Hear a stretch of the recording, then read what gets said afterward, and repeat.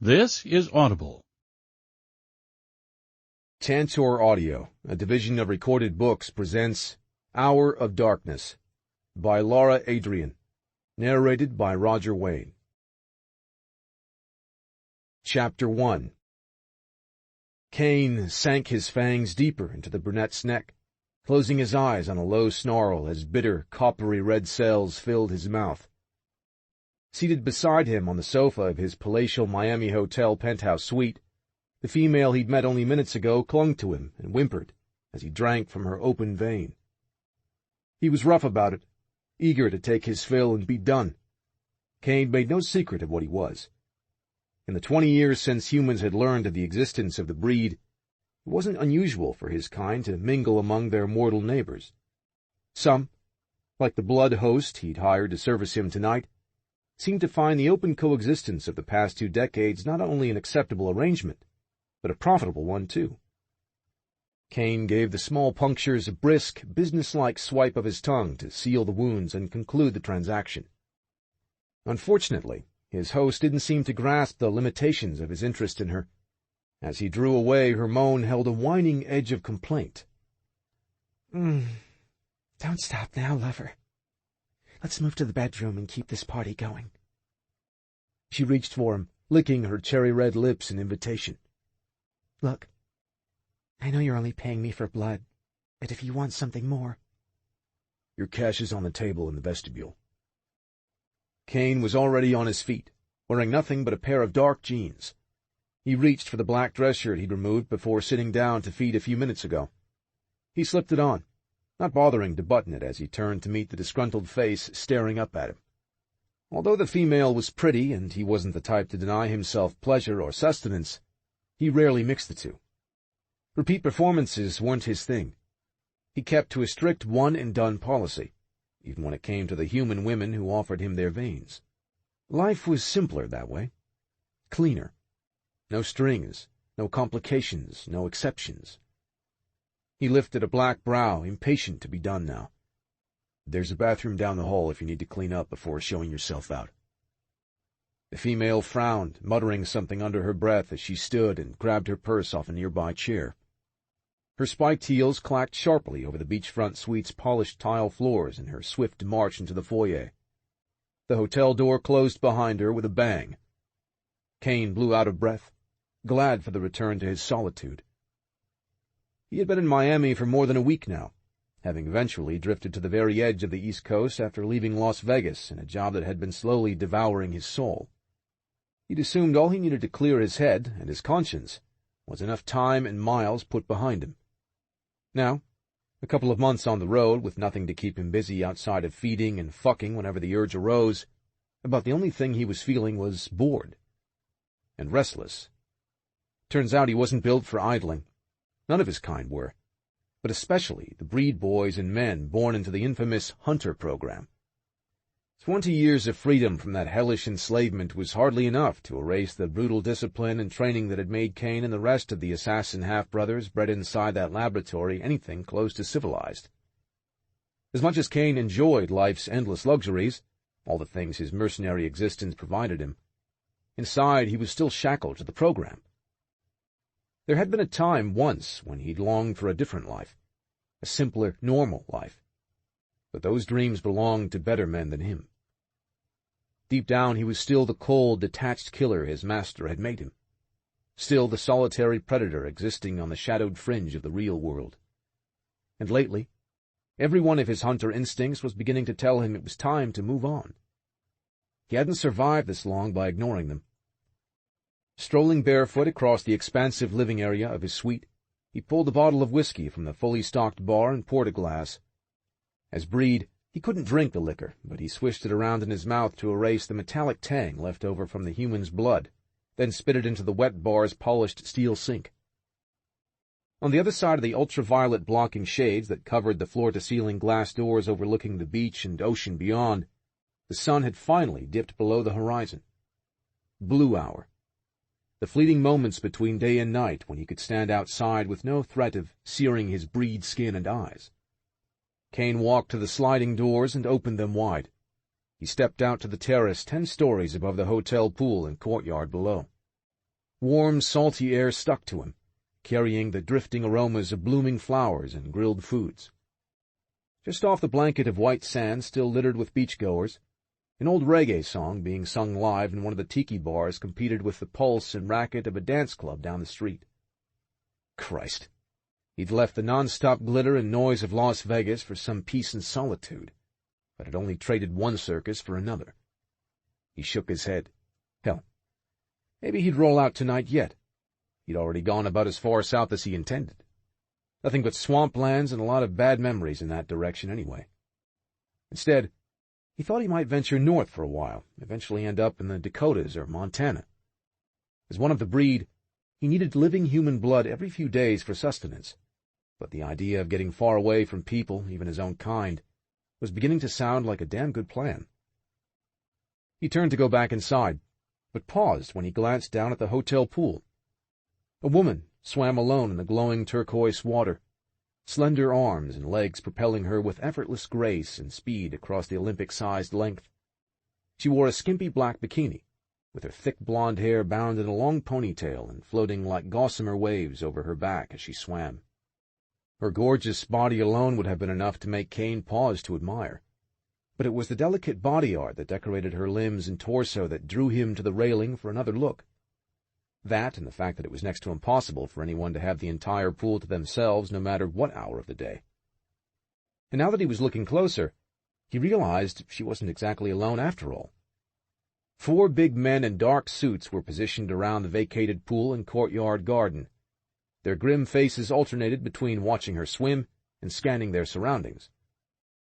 Kane didn't have to see the faint outline of firearms holstered beneath their jackets to know they were professionals. So, who was this woman? Whoever she was, the female was a knockout. Curves and lean muscle in all the right places.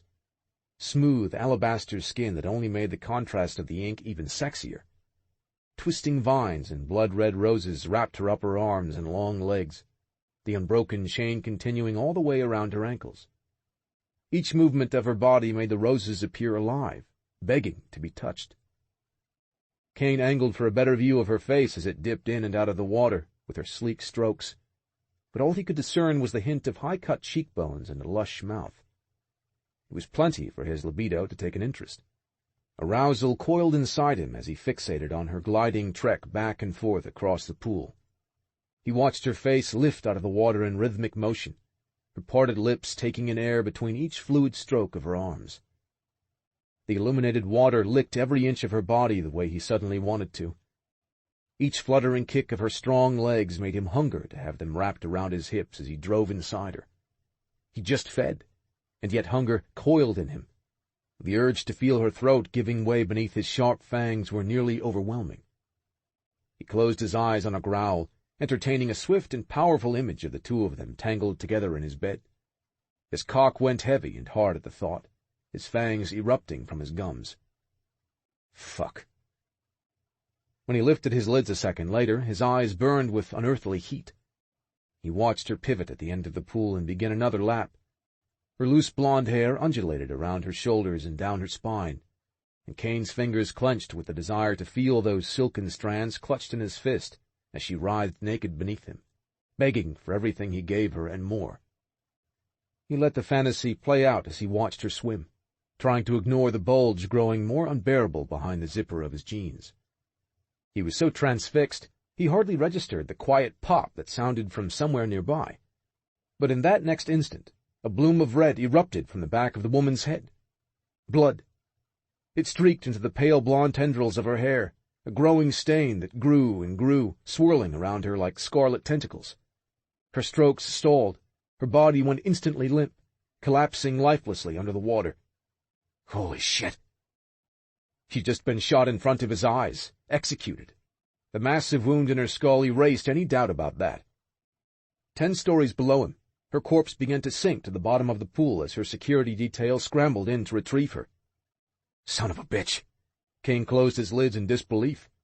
When he opened them again, the blood was gone. The blonde was still swimming her lap, alive and well, totally unharmed. At least she was for now. Because the killing he'd just witnessed hadn't happened yet. What he'd seen was a 60-second glimpse of the future. Her future, coming to a violent, watery end. It wasn't the first time he had experienced a sudden flash of precognition foretelling someone's death, but it had been years since the last one. His unique breed ability had been with him since he was a boy. He hadn't learned to hate it until he was a man, and his cursed gift had failed him when he needed it the most. Failed not only him, but someone else, too. Kane bit off a dark curse, refusing to let the memory, or the shame, take hold of him. He had buried that part of his life and moved on. He'd been damn glad his unwelcome gift had seemed to abandon him altogether in recent years. The visions had been gone so long he assumed they'd never return. And good riddance, so he had thought. Yet as much as he wanted to ignore what he'd just witnessed in his mind's eye, he couldn't. If he didn't do something, his vision would become reality, and she would be dead. The last thing he wanted was to get involved. He shouldn't care what happened to a random woman he had no business craving, let alone thwarting destiny to protect. But none of that stopped him from palming the railing of his 10th-floor balcony and leaping over the edge. He sailed down in a flash of motion, faster than any human eye or sniper's sight could track him. Feet first, he plunged into the water and grabbed the woman into his arms. She screamed.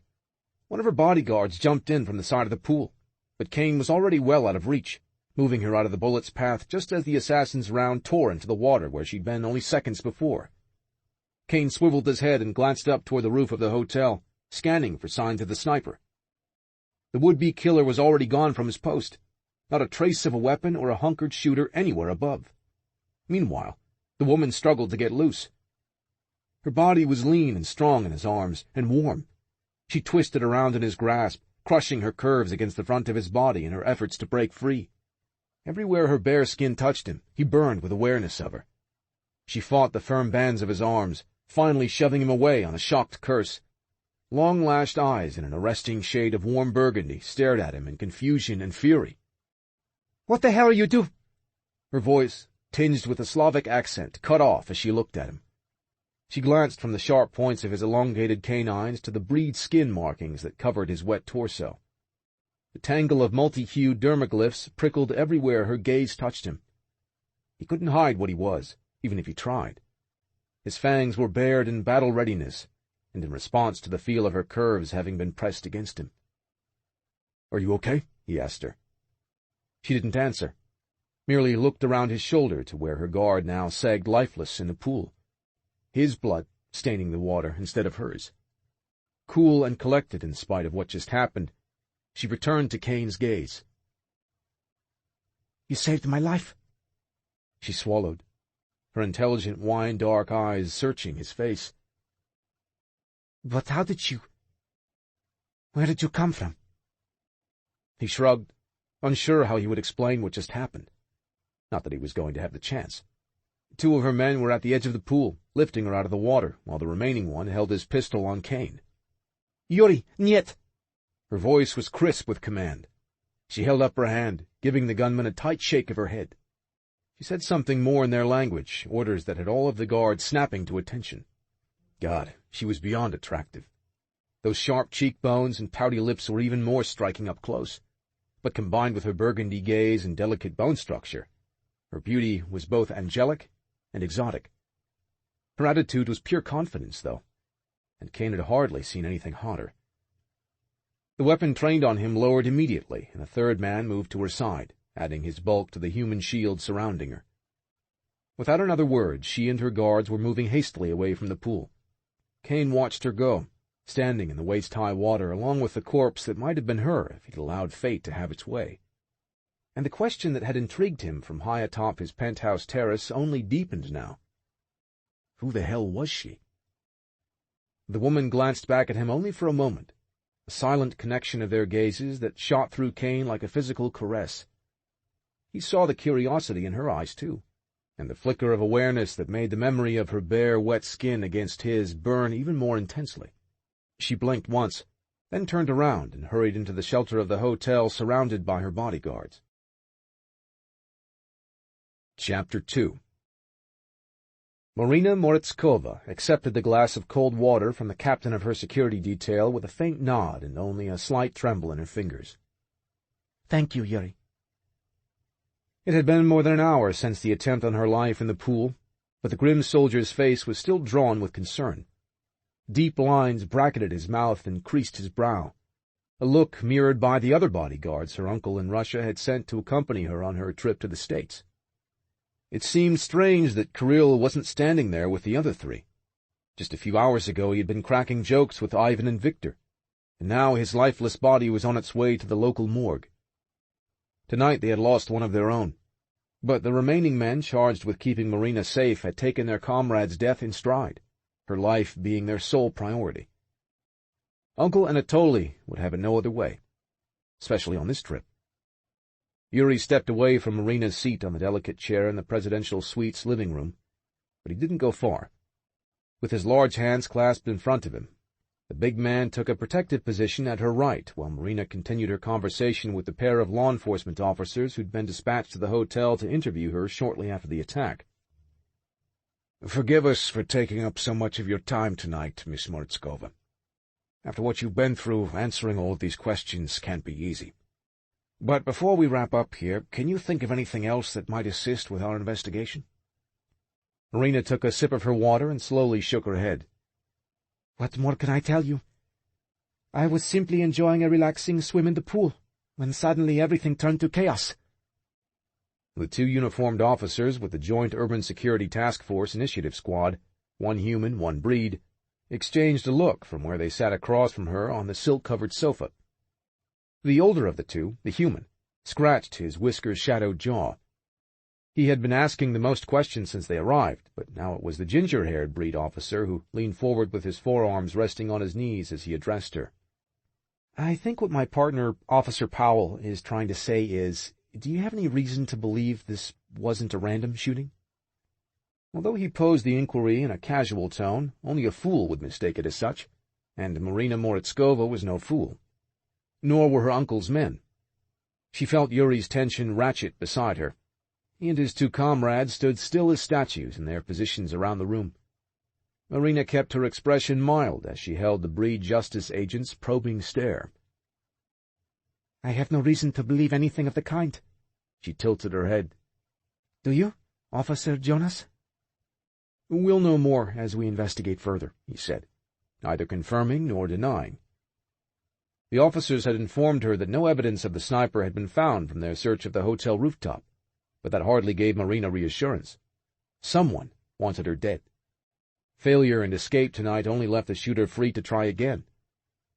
And while Marina mourned the loss of a man who had served her family faithfully for years, she owed her life not to her uncle's hand-picked team of bodyguards, but to a stranger who had appeared out of thin air to pull her to safety. The whole incident was a confusing blur, but she would swear her unlikely savior had her in his arms even before the sniper had fired his weapon. "You have our word, Justice. We'll do everything in our power to get to the bottom of this," the officer continued. "We've got a decent start between our interview with you and the other witness to the shooting, your neighbor in the penthouse down the hall." "He's staying in the penthouse?" The question blurted out of her before she could hold it back. She didn't intend to sound so curious about the man who had leapt into the pool and saved her life, but he hadn't been far from her thoughts for a moment since the attack. Those piercing, laser-intense silver eyes beneath inky brows and close-shorn ebony hair were branded into her memory. And it hadn't escaped her notice that her rescuer was more than simply a man. A breed male. Sharp fangs had gleamed diamond-bright behind his sculpted, generous mouth. She'd never been so close to one of his kind, let alone held in powerful, inhuman arms. She could still hear the stranger's deep growl of a voice echoing in her veins. "Are you okay?" She was, but only thanks to him. Like a dark angel, he'd swooped down out of the night sky in silence. She had been terrified at first when those dermaglyph-covered arms had wrapped around her like warm bands of iron, caging her against an immense body carved of solid muscle. Then she heard the shot. Unmistakable, sharp, lethal. And despite what she'd told Justice, Marina knew to her marrow that the bullet clearly had been meant for her. Instead, it was Kirill's corpse that had been removed from the water, dead from a single gunshot wound to the head. The older justice officer studied her, his eyes glancing off the tangle of tattoos that wrapped around her biceps and down onto her forearms. The vines and roses continued around to her back and twisted along the length of her legs. She knew he wanted to ask about the delicate body art, just as he'd not so subtly eyed the black Vori stars on the backs of Yuri's and her other bodyguards' hands when the officers had first arrived. Marina waited out the silence until finally the man cleared his throat. "This breed male who pulled you to safety," Powell prompted. "You say you never met him before tonight?" "That's right. I'd never seen him before. I don't even know his name." "It's Kane," said the breed officer. "Kane Hunter. According to the Nevada ID he's got on file with the hotel. We ran a quick background on him, just a routine thing. He's been here in Miami for about a week, but until a couple of months ago he was working security for one of the big casinos in Las Vegas." "Speaking of IDs," said the other man, "Miss Mortskova, we couldn't help but notice you hold dual citizenship, Russia and the United States." "That's right." She blinked mildly and took another sip of her water. "I was born in New York. My mother was Russian. She studied in the States and played the cello with the City Symphony before she became pregnant with me. We returned home to her family soon after I was born." "You and your mom still spend a lot of time in this country?" Marina held the expectant stare. "This is my first time here. My mother never returned, as far as I know. She died when I was 3 years old." I'm sorry." The officer's brow furrowed in sympathetic regard. "That must have been rough on you and your father." He phrased it like the probing question it was, though whether he was seeking confirmation of something he already knew or probing for further detail, she wasn't sure. "I never met my father. From what I understand, my mother never told him about her pregnancy, and she never spoke of him to anyone." "Not even to your uncle?" asked Officer Jonas, his breed gaze pinning her like lasers. Marina stiffened. At her side, Yuri practically vibrated with violence, as did the rest of his comrades. "Excuse me?" "Are you any relation to Anatoly Morozkov?"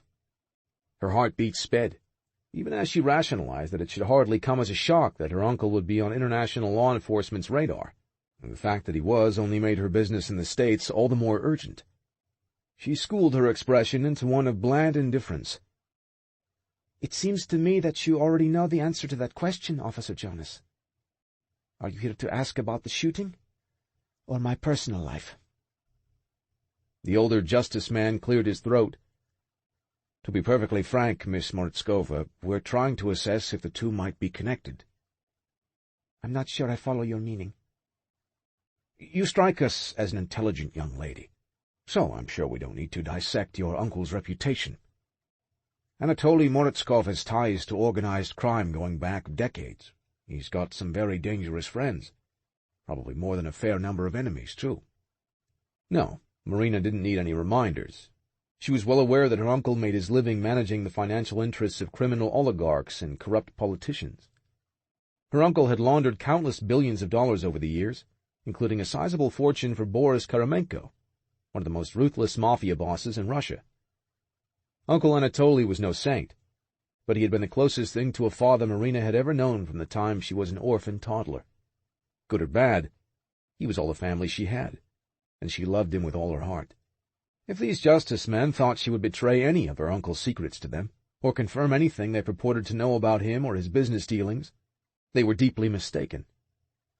"Personally, I find that reputations are often grossly exaggerated, if not outright lies," she said, keeping her expression schooled, her voice level. "My uncle Anatoly has managed a small bank in St. Petersburg for 30 years. Perhaps if you have specific questions about his work, you should ask him yourselves." The breed officer leaned back. "Maybe we will." As he spoke, his phone buzzed, and he immediately brought it to his ear. While he listened to the information being relayed to him, Marina caught Yuri's sidelong glance. The guard was tense for a fight, a low snarl building in his barrel chest. She gave him the faintest quelling look, a silent command he knew better than to defy. All of these questions from law enforcement were troublesome enough. It would serve no purpose, least of all her uncle's, to allow the interview with the justice investigators to escalate toward a confrontation. She needed time to think, to regroup and decide how best to proceed now that it seemed obvious that someone was aware that she was in the States, someone who very likely still had her in the crosshairs of a sniper's rifle. But who? Her uncle had many enemies, that much was true. The list was long, but there were few who would dare invite his wrath by harming her. That list shrank even more when it came to the number of people who were aware she had left Russia 2 days ago. And absolutely no one, not even her bodyguards, knew the true purpose for her trip. No one but Uncle Anatoly and her. Lifting her glass of water to her lips, Marina took a drink and held the justice officer's studying gaze as he grunted an affirmative to the person on the other end of the line. He slipped the device back into his pocket. "We're needed on another investigation downtown, so that will be all for now, Miss Mortskova."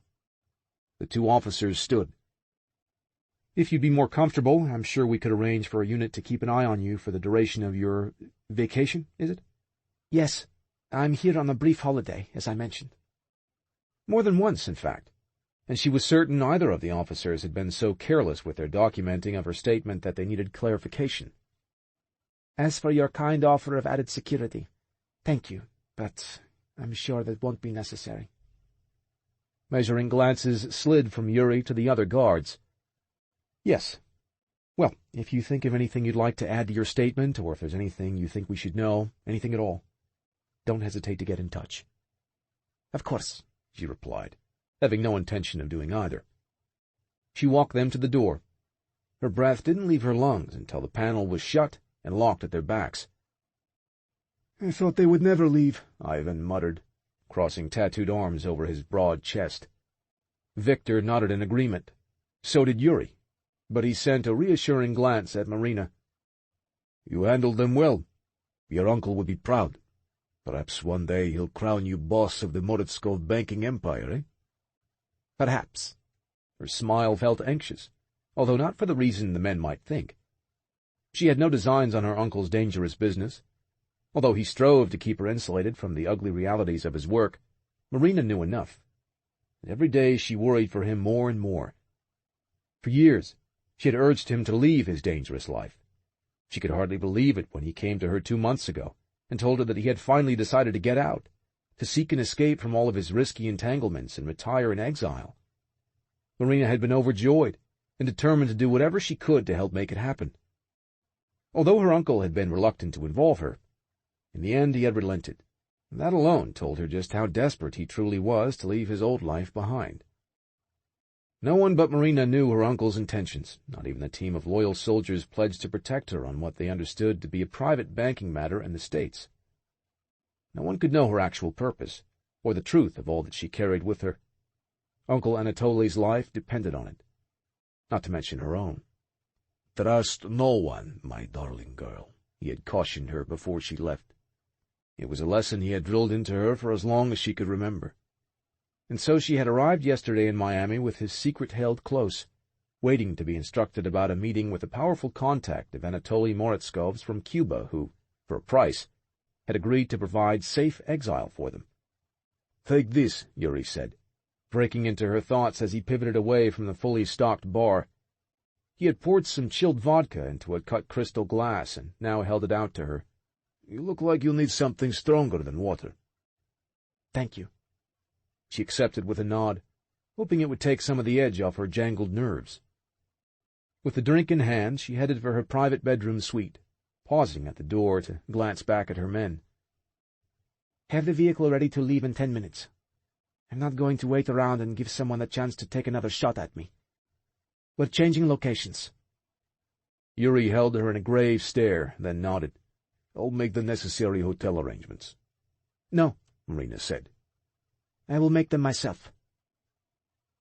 Entering her quarters, she closed the door behind her, then padded into the dressing room to begin collecting her things. Inside the large wardrobe was a personal safe provided by the hotel. It contained a locked aluminum briefcase and a burner satellite phone, both brought with Marina from Russia. She picked up the phone and held it for a moment, wishing she could call home to Uncle Anatoly for comfort or advice after the incident tonight.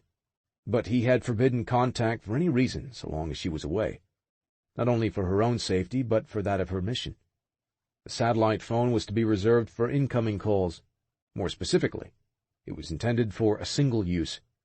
The call that was to come from Ernesto Fuentes, once the meeting time and place with the Cuban crime boss had been secured.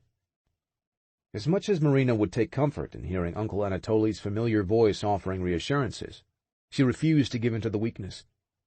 As for the attack at the pool, there was nothing to be done now except regroup and move forward. Troubling her uncle with details would serve no purpose but to make him doubt her ability to see this mission through for him. And she would not fail. Marina could hardly fathom the kind of courage it must require for him to decide to risk everything in exchange for his freedom. It would take more than a sniper's errant bullet to shake her determination to help him finally taste that freedom. She took the phone and briefcase out of the safe and set both on the bed, then fetched the small suitcase she brought on the trip. It was packed with just enough clothing and travel supplies to make her short holiday overseas seem believable. Before the justice officers had arrived, she had changed from her black bikini into a creamy silk tank top and caramel-colored lounge pants. Her black bikini was still damp from the pool, but she retrieved it from where it hung in the bathroom and packed it anyway. She should probably toss it in the trash instead. As much as she enjoyed her daily exercise, after tonight she doubted Yuri would ever permit another round of laps, no matter how stir-crazy she got being cooped up in a hotel room. She had been shocked when the overbearing guard had agreed in the first place. Marina was starting to feel a bit of her claustrophobia returning. They needed to clear out as quickly as possible, but right now all she wanted to do was breathe in some fresh air and try to cool the rising heat that was beginning to bloom in her temples.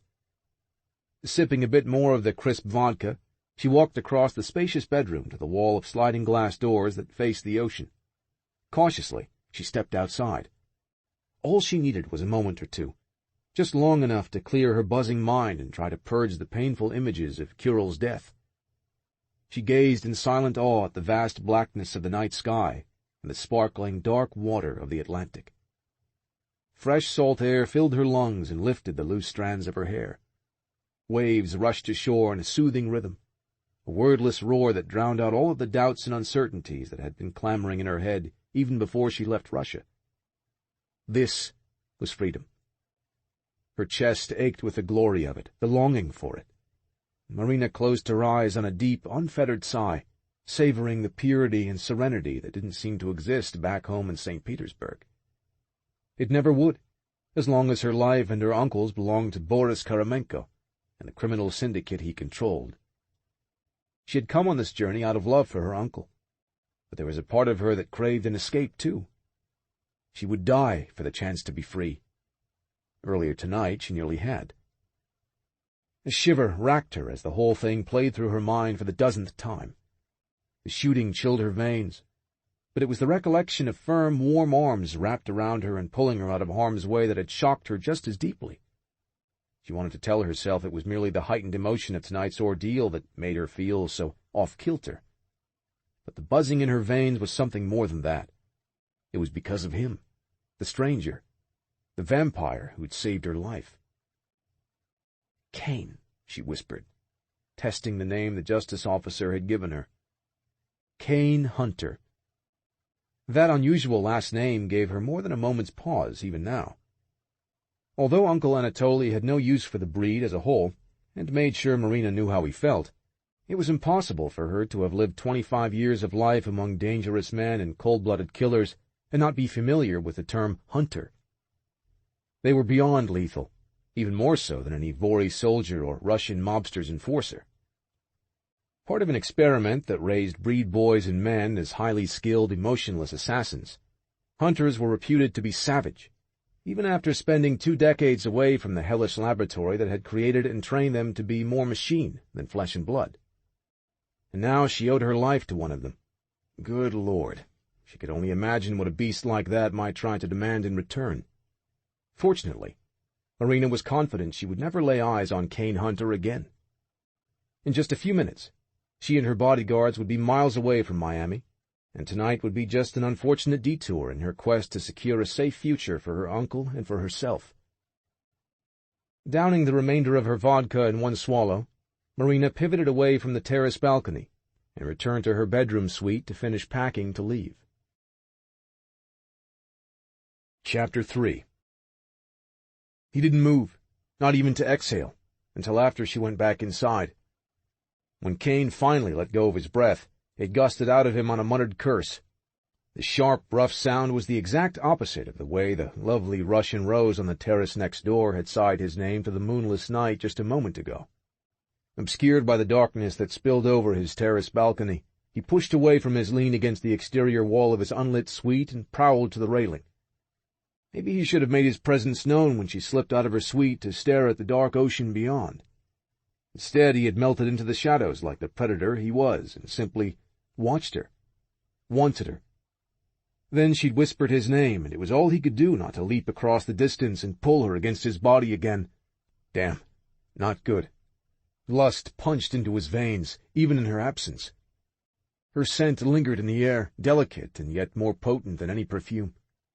Fresh and sensual, the unique combination of roses, rain, and sandalwood had been branded into his senses from the moment he first touched her in the pool. Kane inhaled deeply and scowled, raking a hand over his jaw. He had no business craving this woman. He had no business wondering who the hell might want her dead either. But that hadn't stopped him from looking for answers. He'd started his own investigation immediately after the shooting. While she was being escorted back into the hotel by her bodyguards, Kane made a swift search of the roof and the surrounding structures. The sniper was already long gone, not a trace of evidence left behind, which meant the bastard was no amateur. And that meant the odds of his pretty target being just a random mark were reduced to exactly 0. How long before the son of a bitch tried again? Kane would have bet the bulk of his sizable bank account that another attack was coming sooner rather than later.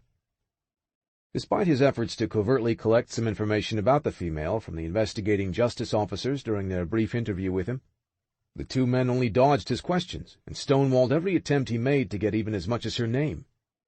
He could understand protecting a victim's privacy, but his instincts were telling him this was different. Did justice view her as a victim, or something else? More to the point, which was closer to the truth? Kane wouldn't deny he was relieved to see her walking around unharmed. Hell, he'd only be lying to himself if he tried to pretend he hadn't delayed leaving Miami tonight because he wanted to see her one more time, if only to confirm that she was alive and well, that for once his damnable gift had done some good for someone. No problem when it came to strangers or people that didn't mean something to him. But the minute he started to care... On a growl, he thrust the reminder of his failure years ago to the far corners of his mind. In all this time since, he hadn't been able to get free of the painful memories, or his guilt, but he refused to let those emotions own him. Not ever again. As for Blondie next door, she'd better hope her bodyguards did a better job keeping her safe than they had so far. Considering the men bore more than a few Russian mafia tattoos, not to mention the serious firearms they were packing, it seemed clear that someone had handpicked them to watch over the female. Letting her take a swim in the open, even with a group of them standing nearby, was a stupid risk. Either her team had been unaware she was under surveillance by a sniper and marked for death, or they were worse than incompetent. The only other alternative was so heinous it set Kane's molars on edge. Not his problem, damn it. And it was long past time he put Miami in his rear-view mirror. Stepping away from the balcony railing, he headed back inside. His packed leather duffel bag sat on the floor of the vestibule where he'd left it a short while ago. Grabbing the key fob for his car in the hotel garage, Kane picked up his bag and opened the door. He didn't take the first step out to the corridor before the hair on his nape prickled. Something was off. All of his hunter instincts lit up at once, sending oil into his veins. Faint sounds of a scuffle carried to him from the suite down the hall. Not just any suite. Hers. Then gunfire. 2 sudden staccato shots. They were muffled by a silencer, but to his acute breed hearing, they rang out as loud as cannon blasts. So did the answering thump of a pair of heavy bodies hitting the floor. Holy fuck. So much for the return of his precognitive gift. It was already starting to fail him. Then again, he didn't need an ESP vision to know the female next door was likely only moments away from death for the second time tonight. The only question was, what the hell did it matter to him? Kane didn't have that answer, nor did he have answers for the dozen other questions jamming his brain when it came to the mysterious Russian beauty with an apparent target on her back. He only knew that whoever wanted her dead, the bastard would have to come through him first. Marina's hands froze, her body registering the odd sounds she just heard, even while her mind struggled to accept the truth. Gunshots. 2 of them. And now, Silence. Worse than that. Outside her bedroom, the rest of the suite was eerily, utterly quiet, as still as a tomb. She let go of the silk blouse she'd been folding, the last of her clothing to be packed into her small suitcase on the bed. As desperate as she was to call out to Yuri and her other bodyguards, she didn't dare alert an intruder to her presence. No, not merely an intruder. An assassin. From the sounds of it, one who had just taken out 2 of her bodyguards in the room outside. Alarms exploded in her breast, panic icing her veins. She waited in dread to hear a 3rd shot split the quiet, but it didn't come. As she pivoted to glance at the closed door of her private quarters, the handle slowly turned. "Marina?" Thank God. Yuri's low voice sounded so welcome to her ears. She almost ran to him as he entered. But every muscle in her body clenched tight with shock when she noticed the pistol gripped in his hand. A pistol equipped with a silencer. Yuri's dark, cold eyes found her. His expression was flat, his face harder than usual as he stepped toward her and raised his weapon. He gave a vague shake of his head, but there was no mercy in his gaze. "I didn't want it to go this way. No, I don't have a choice." His words sank in like talons. No, this couldn't be happening. But it was. Yuri had just killed his comrades, his friends. And now he was turning on her. Marina swallowed and took a hesitant step away from the bed. She had nowhere to go. Yuri and his gun blocked her escape from the suite. Across the room, nothing but the glass doors and a 10-story drop to the ground below. Yet, instead of pulling the trigger, Yuri's glance flicked away from her and toward the metal briefcase lying on the bed beside her luggage. She frowned, confusion and shock swamping her. She had to stay calm, had to keep her head even, though the captain of her security detail had evidently lost his. "What are you talking about, Yuri? What do you mean you don't have a choice?" He didn't answer. Using the nose of the pistol, he gestured at her. "Open it." When she didn't move, rage flashed over his tight expression. "Open it now, goddammit!" She jolted, her own fury tasting futile, as bitter as acid on her tongue. Returning to the edge of the silk-covered mattress, she worked the combination lock and freed the twin latches on the case. They opened with a pop. "Empty it," he instructed her. "Dump everything out on the bed." She obeyed him, not that she had any room to refuse. $2 million in neatly secured stacks of U.S. currency spilled onto the fluffy duvet. Marina stared at the piles of bills, feeling sick at this betrayal, sick over her stupidity in trusting even a man as steadfast and loyal as Yuri had seemed. "This deal you mean to broker for your uncle," Yuri muttered as he drew closer. "It's not going to happen. Anatoly shouldn't have sent you to do his dirty work. Or maybe you didn't need much convincing." Marina felt some of the blood drain out of her face. Yuri knew about the meeting with Fuentes. How? She wasn't sure, but everything in her seized with the understanding that somehow, someone had leaked her uncle's plan to buy his way out from under Boris Karamenko. Oh, God. Did that mean Karamenko knew too? If he did, Uncle Anatoly might already be dead. No, she refused to think that. And if there was a chance to warn him, she had to try. Unfortunately, the odds of being able to do that dwindled with every second. Although she had avoided one attempt on her life tonight, the murderous look in her bodyguard's eyes told her she wasn't going to survive this time. "The sniper out at the pool tonight," she murmured, glancing up at Yuri in bleak understanding. "You arranged for it. That's why you didn't argue when I wanted to take a swim tonight. You practically encouraged me to do it." "It would have been over quickly for you, Marina, which is more mercy than either you or your uncle deserve." So, he was working for Karamenko. That statement all but confirmed it. "How much is he paying you to do this, Yuri?" She scoffed, indignant despite the control her traitorous guard held over her. "Or is this $2 million to be your reward?" Another wag of the pistol served as a wordless command for her to step away from the bed. As soon as she did, Yuri walked closer and sifted through the stacks of money with one hand while still holding her at gunpoint with the other. "This isn't about money, and you know it." Yet he shuffled the bills around on the bed intently as if counting his new fortune, or looking for something more among the case's spilled contents. Marina's dread deepened as he continued his search. "It's not here." He shot a glare at her. "Where's the file?" Her heart skipped a beat. "What file?" Yuri raised the pistol, aiming it right at her face. "The file, Marina. Where the fuck is it?" Cold panic bled into her veins. The situation was even worse than she thought. Feigning ignorance would only speed her demise now that she was certain Yuri knew the briefcase full of cash wasn't the real item of value she carried. $2 million was only a fraction of what her uncle intended to trade for sanctuary away from Karamenko and the rest of the Russian mafia. The file Yuri demanded was worth many hundreds of millions more, upwards of $1 billion, if she had to guess. Uncle Anatoly's grim face and solemn words the day she'd left for the States played through her memory in an instant. "Are you sure you want to do this, Moya Radost?" he'd asked soberly, placing the small flash drive in her hand. "You must understand how dangerous this information is, Marina. Karamenko's entire financial empire is encrypted on this device. Bank accounts, passwords, everything."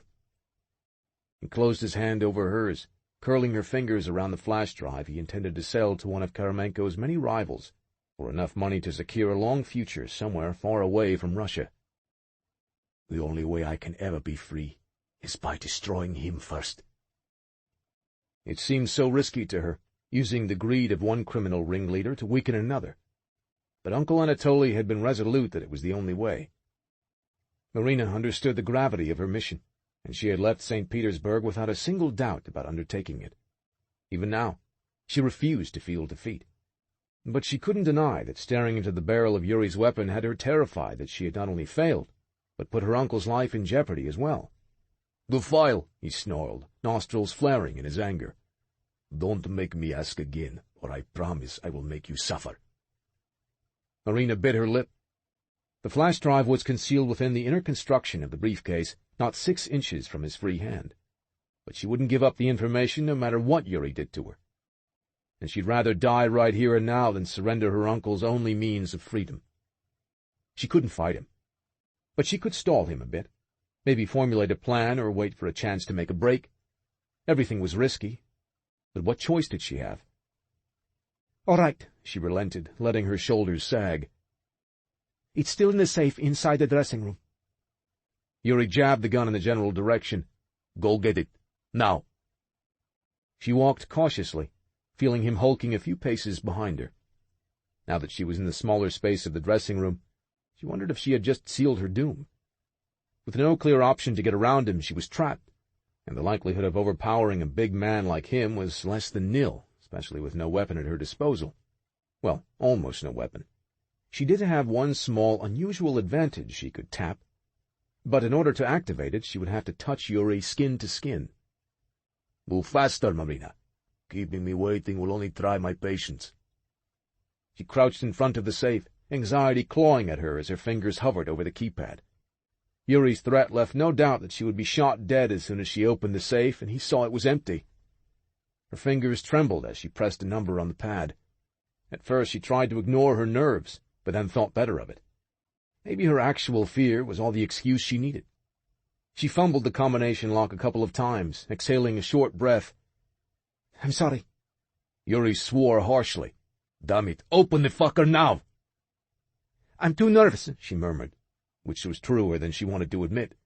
"Yuri, please, I can't do it. Let me tell you the combination instead. Then you can open the safe yourself." As she spoke, she ventured a glance over her shoulder to where the traitorous guard loomed, huge and imposing at her back. But Yuri wasn't alone now. Standing behind him in predatory silence was an even bigger man, immense, black-haired, silver eyes ablaze with sparks of glowing amber, and fangs bared in a feral, menacing sneer. Cain. Marina must have gaped. Yuri frowned, then started to turn and look behind him. Time froze in that same moment. Or perhaps it sped up instead, everything moving as fast as lightning, too swift for her to process what happened next. Cain moved with inhuman speed and pure lack of mercy. One large hand shot out, seizing Yuri by the wrist. Marina heard the savage crack of bones breaking, then the sharp, answering howl of a man in agony. The gun dropped to the carpeted floor, smoothly kicked away by Cain's foot at the same time he smashed his fist into the center of Yuri's face. The big Vori soldier sank to his knees, blood and broken teeth raining from his open mouth as he choked and sputtered. But Cain still radiated violence, and the snarl that erupted from him was nothing short of murderous, Grabbing Yuri's skull in his bare hands, the breed male wrenched his head to one side, instantly breaking his neck. Yuri's lifeless corpse sagged to the floor. Kane glanced up, meeting Marina's stunned gaze. "Get your things. You can't stay here." She hesitated, still shaken, and not at all certain she should put her life in another man's hands, least of all this hunter who had just demonstrated how easy it was for him to kill someone. He reached for her, and Marina took a step back, mutely shaking her head. "I'm not going to hurt you." His deep voice was edged with impatience, even annoyance. "If you want to live, you need to come with me, now." Trust no one, her uncle had warned her. Marina's eyes strayed to Yuri's bloodied, broken body. Betrayer. Not even Uncle Anatoly could have guessed how prudent his advice to her had been. "Hey." Kane's fingers were beneath her chin, strong and firm against her skin. He guided her gaze back to his grim stare. "Your guard is dead, but he wasn't the shooter out at the pool. Someone still has you marked for death. You need to get out of here. Go somewhere you'll be safe." He was right. Marina swallowed, torn between the panic still leaching into her veins and the logic that urged her to accept the facts. She had a target on her back. Uncle Anatoly might be in the same kind of danger now. She needed to contact him, warn him that somehow his plan appeared to have been compromised. She stared into the amber-flecked silver eyes of the lethal stranger who had just saved her life a second time in the same night. She would have to be the biggest fool in the world to imagine she could be safe with a demonstrated killer like Kane. Unfortunately, she had to take her chances, because he was all she had. "All right," she replied. "Let's get out of here." Chapter 4. For a woman who had come within seconds of death twice in a matter of a few hours, Kane had to give her credit. She was holding herself together with nerves of solid steel. No emotional breakdowns as she swiftly collected her belongings and repacked the briefcase with what appeared to be easily $1 million+ in cash. Her only falter came as Kane ushered her through the main living area of her suite, where 2 of her bodyguards had been shot execution-style by one of their own. He heard her breath catch when she saw the fallen men. The quiet inhalation sounded very close to a sob, the first crack he'd seen in her armor. He touched her arm, fighting the urge to let his fingers rest for more than a second on her soft, warm skin. She may be shaken by the killings, perhaps mourning these men who had served her, but Kane had other, more pressing concerns now. "Come on," he said, impatient to get her out of there. "Quickly." After grabbing his duffel from his own suite down the hall, he hurried her down to the hotel's underground garage. His black Aston Martin rumbled to life as he hit the remote starter, the doors unlocking with a chirp. He tossed their bags in the aluminum briefcase behind the seats of the sleek Vanquish, and then helped her slide into the passenger side before he dropped behind the wheel and roared out to the busy street. She sat in a prolonged silence once they were moving, her cheeks slack and drained of color. Kane had seen that kind of shell-shocked look before, and he steeled himself to the pang of sympathy that jabbed him as he glanced at her. "Did he hurt you?" he asked, his voice more curt than intended. She gave him a mute shake of her head, loose blonde strands sifting over her shoulders. Kane grunted. "Good, because you've got a lot of questions to answer. You can start with your name." "Marina." She blew out a slow breath. "Marina Moretskova." Definitely Russian. He was hardly surprised by the confirmation. Her accent out at the pool had left little doubt in his mind. Neither had the Vori tattoos on her security detail. "What kind of business brings you to Miami?" "Business?" She turned a frown on him. "I don't know what you mean. I came here for a brief holiday, and suddenly I'm living a nightmare." Christ, she almost sounded convincing. The nightmare part was accurate enough, but as for the rest, he wasn't buying it. Here on holiday with a team of armed bodyguards and a briefcase full of large-denomination currency? How much are you carrying? A fucking fortune from the looks of it. More than enough to get you killed, twice, in case you've lost count. She didn't answer. Her silence and mistrust was almost as infuriating as her lie. Kane scoffed as he navigated the city's nighttime traffic and kept an eye on their surroundings. "Let's get something straight, Marina Moretskova. I may have saved your life back at the hotel, but that does not mean I won't dump you out of this car right here and now. I don't need your problems. I'm sure as hell not the kind of man you want to play games with or try to bullshit. I know what kind of man you are, Kane Hunter. He caught the pointed way she said his name, leaning the heaviest on his uncommon surname. The last name he and so many other former hunters had adopted after they escaped the infamous program. Before he could ask how she knew even this much about him, she folded her arms across her breasts and shrugged. The justice officers mentioned your name during my interrogation with them. Interrogation? Interesting way to describe her interview with law enforcement. Marina seemed every bit as cagey and suspicious about Justice as the two investigating officers had been when Kane tried to probe for more information about her. Tell me what's going on, Marina. When he flicked another glance at her, he found her arresting burgundy-colored eyes fixed on him, studying him, measuring him. I've seen enough to form my own conclusions, but I want to hear it from you. If you want my help getting out of here tonight, you need to trust me. Trust? She said the word like an accusation. I trusted Yuri, and he almost put a bullet in my head tonight. Yes, Kane said, needing no reminder. Christ, he was still vibrating with rage over the scene he'd walked in on a few minutes ago. But I'm not Yuri. I'm not the sniper who tried to take you out either. The way I see it, I'm your best chance of survival now. Possibly your only chance. So I'll ask you again, what the fuck is going on? I told you. He shook his head. The truth, Marina, or you're on your own right here and now. Yuri and your other bodyguards were sporting some impressive Vori ink. Criminal henchmen like that don't get hired to watch over innocent civilians, especially not beautiful female civilians. Are you involved with someone in the Russian mafia? No. A quiet but firm denial, one he didn't quite believe. You sure about that? Because the way I see it, I've got more than 1,000,000 reasons to doubt every damn word that comes out of your pretty mouth. Her lids lifted, giving him another shot of that smart but guarded, wine-dark gaze. I'm not involved with anyone, least of all someone who belongs to the Bratva. Finally, an admission he sensed was the truth. Hearing that she wasn't involved with one of the dead men back in her vacated hotel suite or any other mafia thug gave him more satisfaction than it should. As for Yuri, Kane only wished he would have delivered a slower, more fitting death for the traitor who would have shot her in cold blood. The money in the case, Kane prompted. It's mafia money, isn't it? She didn't deny it, not that she could. He'd seen too much, and he could tell she was too intelligent to think she could continue feeding him lies. But her stubborn silence was equally frustrating. Did you steal the money? Or maybe you're here to launder it for someone back home. Someone willing to send you to the States on a reckless errand. One that might still get you killed. Oh, yeah. He was definitely getting warmer. She licked her lips, an anxious reflex that drew his gaze to her mouth against his will. That small flick of her tongue wetting her lower lip sent a hot coil of lust twitching through his veins. It was virtually impossible to be seated this close to her and not be acutely aware of how staggeringly beautiful she was. Long-lashed, luminous eyes dominated the delicate, fine-boned oval of her face. But her mouth was where the innocence ended. Lush and ripe, her lips made Kane think of hundreds of wicked possibilities, each more carnal than the last, none of which he intended to act on. And he was done playing her game.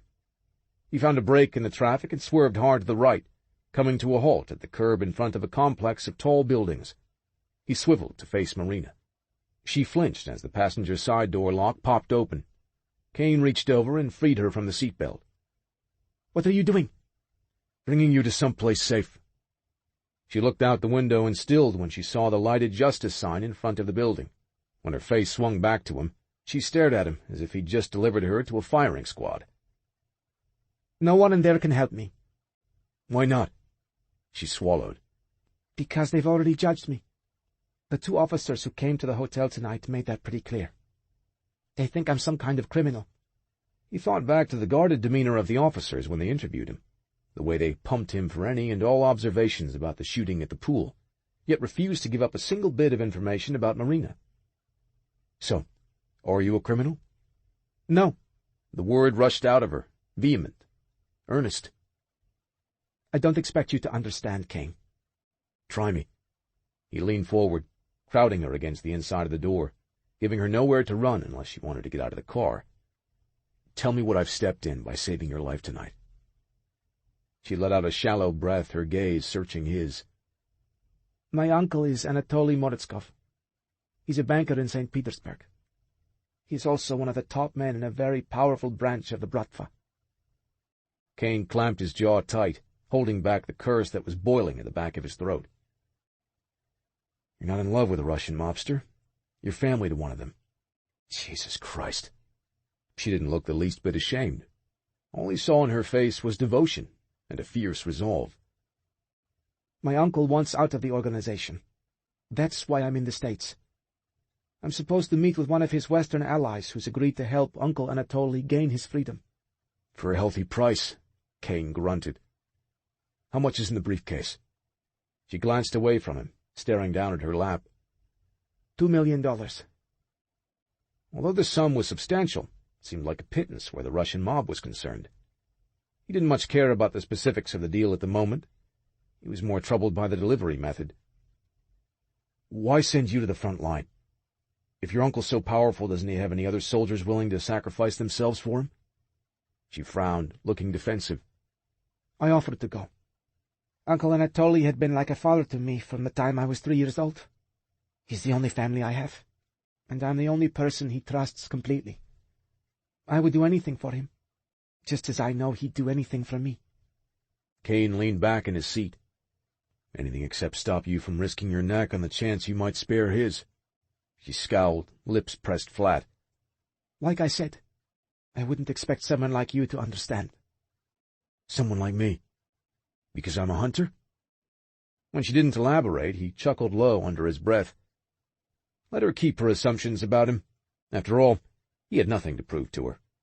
The sooner he could make her someone else's problem, the sooner he could be on his way somewhere else. Anywhere else, so long as it was far away from lovely Marina Moritskova and the vipers that seemed to be on her trail. Still, something was bothering him about what he saw in her suite tonight. So, Yuri got greedy, decided to take you out and steal the money. Evidently, she murmured, avoiding his gaze. Kane thought back to what he'd walked in on seconds before he disabled the traitorous bodyguard and snapped his neck. If the money was dumped on the bed, why were you trying to open the safe? Her mouth went a bit slack, but only for an instant. She blinked at those shrewd, burgundy-colored eyes and shrugged. I had to do something. I had to try anything. What was in the safe? Nothing. It was empty. It was only a bluff, a stall for time. Something in her tone made him believe she was telling the truth. About that much, at least. Still, there was something guarded in her careful stare as she looked at him now. Secrets she was trying to keep hidden. Stalling a man holding a gun at your head? He uttered a sharp curse. To what end, Marina? What the hell did you think it was going to buy you, other than a skull full of lead? She seemed to struggle deciding whether to tell him anything more. Finally, she shook her head and let go of a short sigh. I needed Yuri to get close enough for me to touch him. Kane growled. Tell me you didn't actually consider trying to fight him off. No, I knew I couldn't do that. Then what? I could do something else. I could change his mind. She turned her palms over, staring at her open hands. If I touched him, I knew I could bend his will. A dark understanding bled into his veins. Kane frowned. You're talking about an ESP ability? You have a psychic gift? She lifted her gaze to him once more and nodded solemnly. I was born with a mark. The teardrop and crescent moon birthmark. Ah, fuck, he knew what that meant. She wasn't breed like him. Over time there had been only a handful of females born with fangs and dermaglyphs, and eyes that turned fiery amber in bloodthirst or in moments of intense emotion. But Marina Moritskova wasn't merely a human female either. She was something more, something rare and precious. A breed mate. Prove it. Kane snarled the demand. Show me your mark. Bad enough that saving her life was a problem he never should have accepted. But if what she was saying could be believed, if she had the birthmark that all breed mates bore somewhere on their bodies, then his night was about to get a hell of a lot more complicated. And there were few things he hated more than unwanted complications, especially when they came in the form of a secretive knockout blonde that already had his blood simmering with arousal. When she didn't jump to obey his command, he bared his fangs and pinned her with a harsh glare. "Show me the fucking mark, Marina." On a soft huff, she slowly pivoted to face him. Bending her left knee, she lifted the hem of her linen lounge pants and tilted her ankle so he could see the inside of the delicate joint. And there it was, all but hidden among the tattooed vine of blood-red roses that twisted around the full length of her leg. A tiny scarlet stamp in the shape of a teardrop falling into the cradle of a crescent moon. Unmistakable, undeniable, no matter how much she wanted to think otherwise. Marina Moritskova was a breed mate. God damn it. He reeled away from her on a growl, raking his fingers over the top of his head. When his hand came down, he made a fist and struck the top of the dashboard. What he wanted to do was drive his entire arm through something. Because now that he knew this about Marina, keeping her alive just became his top priority. With the exception of a few demented or diseased individuals, all of the breed lived by a strict code of honor when it came to breed mates, the only females capable of carrying their offspring. They cherished them, honored them, would die to protect them. Even breed males born hunter, like him. Kane glared out the windshield at the glowing Justice Station sign. Dumping Marina on law enforcement was no longer an option. Not that he was even certain he had intended to go through with the threat. Marina was keeping secrets. Secrets that had nearly gotten her killed twice already tonight. She had a target on her back, and until Kane figured out how to eliminate that danger, her life was in his hands. He only hoped he wouldn't fail her, too. "Put your seatbelt back on," he muttered. She slid back and quietly clicked the restraint closed. "Where are we going?" "I haven't decided yet." But even as he said it, he knew where he had to go. Back to the nearest shelter he could think of, the only safe place he'd ever known, and back to a past he'd hoped he would never have to face again. Chapter 5. After an awkward 2-hour drive south from Miami, one that was heavy with silence and the simmering menace of the vampire behind the wheel, Marina was starting to wonder if she had lost her mind getting into the vehicle with Kane. Outside the speeding sports car, the nighttime landscape was nothing but dark wilderness on both sides of the narrow 2-lane highway through the Everglades. They had been on this same remote stretch of pavement for nearly half the time they'd been on the road, the Aston Martin's headlights the only sign of civilized life for miles since they had entered the heart of the vast swamplands. Without warning or explanation, Kane slowed the vehicle, then turned onto an overgrown dirt lane that didn't appear to have been in use for decades. That didn't seem to faze him. He navigated the unmaintained path as effortlessly as he'd managed Miami's busy streets, obviously familiar with this area in spite of its forbidding location.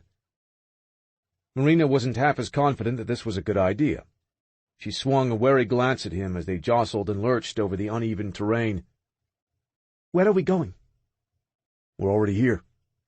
He cut the headlights and killed the engine. "It's not safe for the car to go any further into the swamp." "Not safe for the car?" "What about them?"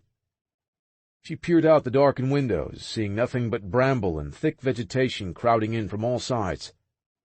Kane opened the driver's door, and the low, eerie call of animal carried over the swamp. He pivoted to look at her. "Leave the bags and the money here. I'll come back for everything later." "Later when?" Suspicion shot through her, cold and dank like their surroundings. "You mean you'll come back for the money after you dump my body out here where no one will find it?" "Jesus," he scowled.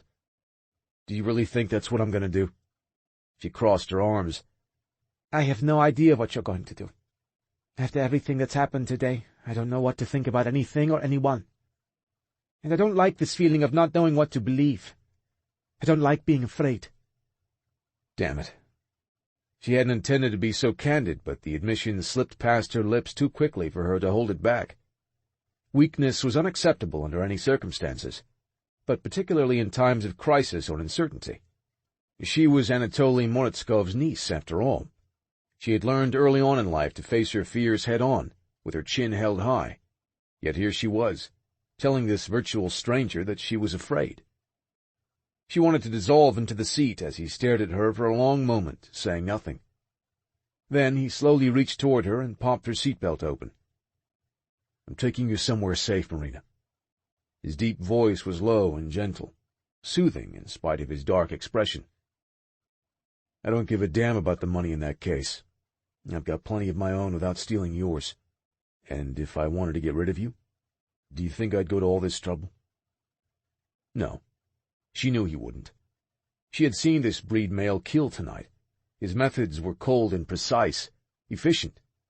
He hadn't tried to conceal what he was, and as crazy as it seemed to her, she understood on an instinctual level that she was safe with him, at least for now.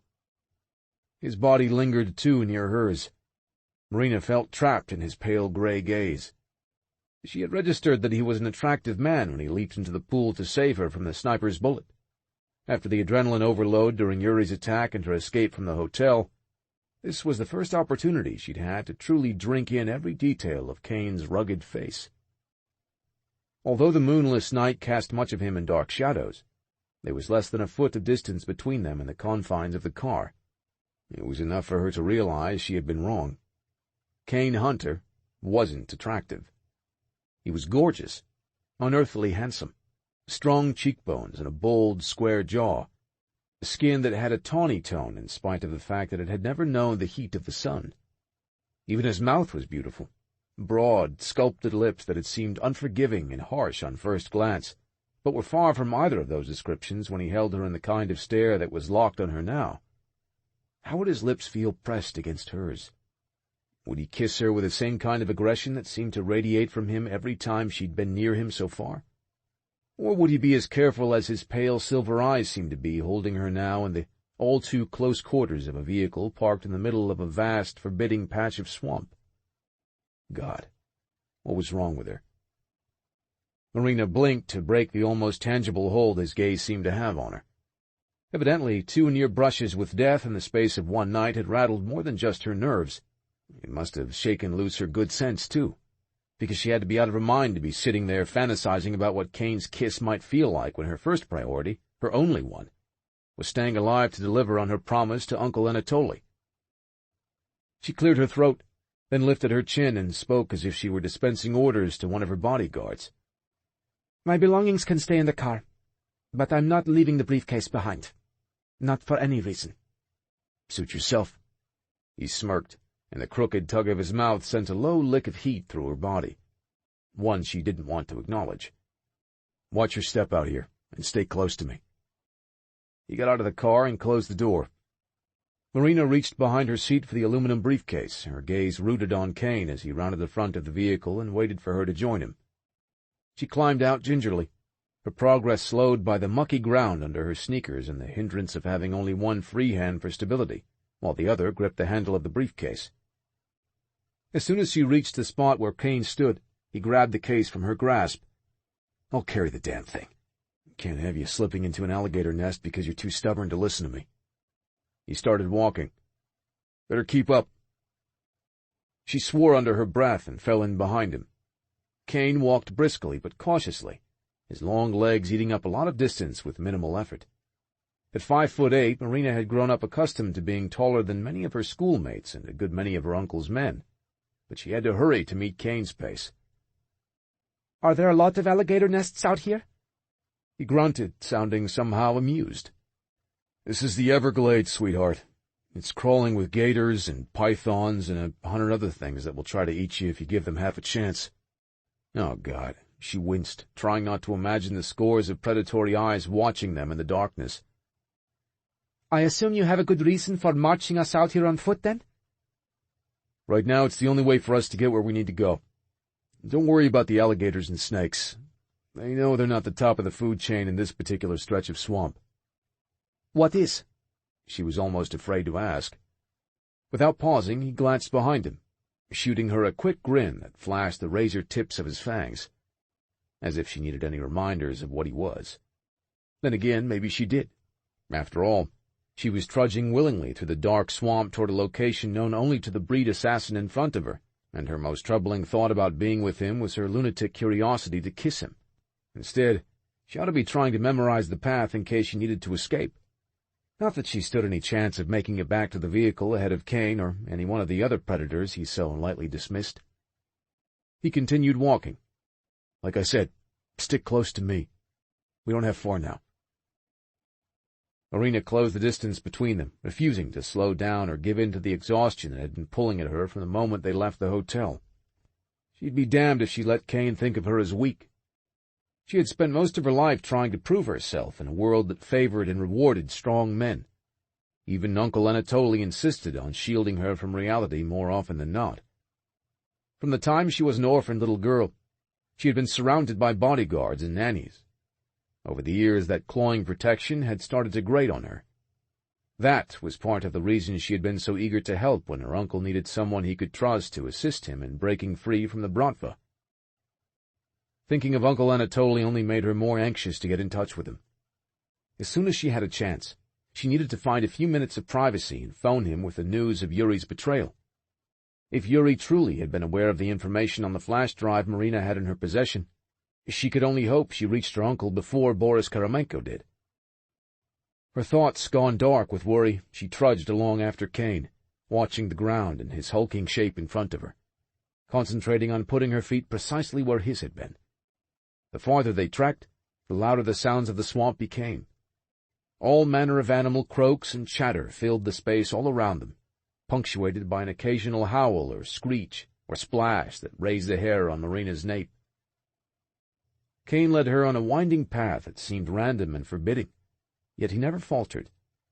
She followed at his heels as he took her through the overgrown thicket and bramble, while avoiding the worst of the marshy loam and the pools of treacherous, deep black water that spread out in all directions. He navigated the harsh terrains as if he knew it by rote, as if it were as familiar as home to him. "How long have you lived in Las Vegas, Kane?" She nearly ran into him when he stopped in front of her. "How the fuck do you know that?" "The justice officers told me they ran your ID. They said you worked security for a casino there." He scowled. "Used to. I'm finished with Vegas. I haven't been back there for a couple of months." "Why did you leave?" "Because if I stayed any longer, I knew I'd never leave." He bit off the words, clipped and evasive. She knew a stonewall response when she came up against one. Living with her uncle had been excellent training where that was concerned. Unfortunately for Kane, Marina's curiosity was equally as strong as her need to drown out the noise of the swamp with whatever conversation she could. "What kind of security work did you do in Las Vegas?" "The expensive kind." "Mercenary work, you mean?" "If you're wondering if I killed people for money, the answer is yes." He stared at her, almost daring her to flinch. "I did the things I know best, and I got paid very well to do them." "But then you left," Marina pointed out. "You quit." "Yes, because I finally got tired of cleaning up other people's messes." And now here he was, helping to clean up hers. She glanced at the briefcase in his hand, wondering how well paid he had to be for $2 million in cash to pose nothing of a temptation to him. For that matter, how expert of an enforcer was he to command the kind of compensation he implied he received? How heartless must he be to have made his living spilling blood and taking lives? Marina grew up around hard men, dangerous men. But Kane was something altogether different, not only because he was breed. Menace radiated from every immense, honed inch of him. She should be wary. Part of her was. Part of her understood on a visceral level just how devastating this powerful man could be. And yet the tremor that raced through her was less about fear than it was something else, something deeper, something even more threatening to her peace of mind. Desire. The silence between them stretched, and he let out a low grunt. "I never said I was one of the good guys, Marina." "Then what are you?" She raised her chin, if only to meet his glower head-on. "Bad guys don't go around saving random women's lives." He scoffed. "Neither do I." For what wasn't the first time, her mind replayed everything that had happened tonight, starting with the unknown sniper's gunshot that would have certainly left her dead in the hotel swimming pool. She could still hear the high-pitched zing of the round as it ripped through the air close to her. She could still feel the heat of Kane's strong arms as he pulled her safely out of the bullet's path seconds before it would have struck her. "Why did you do it?" she murmured. "What made you jump down and save me?" He blew out a harsh grunt. "I've been asking myself that same question all night." "What I mean is, how did you know it was going to happen?" You were in the pool moving me out of range even before the shooter squeezed the trigger. She watched Kane's expression harden, a response not even the darkness of the swamp could hide. How did you know I was in danger if the sniper hadn't even fired yet? I saw it happen. You saw it? She shook her head. You mean, you saw the shooter? No, I saw you, Marina. Your blood in the water. Your lifeless body sinking below the surface. You were dead. I saw the last 60 seconds of your life play out in my mind as if it were happening in real time. Or rather, what would have been the last 60 seconds of your life. Despite the unsettling description of her own demise, she couldn't hide her amazement. You're talking about a vision? An ESP gift? I know the breed have psychic abilities and unique talents. This is yours?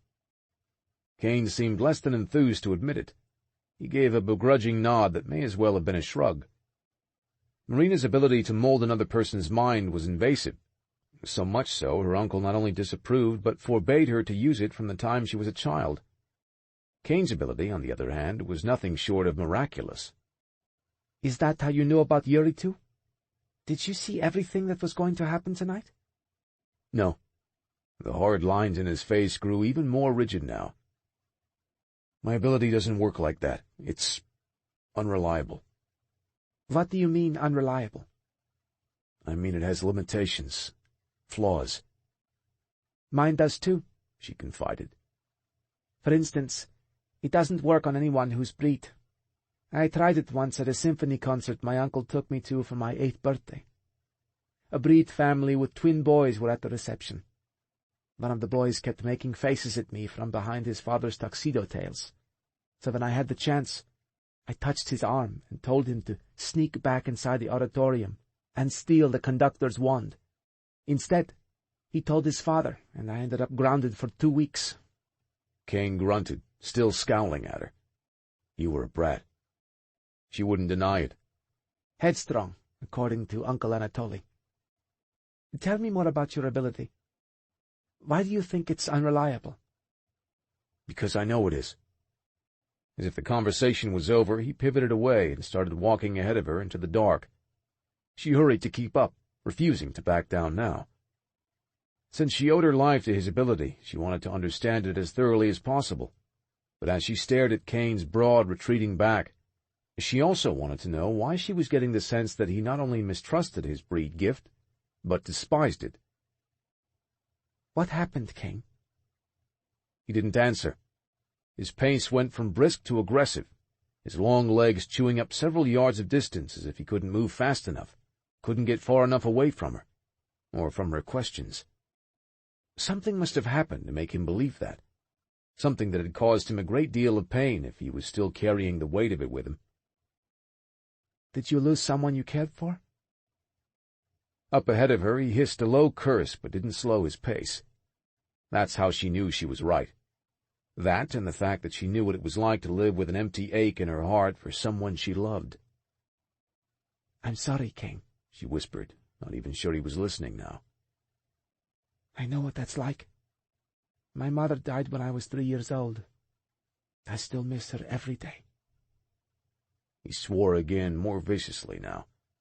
Before she realized what he was doing, he stopped abruptly and rounded on her, fury flashing in his eyes. He dropped the briefcase on the path between them and seized her by the upper arms. There's something you need to understand. I didn't sign up for this job. I don't want to be here. I don't give a fuck about you or your uncle or this fool's errand he sent you on, Marina. The only reason I didn't leave you parked on the curb outside Justice is that damn mark on your ankle. We clear? Rage poured off him, hot and dangerous. She knew it couldn't be wise to challenge him, especially when his eyes were lit up like burning coals and his fangs were gleaming like diamond-bright daggers with every angry word he spat at her. But Marina had never been the kind of woman to shrink away in fear. She sure as hell wasn't about to start now. I never asked for your help. I never asked for your protection either. I don't want it. If I thought the silly birthmark would make you feel somehow obligated to me, I never would have let you see it. He thought he was furious. She was livid, at herself even more than him. She knew better than to trust a stranger, and yet she had allowed herself to sink into the comfort of Kane's strength. She'd been an idiot.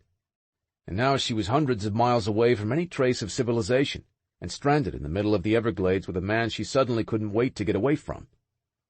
"I'm not going any farther with you," she told him, wrenching out of his loose hold. She reached down to grab the handle of the case. "I'll find my way back to the car on my own." He scoffed. "What are you going to do once you get there?" "Call my uncle.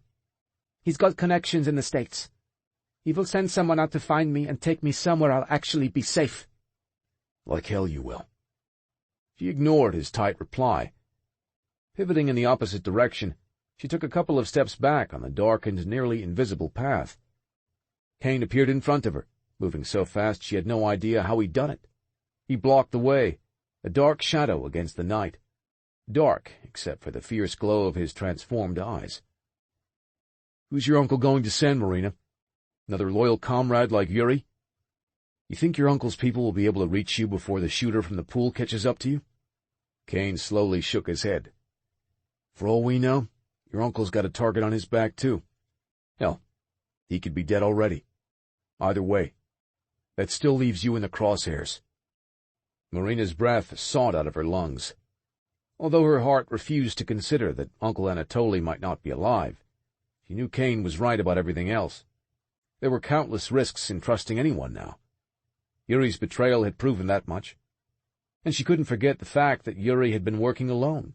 Until the sniper was identified and eliminated, she couldn't afford to let down her guard. But staying with Kane didn't feel like any sort of acceptable option either. "I'm not afraid to finish this on my own." She tried to shove past him, but the path was narrow and the edges of it were slippery with muck and wet vegetation. For an instant she lost her footing on the soft, uneven ground. She started to pitch to one side, but Kane caught her. "Marina," he growled tersely. He didn't let her go, not even when she had righted herself on the path. His arms wrapped around her. One braced against her back, the other circled around her shoulders. The briefcase hung limply in her hand, the only thing keeping their bodies from pressing against each other in the dark. A strange silence drew taut and heated between them, as Kane's unearthly gaze caressed every inch of her face. Her heart pounded relentlessly, awareness throbbing in her veins. Every wild imagining she had about kissing this dangerous breed male came rushing back to her again, as his eyes lingered on her mouth. Her breath raced shallowly through her parted lips, and to her utter shock, she heard herself whisper his name like a plea. As angry and confused and uncertain as she was about everything else that had happened in the past several hours, this much she was sure of. She wanted Kane to kiss her. She needed it with an intensity that rocked her. Slowly, with fury and torment etched in every harsh line of his face, he bent his head toward hers. Then he went still. Even his breath seemed to pause in that same instant. A growl built in his chest, a wary, defensive sound that vibrated so powerfully she could feel it in her bones. "We've got company." No sooner had he said it than a large figure peeled away from the shadows of the surrounding thicket. Then another, and another. Kane released her, but kept her close. 3 immense breed males hemmed them in, 2 in front and 1 in back. Their eyes crackled with bright amber sparks, and their bared fangs glowing stark white against the night. One of them, a tall male with a mane of thick copper hair and a trimmed beard, expelled a sharp breath. Then he stepped forward as the leader of the group clapped Kane hard on the shoulder. "Son of a bitch. What the fuck brings you back here after all these years, brother?" Chapter 6. They say you could never go home again. For the past 8 years, Kane had been certain he'd never have to test the theory. He had stayed far away, determined he would never step foot anywhere near the sprawling, secret sanctuary hidden in the middle of the Everglades. He didn't want to be here now either. So much for best-laid plans. Since he'd first set eyes on Marina Moritskova, he'd been doing a lot of things he knew he damned well shouldn't. Not the least of which being the fact that he had nearly kissed her a moment ago. If not for the interruption of the 3 breed males who surrounded them on the path, he'd probably have his mouth locked on hers right now. Big mistake letting her get under his skin. one he had no intention of repeating. He couldn't allow himself to care, especially if he meant to keep her safe and alive. He only hoped returning to this place tonight wasn't a mistake, too. But that decision wasn't about him. It was about her. About ensuring whomever had her in the crosshairs would never be able to reach her. "I wouldn't have come," Kane told the trio of vampires, all former hunters like him. "I need a safe house. This is the only place I know I can trust." "Sounds urgent." Bram, the behemoth breed male with a crown of thick red waves falling to his shoulders, had been first to speak when they arrived. Now he grunted in acknowledgment, his grim gaze assessing. "What kind of trouble are you in, brother?" "Not me." Kane glanced beside him. "This is Marina. Someone tried to kill her tonight in Miami." "Jesus," Bram scowled, the low curse hissing past his teeth and fangs. He looked at Marina, who stood ramrod straight at Kane's side, as indomitable as a queen in spite of all she'd been through the past several hours. "Are you hurt?" She shook her head. "I survived. I wouldn't be able to say that if not for Kane." He steeled himself to her praise and to the tender gratitude he heard in her quiet voice. The other big male standing next to Bram, a mountain of dark brown skin and lethal power named Logan, cocked his head as he looked at Marina. "I'm guessing that accent's not local." His broad mouth quirked, then he spoke in what was clearly fluent Russian. The male's unique gift was an instant, endless understanding of any language. Right now he was charming the hell out of Marina in her native tongue, eventually hooking his thumb in Kane's direction. Whatever he said made her dart a glance at Kane, then smile. The curve of her lips was faint and brief, but it was also the first sign of relaxation he had seen in her since they'd met. He'd spent several hours with her, had saved her life not once, but twice, and yet she'd met him with mistrust and resistance at nearly every turn. It took Logan less than a minute to pull a gorgeous smile out of her, no doubt by cutting on Kane. Not that he hadn't earned a lot of scorn and denigration the last time he was here. "What'd he say to you?" Logan ran a hand over his skull-trimmed black curls and winked at her. "Just saying hello, brother." "Yeah, I'll bet," Kane replied. He didn't like being left out of the joke, but he had bigger problems than trying to mitigate the other male's easy charm around Marina. He looked over at Bram, the de facto head of the group. "She's got the mark. That's the only reason I brought her here. Marina's a breedmate." "Yours?" The question came from behind Kane, voiced in a deep, smoky rasp. He turned to look at the hunter in black jeans and a matching T-shirt who was studying Marina with more than a little intrigue. Razor's tousled light brown hair was longer than he recalled, beachy tangles adding to the big male's untamed aura. His steady, calculating gaze refused to release Marina. Kane took a step, placing himself between his hunter brother and her. "No, Race, she isn't mine." Although the statement was true, he couldn't explain the jab of possessiveness that sank into him as he faced down Razor. He wasn't a threat to her. None of the breed males living here would do anything to hurt her. Kane trusted that much as surely as he trusted himself. Hell, probably more. Bram rubbed his bearded chin. "Tell us what happened in Miami. Last we knew, you were living in Las Vegas." The news flash that his old friends had somehow been keeping tabs on him took him aback. Not that he should be surprised, considering the group of former hunters had turned the art of intelligence gathering and high-value private security operations into a lucrative business after they'd walked away from Dragos' lab. Still, considering the circumstances surrounding his absence, the pain he'd left in his wake, Kane didn't think anyone would give two shits about where he'd ended up. He sure as hell wouldn't have, if the tables had been turned. "I left Vegas a couple of months ago. Been on the road taking a breather before I decide where I'll settle next." Razor grunted. "Did you leave town before or after that low-life casino owner you worked for took his swan dive off the roof of his own building?" "I don't know about that, Raze. I've heard rumors saying another hunter had a hand in ending Leo Slater." He crossed his arms over his massive chest and eyed Kane. You ever cross paths with Dragos' enforcer while you were in Vegas?"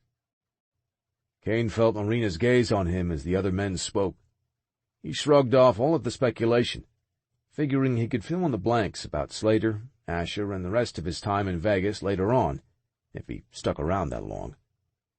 Bram seemed to be on the same page as him. "Let's save the 20 questions for another time. There's only one important thing we need to know right now. Who the hell is trying to hurt this woman?" "We can't be sure yet," Kane said, glancing her way and giving her a reassuring nod that she was in safe hands here. "Earlier tonight, someone took a shot at her in the swimming pool of the hotel where we both happened to be staying." Logan exhaled a sharp expletive. "Someone tried to kill her in a public place? Damn. That's a serious move." Kane inclined his head, grave. "I made sure the sniper missed his mark, but the bastard got away without leaving a trace. And then a few hours later there was another attempt, this time by someone Marina knew and trusted." "One of my bodyguards," she interjected. "I knew him for more than 10 years. None of that mattered to Yuri tonight." Her voice was steady as she spoke, but Kane could still hear the edge of disbelief in her tone. He could still hear the hurt, as much as he tried to pretend otherwise. "I heard the scuffle in Marina's suite. When I found her, she was staring down the barrel of her bodyguard's pistol." Bram listened in silence, but Kane saw the male piecing things together in his mind. "Public hits. Bodyguards turning traitor. Beautiful Russian breed mate marked for death and in need of asylum. I got a feeling I probably don't want to know what's in that briefcase." Kane held his old friend's sober stare. "If there was anywhere else I could take her, I'd already be there." "I don't doubt that, considering how long you've stayed away." Bram rubbed his bearded chin, then he nodded. "Come on, then. We can talk some more inside." The term among the breed for family mansions and private compounds was Darkhaven. The shelter they approached now, hidden deep in the swamplands, was somewhere between a fortress and a communal estate. Enclosed within a secured perimeter wall lay more than 20,000 square feet of living space, all of it surrounded by acres of wilderness and marshes, impassable except to the small group of former hunters who had built the sanctuary together and settled here after escaping the program 2 decades ago. This Darkhaven had been the only home Kane had truly known. Memories crowded in as he and Marina walked the rest of the way with the others through the swamp toward the hidden sanctuary. The breed males leading them into the compound had been his closest friends, his only family. Half-brothers, in fact. As was the case with all of the hunters, each of them had been born from a different breed-mate mother, but sired from the same ancient otherworlder imprisoned in Dragos' labs. Kane hadn't realized how much he'd missed the place until he strode inside the main residence with its exposed timber beams and crisp white walls. Beams and walls he'd helped to put up alongside his brothers, including the one former hunter he hadn't seen yet tonight. Bram led the way into a spacious, open-concept living room. Leather chairs and earth-tone upholstered sofas situated atop an autumn-hued rug had replaced a Spartan hodgepodge of rustic furnishings on bare wood floors. Kane noted other numerous improvements to the overall aesthetic that had been lacking when he'd last been there, too. Tasteful artwork on the walls, beautiful handmade pottery bowls and urns perfectly placed around the room and in the entryway. Framed photos and filled bookcases beckoned a closer look, while accent pillows and soft woven throws invited casual gatherings and long conversations. All of it spoke of a comfortable, feminine touch. At his side, Marina took in every inch of the room, too. Although Kane had come to think of her as guarded when it came to showing her emotions, she didn't even attempt to hide her awe. "It's so lovely. I didn't expect to find such a beautiful place here." Bram smiled. "My brothers and I merely built it," he said, gesturing to Kane and the others. "And all the credit for turning our man cave into a proper Darkhaven home goes to my mate, Lana. She's in her studio throwing some new pottery, but I'm sure it won't take her long to come and find us." Kane could hear the adoration in the male's deep voice. If anything, it had only deepened over time. That a cold assassin like Bram was able to find a love like the one he shared with Lana was something of a miracle. but Kane knew all too well that it could also be a curse, one that could pit brother against brother, as it had between him and the male everyone seemed careful not to mention in front of him now. "Where's Knox?" He glanced at his brothers, figuring it was as good a time as any to address the elephant in the room. "I assume if he was here, he'd already be trying to put a knife in my back." Not without good reason, although no one said as much now. "Who's Knox?" Marina asked, wariness furrowing her brow. "A former hunter, like the rest of us," Kane told her. "We all escaped together when Dragos was killed, and the lab was destroyed. Knox is my half-brother, the same as these other men." "Why would he want to kill you?" A reasonable enough question, but one that carried more weight than she could possibly know. Kane couldn't hold her searching gaze. "Long story, not important." "Where is he, Bram?" "That's anyone's guess. He still crashes here on a semi-regular basis. But even when he's around, it's not unusual for him to disappear for stretches of time." The Razor smirked. "Probably a good thing for everyone that he's gone now that you're here. Knox hasn't exactly been fit for company these past several years." Since the accident, he meant. Since the death of the woman Knox loved more than anything else in the world. Regret pressed down on Kane as the memory of the horrific wreck looped in vivid detail in his head. He had been haunted by those memories all this time. He didn't want to imagine the kind of torment Knox had endured since that terrible night. Logan slowly shook his head. "Knox's problems go deeper than losing Abby. He's heading for disaster the way he's going. It's not like we all don't see it coming." "You want to be the one to tell him that?" Ray's scoffed. "If you poke the beast, brother, you better be damn ready for the fight." "And what's all this talk about disasters and fighting?" Bram's breedmate entered the room and stopped short, a big smile breaking over her pretty face. "Oh, I don't believe it. Kane!" Petite and dark-haired, with deep brown eyes and smooth olive skin that hinted at her Seminole roots, Lana was even more beautiful than Kane recalled. She was also heavy with child. That didn't stop her from rushing across the room with a happy cry to greet him. She threw her arms around Kane's neck in a welcoming hug. "God, it's been so long. What are you doing here?" Letting him go, she turned that bright, warm smile on Marina. "I'm sorry. Hi, I'm Lana." "This is Marina," Kane said. "We just drove down from Miami." "Oh." Lana's eyes went wide. "How interesting." Bram cleared his throat. "There was some trouble up there tonight, love. Kane and Marina are in need of safe shelter." "Well, you have it," she told them resolutely, zero hesitation. Her glance moved back to Kane, going uncomfortably tender on him. "This is your home after all. It always will be." Her kindness humbled him. 8 years ago, Knox had lost a lover when Abby died, but Lana had also lost her best friend. Where Kane's brother put the blame squarely and aptly on him, Bram's breedmate still looked at Kane with the same care and compassion she always had. It made him twitchy, feeling the undeserved warmth of her regard. "We won't be staying long, a day or two at the most." At least that was his plan. Whether he left Marina in his brethren's care while he hunted down whomever wanted her dead, or if he would personally see her returned home to her family in Russia while he eliminated the threat to her life, he hadn't yet decided. "You must be exhausted, Marina," Lana remarked to her. "I'm sure you'd like to relax somewhere and freshen up. Maybe have something to eat or drink?" "Yes," Marina said. "That would be nice. Thank you."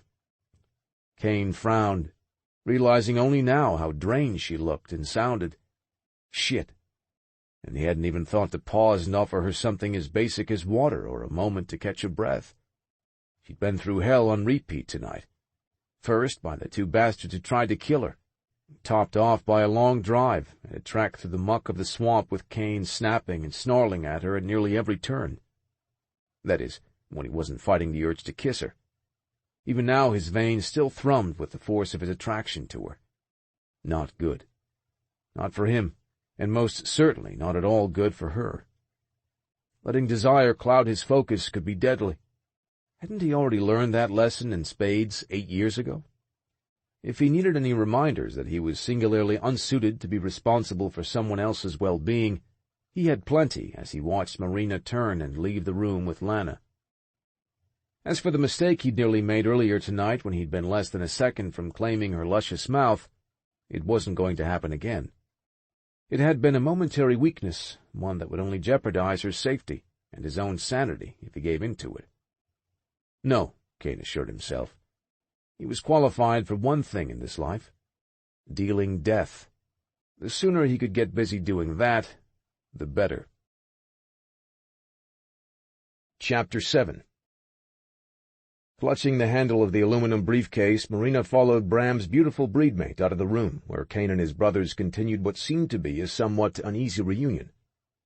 Although everyone had been kind enough to her since she'd arrived, she didn't know what to make of the guarded mentions of the missing breed male Knox, or the bad blood that obviously existed between him and Kane. Honestly, she wasn't sure what to make of anything she had seen or heard since her life had taken such an unexpected detour earlier tonight in Miami. Being around Kane didn't help. It was hard to think clearly about anything when he was near. God, sometimes the intensity of the man made it hard for her to do so much as breathe. She had never been the kind of woman to melt at a man's feet or surrender her good sense just because her body craved something it shouldn't want and wasn't going to get. She was used to calling the shots when it came to sex and relationships, not that she'd had either one, and certainly nothing lasting, in quite a while. She felt that lack more than ever being forced into the company of a powerful, darkly attractive man like Kane, which made the idea of staying under the same roof with him a bigger problem than she cared to admit. He didn't seem any more enthused with their current situation than she was. His surly mood had only intensified once they had arrived in the Everglades and met up with his fellow hunter friends. Brothers, she mentally corrected. Brothers who hadn't seen or heard from him in several years, from the sounds of it.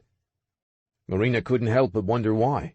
An inexplicable softness opened up in her breast as she considered the hard male who had saved her life for no good reason other than he could. She wanted to believe that any tender emotion she may be feeling for him was merely gratitude, that her curiosity was perfectly natural and meant nothing. But deep down, she felt a yearning to know more about Kane. As Lana led her farther into the heart of the sprawling residence, it was impossible not to imagine him living there. What had his life been like then? It was clear that he'd been close to Bram and the others, so why would he choose to avoid the people who were his family and the home he had helped build with his brothers? Whatever the cause, it had been enough to make him leave and not look back until he'd been forced to return because of her. Lana's glance lingered on her as they walked. "How long have you and Kane been together?" "Together?" Marina nearly choked on the word. Lana couldn't possibly think they were anything close to a couple, could she? "We are most certainly not together. We're not anything to each other. We only just met a few hours ago." Hours that already seemed like days, and not only because of the shocking attempts on her life. Being forced into close quarters with him, being wholly reliant on him for her safety at the moment, was not something she accepted easily. All the less when the man she owed her life to was a surly, dominating breed male who was no doubt every bit as lethal as the dangers she'd barely escaped in Miami. "Oh, I'm sorry to assume," Lana said, tilting her head as though studying Marina in her silence. "It's just the fact that he brought you here, of all places. And the way he looks at you, I suppose I thought... Well, never mind what I thought." She swept her hand through the air as if to dismiss the idea, but it had already taken root in Marina's subconscious. She had felt the heat of Kane's stare on her as she walked away from him to leave the room with Lana. That stormy, kinetic energy stirred an answering turbulence inside her every time he looked at her. It awakened an unsettling sense of anticipation inside her, even when his gaze was dark with menace or flashing with aggravation. Even worse, when those thunderhead gray eyes were lit with smoldering heat as they had been out on the path through the swamp. Just recalling it made her blood run hot all over again. She nearly groaned. What was wrong with her that she couldn't ignore the man and his disturbing effect on her for as much as a moment? She drew in a centering breath and pushed it out on a short sigh. "Kane brought me here only because he said he had no choice. Someone tried to kill me tonight. If not for him, they would have succeeded." Lana sucked in a gasp. "Oh, my God. Bram mentioned some trouble in Miami, but I had no idea it was something as serious as that. I'm so sorry, Marina. Do you want to tell me what happened? No, she didn't. She wasn't the type to confide every little trouble to the nearest sympathetic ear. She solved her own problems, and she never, ever complained. It was the Moritskov way, after all. Yet as she looked at Lana, the automatic denial of her offered friendship didn't come. Something about this warm, doe-eyed breedmate made her feel safe, not only within the walls of the Darkhaven, but safe to share a part of herself as well. I've come here to help my uncle in Russia. He's involved in some bad business back home. Dangerous business, involving some very bad men. Oh? Lana paused, a grave understanding tempering her gaze. You're talking about the Mafia? Marina nodded. Uncle Anatoly manages the finances for one of the most powerful factions of the Bratva. He's been a part of it for as long as I've been alive. But he's done with all of that now. I've been trying to persuade him for years to find his way out of the life, and he's finally agreed to walk away. It's not an easy thing. I'm the only one he trusts to help him escape. How are you supposed to do that? By trading what's in this briefcase for his safe exile. It was the truth, right down to the secret data file concealed inside. Lana glanced at the silver case. Trade it with whom? One of my uncle's allies. The contact is supposed to call me with the meeting information, once everything is agreed upon and in place for the exchange. Marina frowned. If my uncle is still alive, that is. I can't be sure of anything now. One of the men who tried to kill me tonight was the captain of my own security detail. One of them? Lana's dark brows lifted. How many others were there? The first was a sniper who fired on me while I was in the hotel pool. Kane jumped in from the 10th floor and pulled me out of the bullet's path. Did he now? There was a note of curiosity in her response, almost disbelief. He said he saw a vision of me being killed in the pool. He saved my life, Marina admitted. A few hours later, it was Yuri who turned on me. He shot the rest of the men on my team, then held me at gunpoint. Apparently he was working covertly with the sniper who escaped. Yuri said he wasn't going to let me make the exchange for Uncle Anatoly, even if he had to kill me to stop me. One moment I was staring into the barrel of his pistol, and the next I was watching Kane take Yuri out with his bare hands. Lana let out a breath. What an awful ordeal you've been through. I'm sorry, Marina. It's okay. She shrugged, but her shoulders felt heavy. I am alive and unharmed. I only hope the same can be said for my uncle. I hope so too, Lana said. Do you have some way to get in touch with him? I have a satellite phone in my bag. It's with the rest of my things in Kane's car. Lana nodded. I'll send Bram to bring everything in for you. In the meantime, let's get you comfortable in one of the spare rooms. Then I'll fix you something to eat. Thank you. Marina smiled, feeling grateful not only for the hospitality, but also Lana's easy demeanor.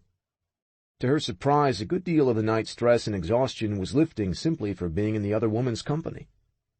She followed her new friend on an abbreviated tour of the expansive home, which appeared to be laid out in a hexagon shape, with various gathering places and social rooms spoking off a central corridor with tall windows that encircled the pretty, moonlit courtyard outside. All of the windows in here are equipped with UV blocking shades during the daylight hours to avoid roasting any of the guys, Lana explained with a wink as Marina slowed to look out at the dark palm trees and night-blooming flowers that beckoned on the other side. Pretty, isn't it? Marina nodded. A pair of carved stone benches sat at the center of the lush garden space, providing a romantic alcove under the canopy of towering palms and the endless night sky overhead. Lana walked over, resting her hand atop the large swell of her belly. Bram made this little courtyard for me as a gift to celebrate the first year of our blood bond. It's one of my favorite spots in the entire Darkhaven. Marina smiled. I can see why. The residential wings are this way, Lana said after a moment, gesturing ahead. We always keep a couple of guest rooms open, so you can have your pick. Marina murmured her thanks as they resumed their walk along the corridor. Timber beams elevated every soaring ceiling of the sprawling single-story compound, lending both a sturdy architectural beauty and an airy openness to a residence that had obviously been constructed for security and function, as well as entertainment. She and Lana passed a large theater room, then a library stocked with countless books and a fireplace situated in front of a cozy sofa and chairs. In another room was a billiards table and an old-fashioned jukebox. In the next, a sleek computer room and security operations center. To Marina's surprise, there was even an indoor lap pool. "I didn't expect everything here to look so normal." Lana glanced at her. "How else would it look?" "I don't know. I've never been inside a dark haven. I suppose I imagined something grim and lightless, cold, menacing." She was thinking about how she'd been raised to think about the breed, but all of those same words could just as easily describe her life back home in Uncle Anatoly's house, where the Bratva was an insidious and constant danger in their lives. "I was saving the tour of the coffin room and torture chambers for later," Lana said, her smile wry with amusement. Marina winced. "I'm sorry. I don't mean to sound rude and ignorant." "You don't?" Lana tilted her head. "You're a breed mate, but you don't know many breed?" "None. I've lived with my uncle since I was a little girl, and my mother died. It's hard to meet people outside your own social circle when you're surrounded by nannies and tutors and bodyguards. Uncle Anatoly is overprotective, even now." "Ah," Lana lifted her chin. "I grew up in one foster home after another, so I never had those kinds of problems." "How long have you lived here?" "Not quite 9 years. I had a little art studio on Key Largo. Bram came in one night as I was getting ready to close the shop. He bought a few pottery pieces I'd made, and we talked for 2 hours. The next night he came back and bought more. On the third night he invited me to the Dark Haven on the pretense of needing my help deciding where to place everything he picked up. It didn't take much convincing for me to stay overnight.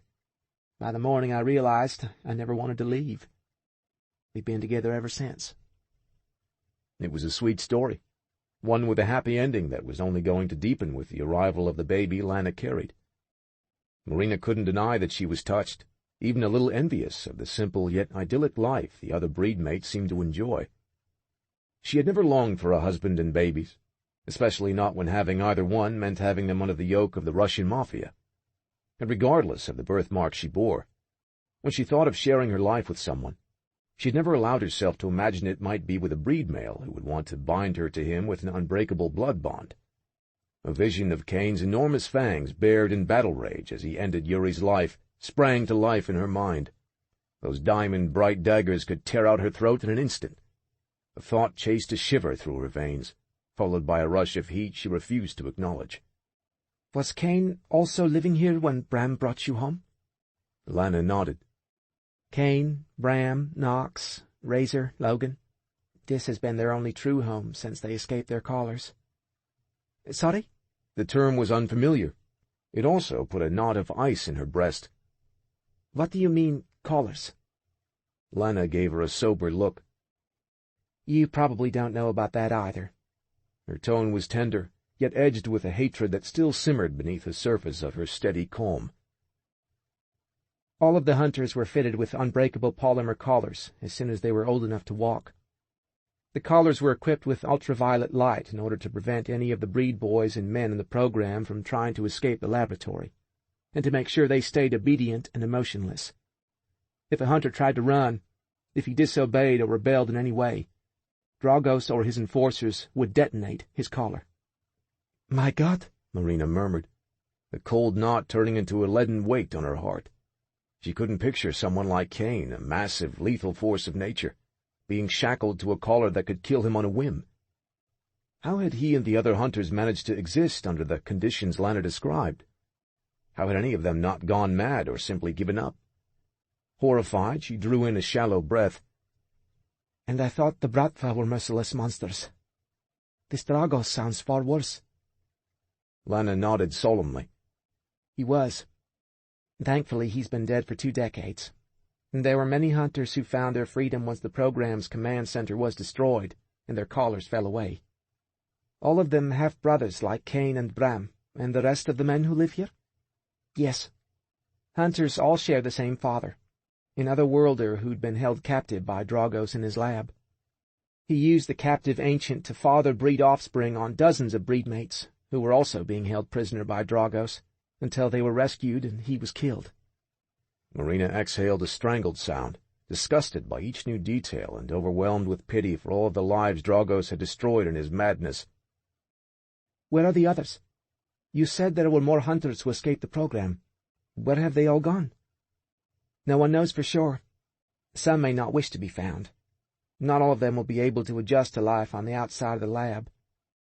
To hear Bram describe it, there were many hunters who had little hope of reclaiming any of their humanity even after they were freed.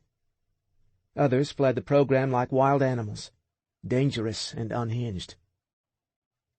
Walking alongside Lana, Marina wondered where Kane fit on that troubling spectrum. He was no monster, of that she was certain.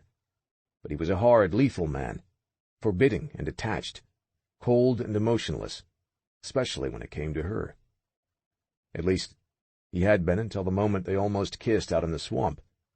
Her entire body still felt strangely electric following that charged instant when Kane's lips had started to descend on hers.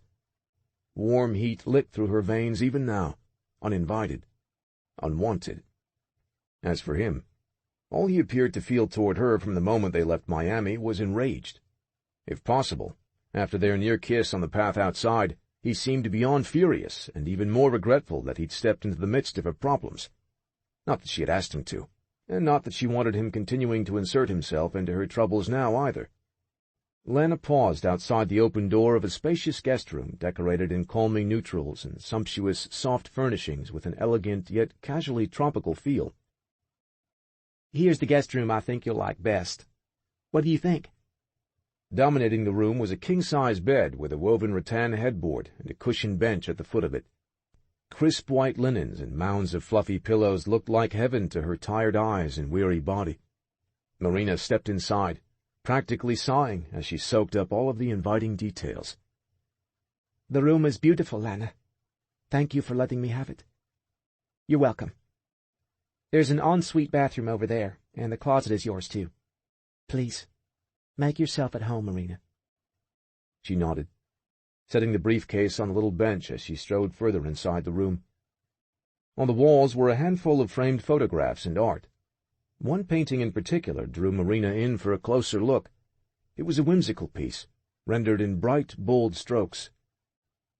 Marina couldn't help but smile as she looked at the folksy mermaid seated on a rock beneath a crescent moon and an indigo sky pierced with stars. Long, curly red hair spilled all around her pale skin and fish-scaled turquoise tail. Sweet freckles dotted an impish face with big blue eyes and red lips fashioned in the shape of a heart. No one would mistake the work for anything but amateur, but there was something special about the playfulness and charm of the artist's eye. Whoever painted it had a natural, compelling talent. "I always smile when I see this painting, too," Lana said, drawing up beside her. "My best friend made it. We went to one of those silly wine and watercolor places one night as a joke. My painting was as terrible as you might expect after 3 glasses of Chardonnay, but Abby's, well, as you can see, she had a gift. Abby." The conversation between Kane and his brothers upon their arrival replayed in Marina's head as she glanced at Lana. "I heard Bram and the others mention her name tonight, before you came into the room. Your friend and hunter who's not here now, Knox, were together at one time?"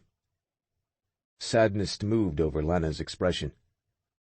"Abby and Knox were madly in love. She was a breedmate, too, like us."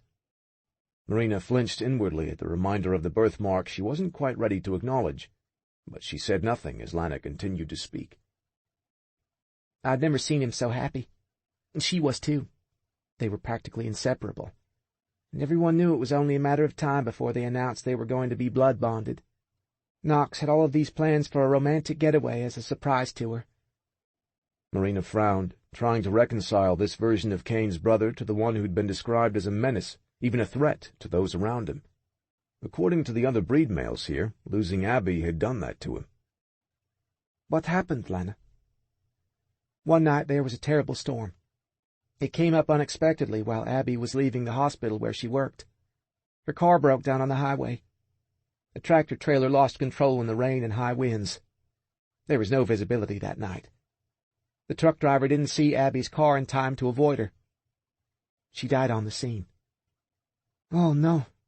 All the air left Marina's lungs on a weighted sigh. How awful. I'm so sorry. For you. And for Knox. Lana gave a wobbly nod. Abby's death impacted all of us, especially Knox. But I feel for Kane, too. Kane.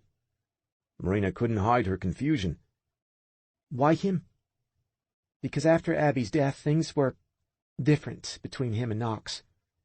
They'd been as close as any brothers could be after they'd escaped the lab. But all of that changed after Knox lost Abby. He was filled with so much anger. Kane was, too. He left the Dark Haven a couple of nights after the accident. Knox was already gone. He went out that night to look for Abby, and he didn't come back for 6 months. And Kane? Lana slowly shook her head. He's been gone all these 8 years since. Until tonight. Until you. The words settled heavily on her. No wonder Kane's mood had grown increasingly dark the closer they got to the Everglades. No wonder he acted as if he'd rather be anywhere else tonight, with anyone else. Now his anger toward her made a little sense. So did the pain she saw in him out on the swamp path. I'll go see about warming up something for you to eat, Lana said as she headed for the open door of the guest room. Make yourself at home. I'll be back in a few minutes, and we can talk some more in the kitchen over a bowl of chicken stew and biscuits. Thank you, Lana.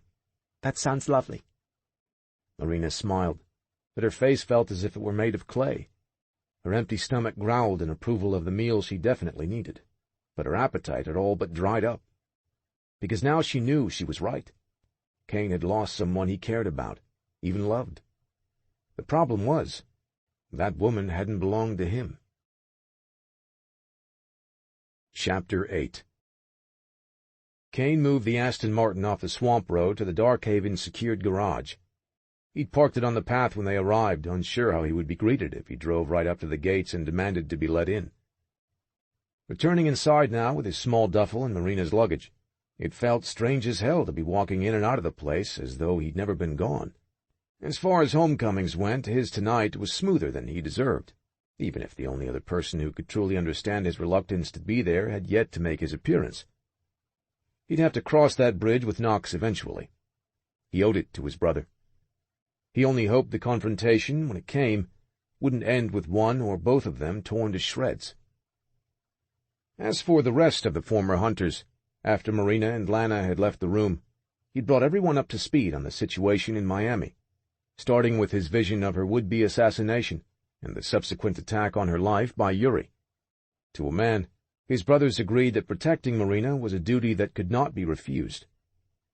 Whether that meant Kane would accompany her to the eventual rendezvous with Anatoly Morozkov's contact, or that he would instead pack her ass up and send her back home to Russia at the earliest opportunity, he hadn't yet decided. He'd take whichever scenario seemed to be the least likely to get the breedmate killed on his watch.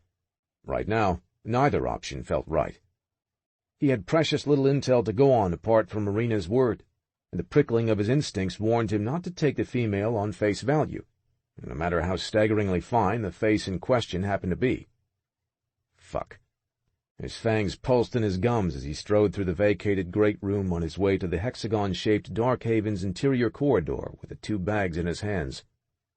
Bram and Logan's deep voices carried from one of the many gathering rooms that spoked off the connecting hallway.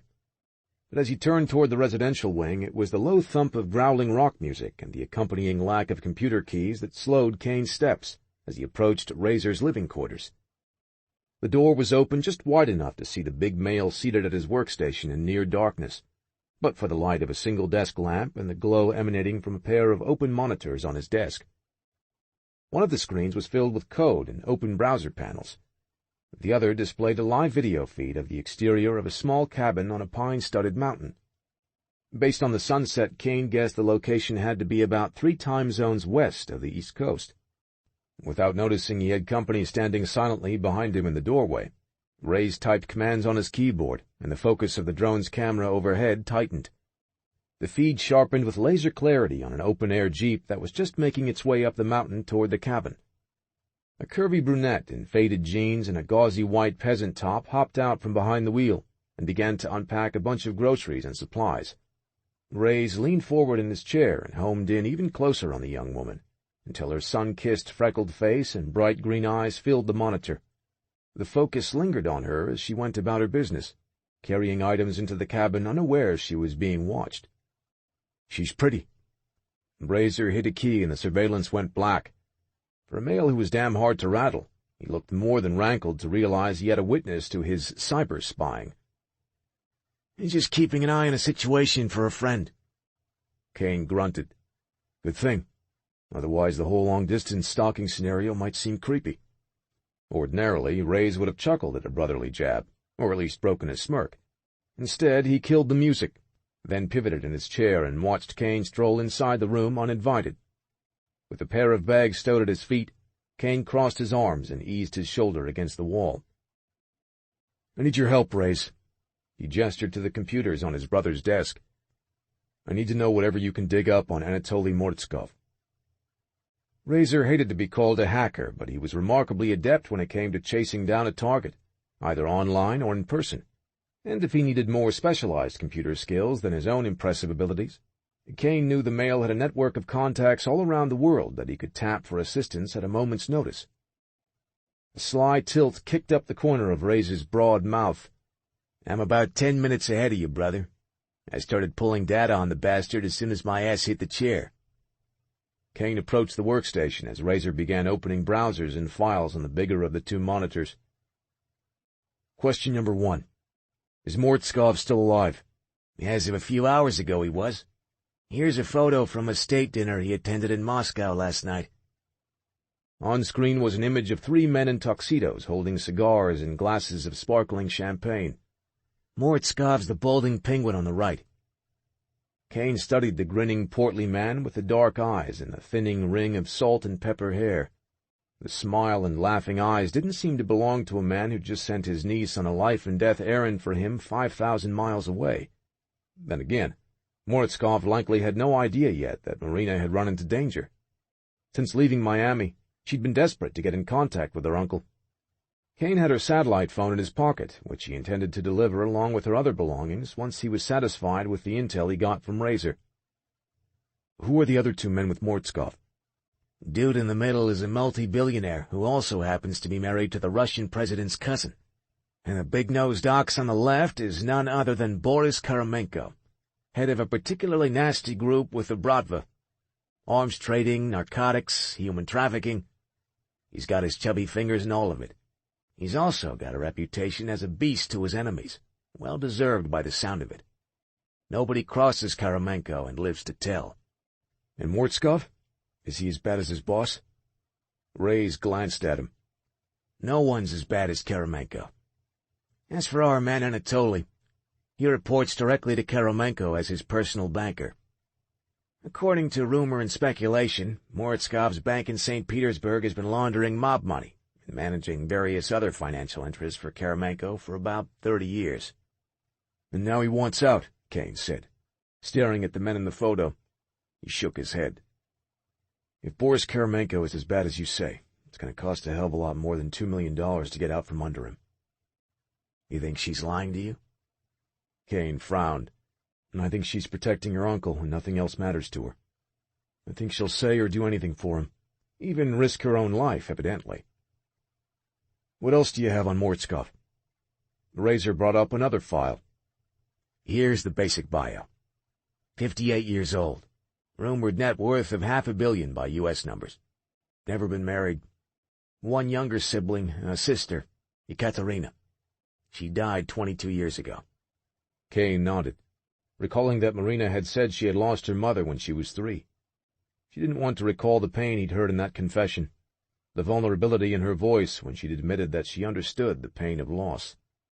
He cleared his throat. "What about the rest of the Mortskovs? Do they come from a long line of mobsters and oligarchs?" "Not at all," Reyes said. "His parents were middle class. His father was an accountant who later worked his way into management of the bank in St. Petersburg. Anatoly's mother was a music teacher. They made enough money to send their son to the United States for college. Sounds like he might have stayed in the U.S. indefinitely, But when Anatoly was in his late 20s, his father had a stroke and had to retire from the bank. Anatoly returned to Russia and assumed control of the family business. In 2 years, he'd increased the bank's worth to over $100 billion in holdings, mostly rumored mafia business.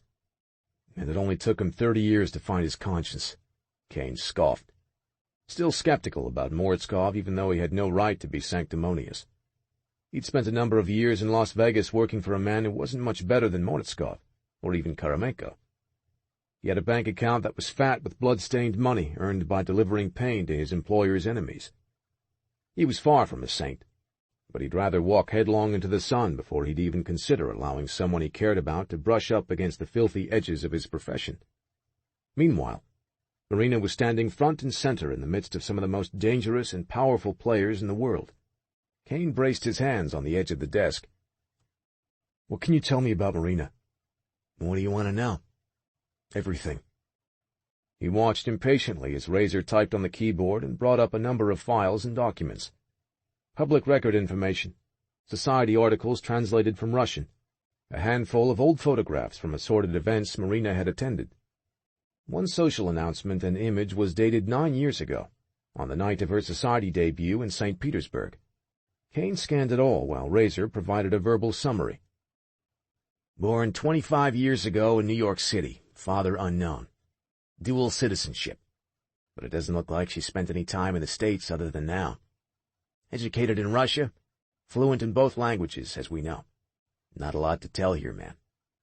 Private tutors, expensive finishing schools, some equestrian awards when she was a teen. Just the basic rich bitch stuff you'd expect.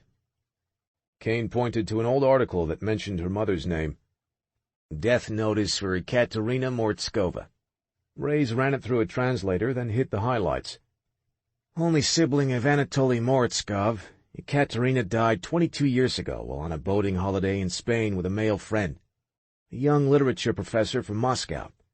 Medical examiner ruled the drownings accidental due to the presence of alcohol and narcotics in both victims' bloodstreams.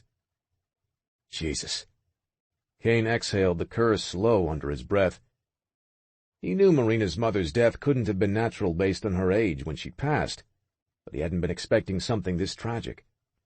Neither Kane nor any of his hunter brothers produced in Dragos' labs knew what it was like to have actual parents. They didn't know that kind of love. They didn't know the kind of hurt it might inflict to have a parent's love only to lose it. For a 3-year-old child like Marina had been, it must have been devastating. All she had left was her uncle, even now.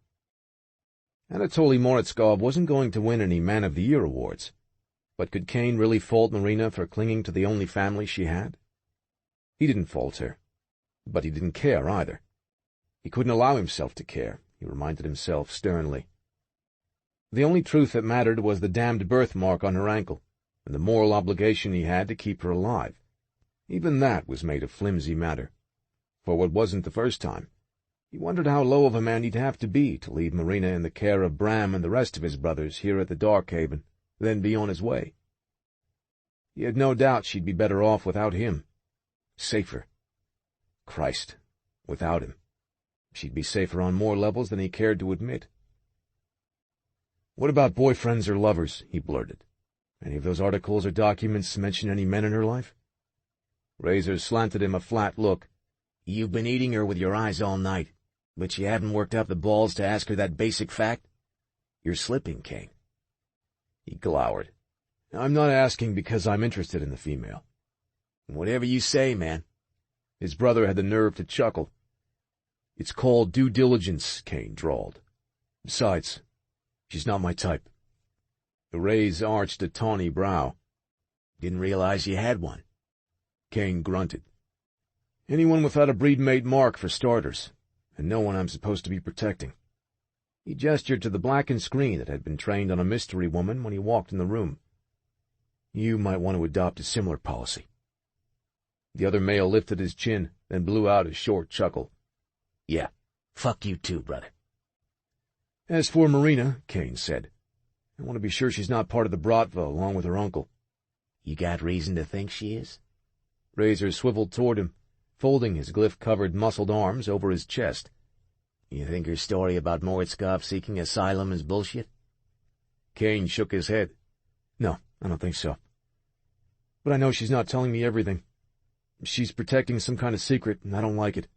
Hell, we've all got secrets to protect, man. Kane wasn't going to deny that.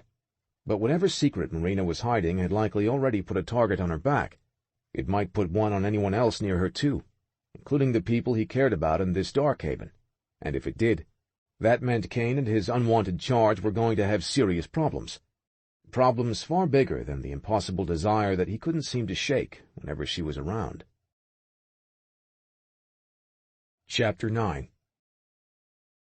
Marina ran a soft terry washcloth under the cold water tap in her ensuite bathroom, then wrung it out and scrubbed the cool, damp cloth over her face. Exhaustion leaked away on her sigh, but the face staring at her in the mirror still looked weary. Worse than weary. She looked scared and uncertain. All accurate, no matter how much she wanted to deny it. And she was hungry, too. The appetite that had abandoned her when Lana left a few minutes ago had come back with a vengeance by the time a short knock sounded on the guest-room door in the other room. "Come in," she called, drying her hands. "The door is open, Lana." But as Marina stepped out of the bathroom, she found it wasn't the other breedmate who entered the room. It was Kane. Hard silver eyes locked on her as he walked in holding her suitcase.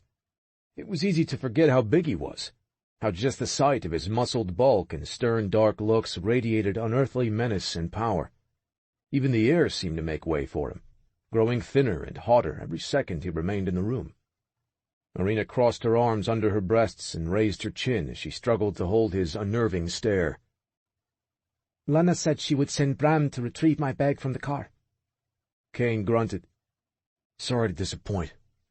His tone was anything but apologetic as he set the suitcase on the foot of the bed. She saw his gaze flick briefly, distractedly, to the cheery mermaid painting on the wall. Abby's painting. His brow furrowed with a deep scowl. "I trust Lana is seeing to it that you're comfortable and have whatever you need." "Yes. She seems very nice." "She is." A monotone reply, accompanied by a cold, impersonal stare that took her aback even more than the fury that seemed to bubble so close to the surface of the lethal former hunter. Something was different about Kane now, a subtle yet unmistakable change in his demeanor since the last time she'd seen him. Starting in Miami, he'd been irritable and broody toward her. Half the time she'd been with him, she hadn't been sure if he wanted to shake her until her teeth rattled or strip her naked and make her scream for an entirely different reason. Now she felt a cool detachment stretch between them, as if she were looking at a stranger, not the man who saved her life, not the man who had ignited a desire in her that still smoldered even in light of his chilly aloofness now. Marina ignored all of it, focusing instead on what truly mattered, her uncle, and her promise to help him. "Thank you for bringing the rest of my things," she said, crossing to the bed with brisk strides. She opened the suitcase and sifted through the clothing in her hand. She frowned. "There was a satellite phone in here." "Yes." Kane's deep voice drew her gaze to him. He reached into the pocket of his black jeans and withdrew the device. "You went through my belongings?" He didn't answer, not so much as a shrug, let alone an apology or excuse. "This dark haven is off the grid. All communications going in or out are monitored and controlled." "Monitored and controlled by whom?" "As far as you're concerned?" "Me." Marina faced him and held out her hand. "I need to call my uncle." Emotion threatened to clog her throat, but she held fast to her anger instead. "You don't own me, Kane Hunter. No man does.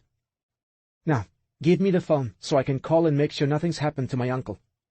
For all I know, his enemies could have killed him just as they tried to kill me." "He's alive." Kane's low voice was practically a growl.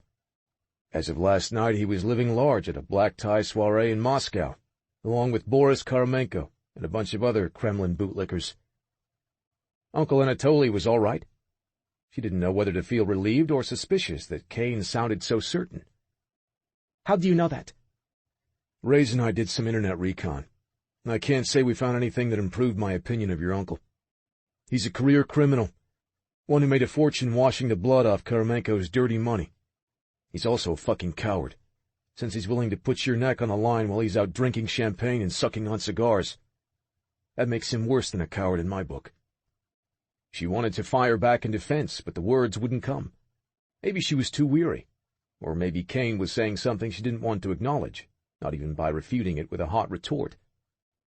You don't have to like him. He's my family, and I would die for him. Kane's eyes darkened. Not if I have anything to say about that. Marina reached for the phone, and he let her take it, although he made no move to leave and let her make the call. You don't expect to stand there and listen, do you? His expression left no doubt of that. Nothing you do is private now, Marina. Not while you're here. Make your call. I'll wait. She glared at him, but the need to reach her uncle was stronger than the pride that made her want to throw the phone at Kane and refuse to let him handle her as though she were his prisoner. He didn't trust her. She saw that truth in his eyes as he watched her enter her uncle's private number on the satellite phone. He answered with a single word. Marina? Uncle. She sagged onto the bed, awash in relief to hear his raspy voice. Oh, thank God he was all right. She whispered those same words to him in Russian, unable to hold back her relief. Kane scowled as she spoke, giving a grim shake of his head. In English, I know he's as fluent as you are. And keep it short. No mention of where you are or anyone besides me. She hugged the phone to her ear. Uncle Anatoly, I can't talk for very long. I just needed to hear your voice. Marina, who was that speaking to you? He followed her lead, switching seamlessly from Russian to English. It was barely 6 a.m. in St. Petersburg, but he was instantly alert. Alarm bled into his tone. Something is wrong. What's happened? Are you okay? Who are you with? Are you still in Miami? She didn't know which of his rapid-fire questions to answer first. I'm fine, Uncle. There was some problems earlier tonight. I was attacked, but I'm okay. Everything is under control. So please don't worry. Don't worry. Moja radost. His endearment gusted out of him, ripe with concern. What do you mean you were attacked? God damn it. Put Yuri on the phone at once, Marina. I can't. Yuri is dead. He is the one who attacked me tonight. He betrayed us, Uncle. He shot Victor and Ivan. Then he came after me. She glanced at Kane. Fortunately, I was able to escape. I'm fine, and I have the briefcase with me. He went silent for a moment, and she knew that he had picked up on her cautiously worded statement. The briefcase? And the contents? Yes, Uncle Anatoly. It's safe with me. All $2 million are right here. Good, he said slowly. That is very good to hear. They both understood that she was also talking about the data file, the true item of value he had entrusted to her. But you are not alone, Marina. There is a man with you. I heard his voice. It is not Kirill. No, Kirill is dead too. He was shot earlier tonight by a sniper who had evidently been working with Yuri. They both failed because another man helped me. She let out a shallow sigh. The man I'm with saved my life. He helped me get away from Miami to somewhere safe. The answering silence was heavy with skepticism, even suspicion. Tell me his name, this man who saved your life. She glanced at Kane. He inclined his head in permission, those stormy gray eyes leaving her no place to hide. His name is Kane Hunter. Hunter. He uttered the words in an airless, toneless murmur. A low curse, spoken in vivid Russian, spilled into her ear. That's a breed name, Marina. Yes. If he hadn't been so horrified by all the rest that she told him, she knew her uncle would be livid to hear this further detail. I'd be dead if not for him, Uncle Anatoly. I am safe with him. Safe, he scoffed, a brittle scrape in his throat. You couldn't be less safe, girl. A woman like you with a mark? I've warned you about them, Marina. They are animals. Lower than animals. Base, blood-drinking monsters. She flicked a glance at Kane, knowing he could hear every word. Marina had grown up with her uncle's fear and loathing of the breed. Sometimes she wondered if having a niece born with the breedmate symbol on her had only made his animosity deepen. She'd never liked hearing him say awful things about the breed. But standing there now while Kane listened to such unwarranted denigration made her feel small and ashamed. "I am fine, Uncle. I'm a grown woman. You raised me to be strong. I can handle myself." He didn't argue that point, which was a small victory, but he was far from reassured. "Tell me where you are. I will send someone to retrieve you at once." "I can't tell you that, and it's a long story. Just know that I'm okay." She glanced at Kane, whose steely silver eyes refused to release her. He gestured for her to wrap up the call. "I have to go. I will explain everything when I see you next. For now, just know that I am all right, and everything is still on course. I won't let you down." "No, I don't like this, Marina." Panic was beginning to override his anger and suspicion. Her uncle was a man who did not tolerate anything less than full control.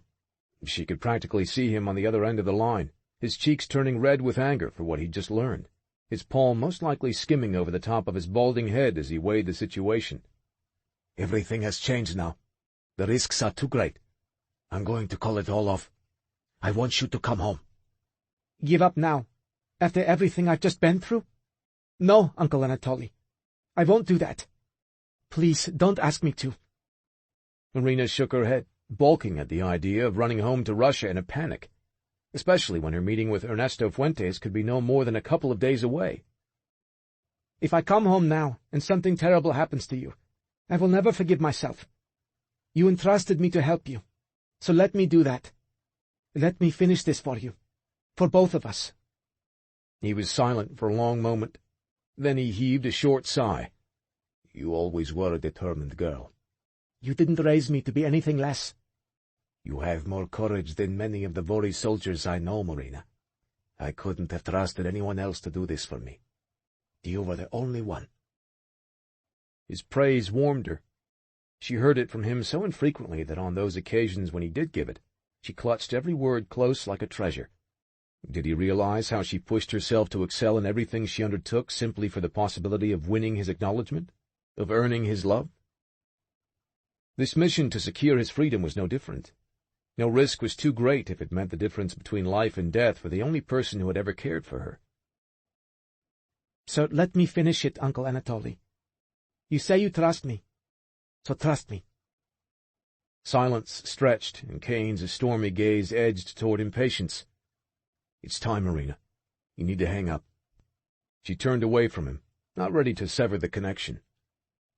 "Uncle Anatoly, tell me you won't give up. My future depends on this too."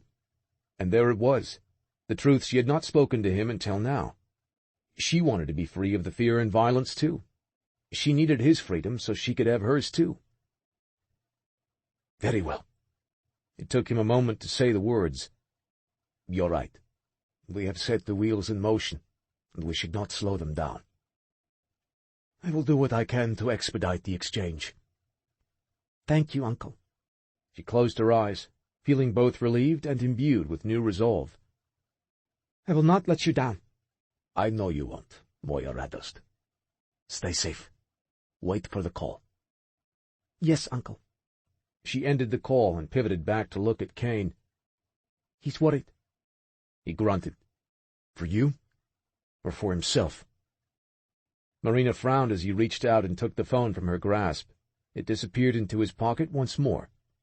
"What are you doing? I need to keep it with me. My uncle's contact may be calling at any time." "We already went over that. No communications in or out of this dark haven without my knowledge. For the duration you're here, you talk to no one, unless I'm present." "You make it sound as if I'm your prisoner." His broad mouth thinned into a cold smile.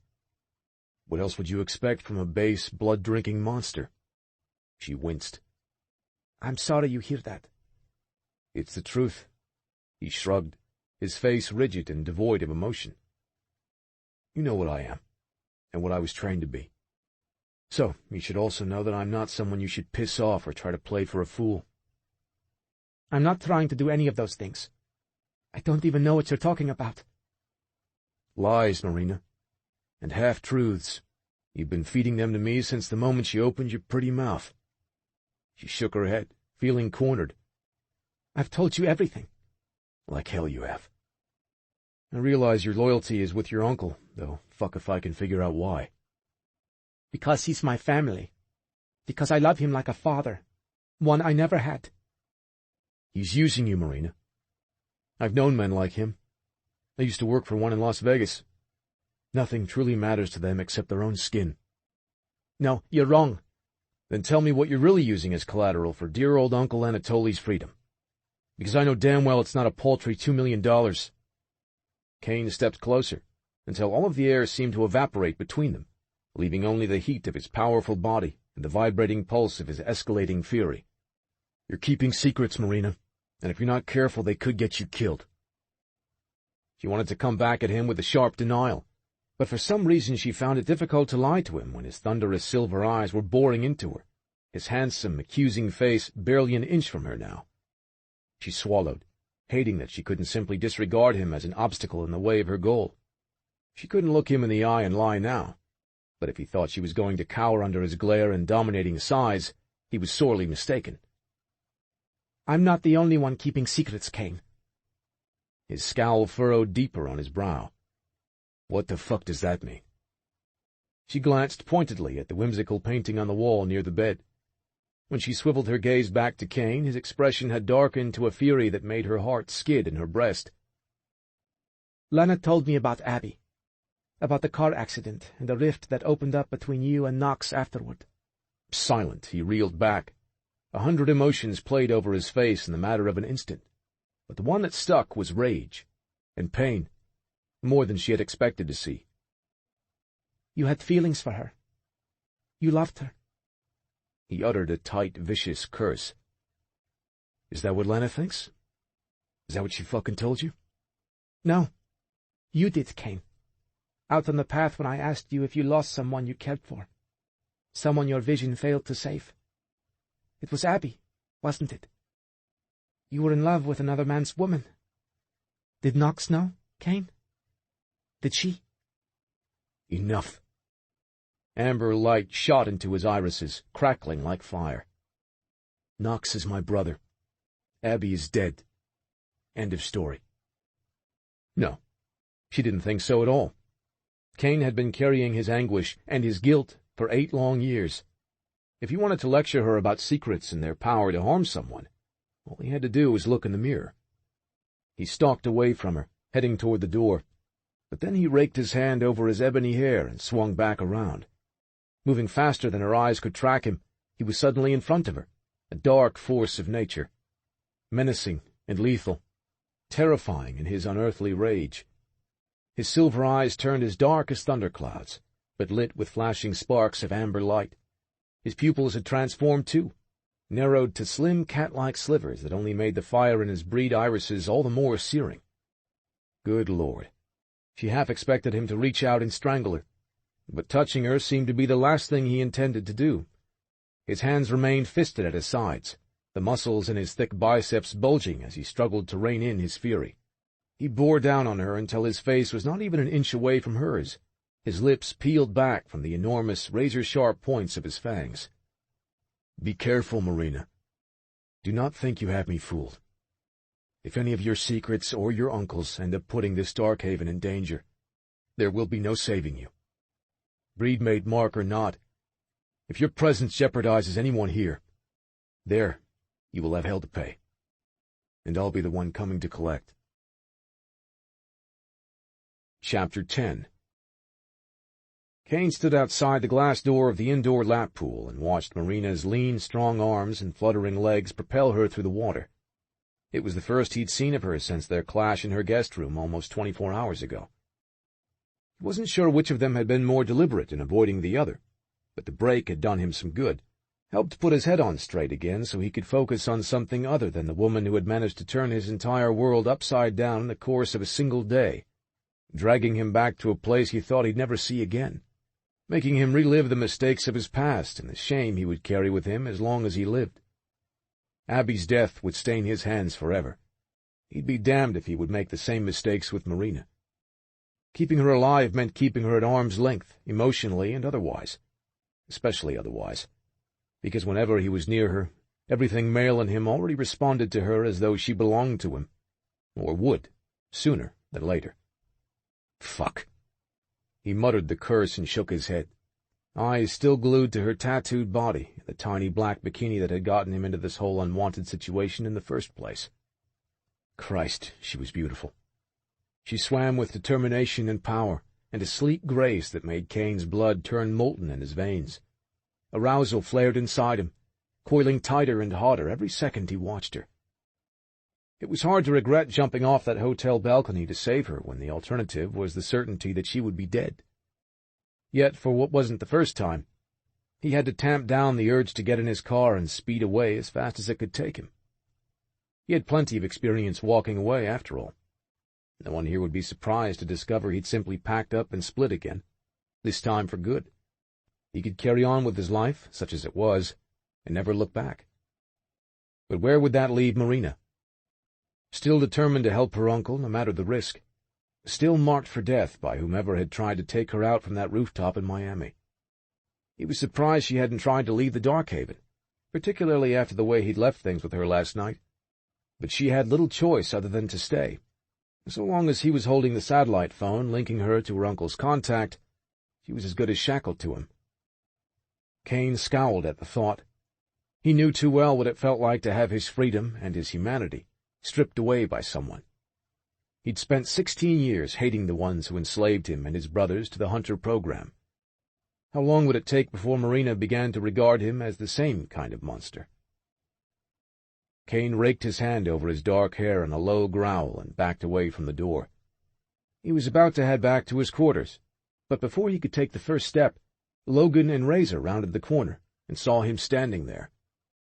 Damn it. "What's up?" Raze asked, even though his slow smirk said he knew full well. "Admiring your captive mermaid? She's been in there for the past hour, swimming laps like she's training to cross the English Channel." Kane didn't like the surge of possessiveness that washed over him at his brother's remark, nor did he appreciate the reminder that she was staying with Kane even remotely against her will. Logan broke the tension. "We're going out for a blood run. You want to ride along?" Kane shook his head. "No, I'm good." Raze chuckled. "You sure about that? You don't look so good to me, brother." His shrewd golden-brown eyes flicked to the dermaglyphs that wrapped Kane's arms beneath the sleeves of his black T-shirt. The breed skin markings pulsed, their changing colors betraying the desire and the hunger that had churned to life inside him while he watched Marina in the pool. As much as he wanted to deny it, Razor was right. Kane had fled from the blood host in Miami only last night, but it might as well have been a week ago for the way his thirst was pounding through him right now. "She's off limits," he ground out, seeing no reason to pretend in front of the breed males who had once known him better than anyone. And he supposed the warning was as much for them as it was for himself. Razor's smile didn't dim in the least. "You keep telling yourself that, brother. Maybe you'll actually believe it." He cuffed Logan on the shoulder, and the two of them headed off without another word. Kane watched them go, waiting until they disappeared around a turn in the corridor before he let out the jagged breath he'd been holding. He sent a glance toward the pool area, just in time to see Marina climb out of the water. Rivulets sluiced down her nearly naked curves and off the end of her blonde ponytail as she padded over to retrieve a fluffy white towel from where it lay folded on a poolside bench. She began drying off, stroking the soft terry cloth over the tangled vine of roses on her arms and legs. Kane scowled, staring through the glass. He knew he should walk away and leave her in peace. Damn it, he wanted to. Instead, he tamped down the hunger he hadn't been able to hide from his brothers. Then he opened the door and strode inside. Marina swiveled her head in his direction the instant he entered. She looked startled that he was there, but she took her time wrapping the towel around her shoulders as if she refused to let the sight of him provoke her. "Has there been news?" she asked. "The call I'm waiting for." Kane shook his head as he approached. "Nothing yet." "Would you tell me if there was?" He exhaled sharply. "I'm not going to lie to you. You can trust me, Marina." Her chin came up, burgundy gaze unblinking and ready for battle. "The only thing I trust about you right now is the threat you made against me last night." He had more than earned the jab, and her doubt. He cursed under his breath. "I was angry and frustrated last night. For some reason you seem to bring out the worst in me. Is that what passes for an apology to you? No, I'm not apologizing for what I said. She scoffed. Of course you aren't. She folded her arms beneath the dampened towel that draped her and started to walk away from him. Kane blocked her, coming to stand directly in front of her. She stopped short, even though her expression said she would have preferred to barrel through him. Why are you here, Kane? Or have you come here to tell me I'm forbidden from using the pool without your supervision too? He almost chuckled, astonished by her tenacity. He'd never known anyone willing to challenge him at every turn, let alone a female. Marina might have been raised as a pampered mafia princess, but the woman staring back at him was a warrior to her core. He was impressed, far more than he should be. Jesus, you never back down from a fight, do you? You're not a prisoner here, Marina. Is that right? She held out her hand, palm up. Then I'll be glad to take my phone and be on my way. You'll be dead on your own, he pointed out, in case she hadn't grasped that fact. Your mission for your uncle is probably suicidal as it is. I know that's not going to stop you. I heard your determination when you were talking to him. She didn't deny it. Her hand slowly fell down to her side. I would do anything for my uncle. Kane grunted. I have no doubt. Does he appreciate just how much you're willing to sacrifice for him? Of course he does. You sure about that? Because it seems to me that you've got something to prove, even if you have to risk your life to make the point. Her brow furrowed as he spoke. Without Uncle Anatoly, I wouldn't be alive. He opened his home to my mother when she was pregnant and alone. After she died, he continued to raise me like his own child. I owe him my life. I owe him everything. She glanced down, her voice softening. And I want to be free from the Bratva as much as he does. She said it like a wish she had never spoken out loud before. It was almost a whisper, filled with a vulnerability that took him aback. Kane reached out, lifted her face. You can have that right now. Safe passage for you to a dark haven anywhere in the world. If you want to escape your life in Russia, I can arrange it within the hour. But only me. He nodded, and she stepped back, rejecting everything she just heard with a look that conveyed more than any words. Do you actually think I would consider that? Abandon my uncle, the only family I have, to make a better life for myself? No, Kane. That's not something I would do. Not ever. Not for any reason. She didn't voice the recrimination, but she didn't have to. He could see it in her face. I had my reasons, Marina. It was better for everyone that I left. Better for you, you mean? But without the people who care about you. What else is there? He didn't have an answer for that. For the first 16 years of his life, all he knew was killing and discipline. After escaping Dragos' labs, he'd gotten a taste of family and home with his brothers here at the dark haven they built. And yes, he would have given anything for them, right down to his final breath. He still would. Yet selfishly, he turned his back on all of them 8 years ago. He'd been a coward to abandon the people who cared about him the most, including Knox, especially him. He held her defiant stare. We're not here to rehash my failures or all the ways I've let people down. I won't live a day without blaming myself for Abby's death and the pain I caused everyone who loved her. You think you failed, Abby? How are you to blame for what happened to her? This wasn't at all a topic he wanted to discuss, least of all with Marina, but he knew enough about her to realize the only way to steer her away from the subject of his ignoble past was to push straight through it. I let myself care for her, and in the end it cost Abby her life. He saw Marina's gaze flicker with confusion, and maybe something even more tender. He scoffed. She's dead because, by letting her into my heart, I failed to protect her. It's a mistake I'll never make again. Marina seemed surprised by his admission. Hell, he surprised himself by saying the words out loud. It was the first time he'd uttered them. Too late to take them back now.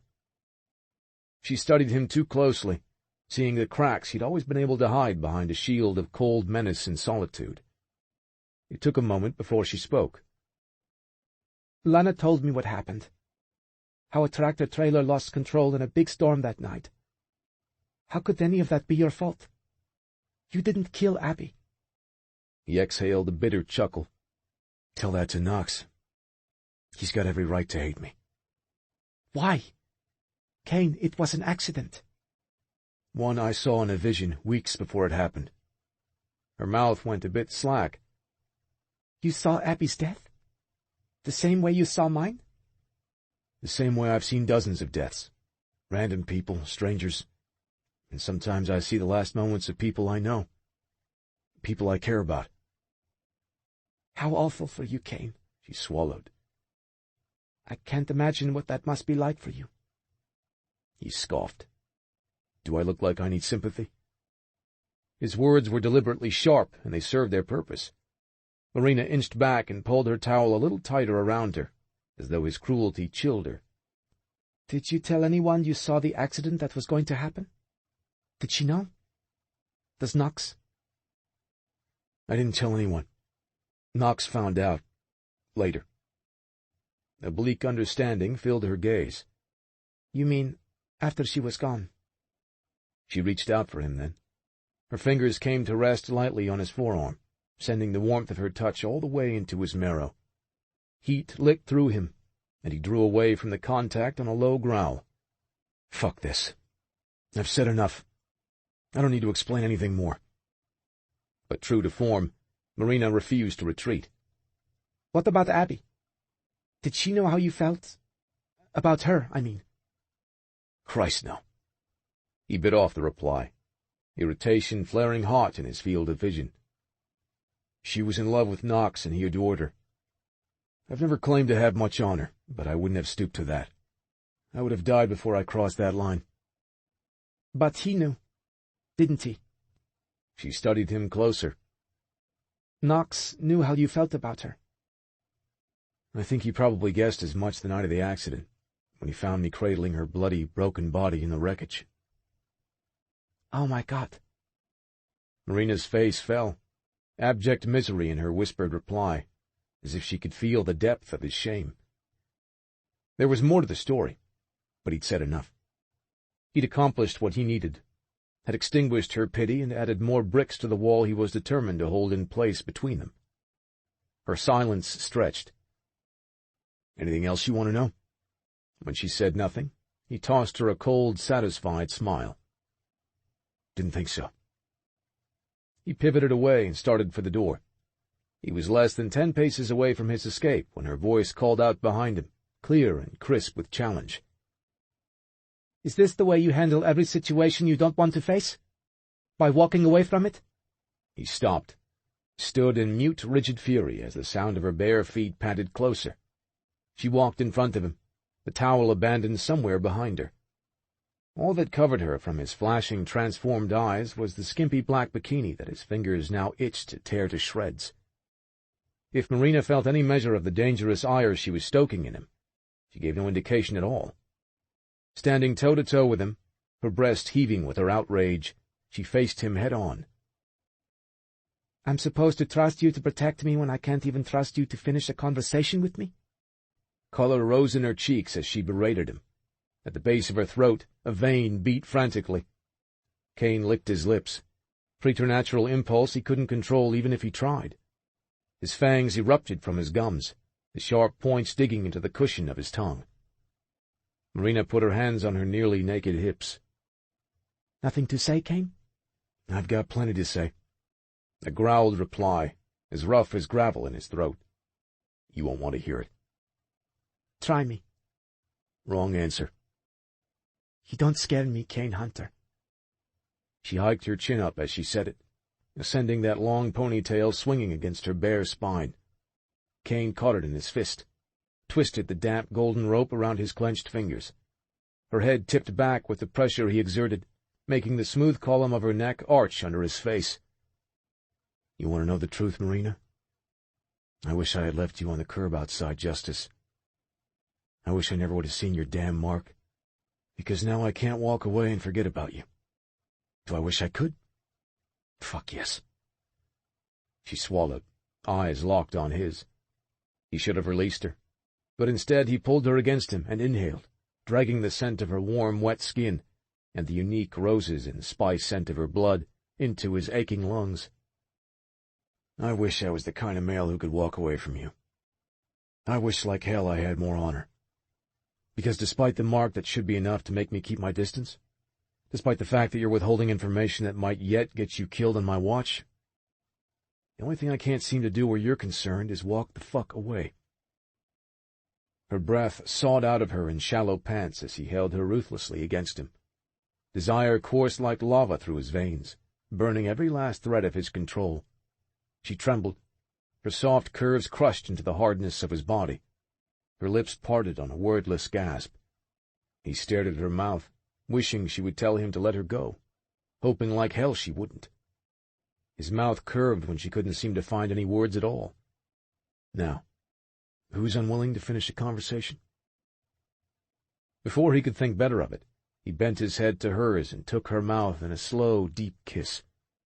There was no gentleness in it. He had none inside him now that Marina's lips were caught under his. He had been craving this kiss from the instant he laid eyes on her. And she kissed him back with equal fire and desperation. Arousal lashed him with each stroke and sweep of her tongue against his. On a snarl, he unwound his fist from her hair and smoothed his hand along the sinuous line of her spine. She moaned as he gathered her hips against his, the ridge of his erection grinding into her abdomen, inflaming every cell in his body with the need to claim, to conquer, to fuck. "Kane," she murmured into his mouth. Another soft moan, then a sharper cry when his fangs grazed the tender flesh of her bottom lip. "Kane." It took him a second to realize she was stiffening in his arms. She pulled away on a strangled cry, the back of her hand flying to her mouth. Her eyes were wide with uncertainty, wine-dark pools rounded in mounting alarm. She stared at his fangs, which she knew loomed like daggers behind his parted lips. The heat of his amber-lit eyes bathed her face in an unearthly glow.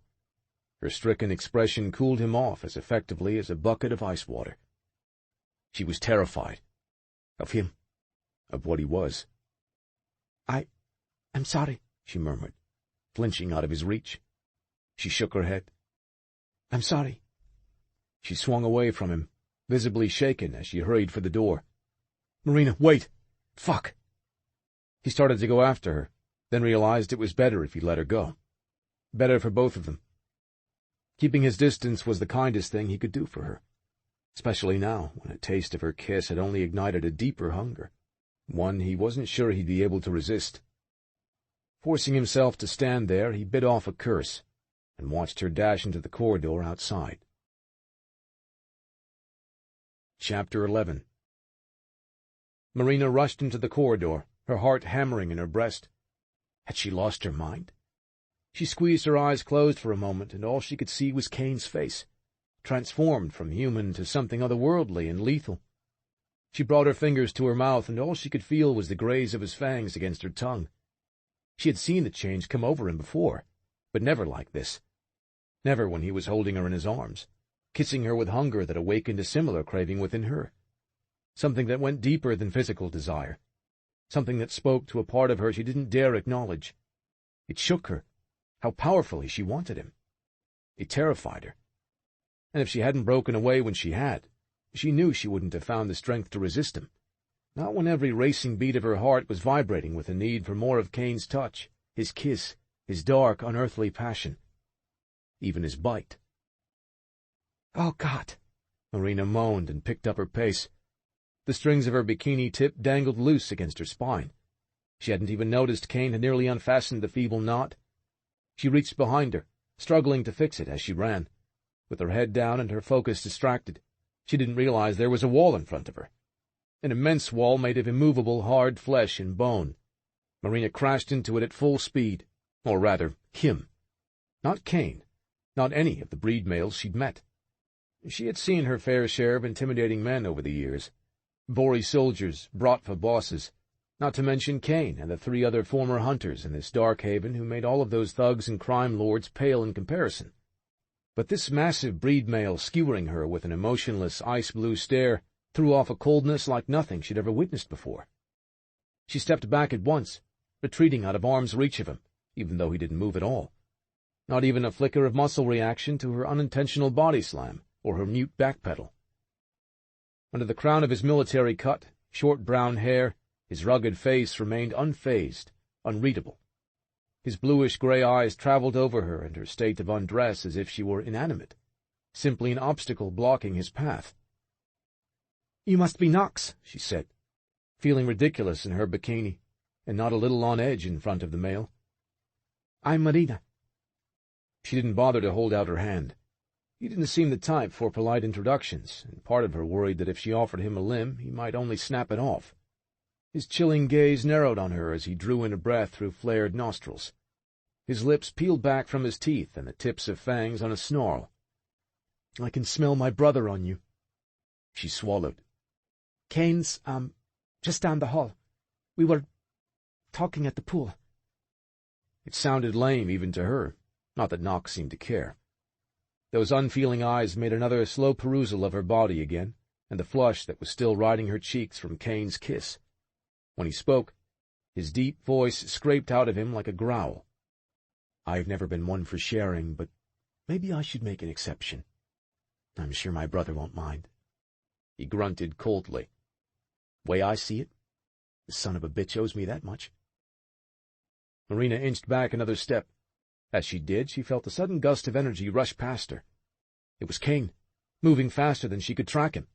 He seemed to materialize out of nowhere, appearing in the space between her and Knox, and he was in a rage unlike she'd ever seen in him before.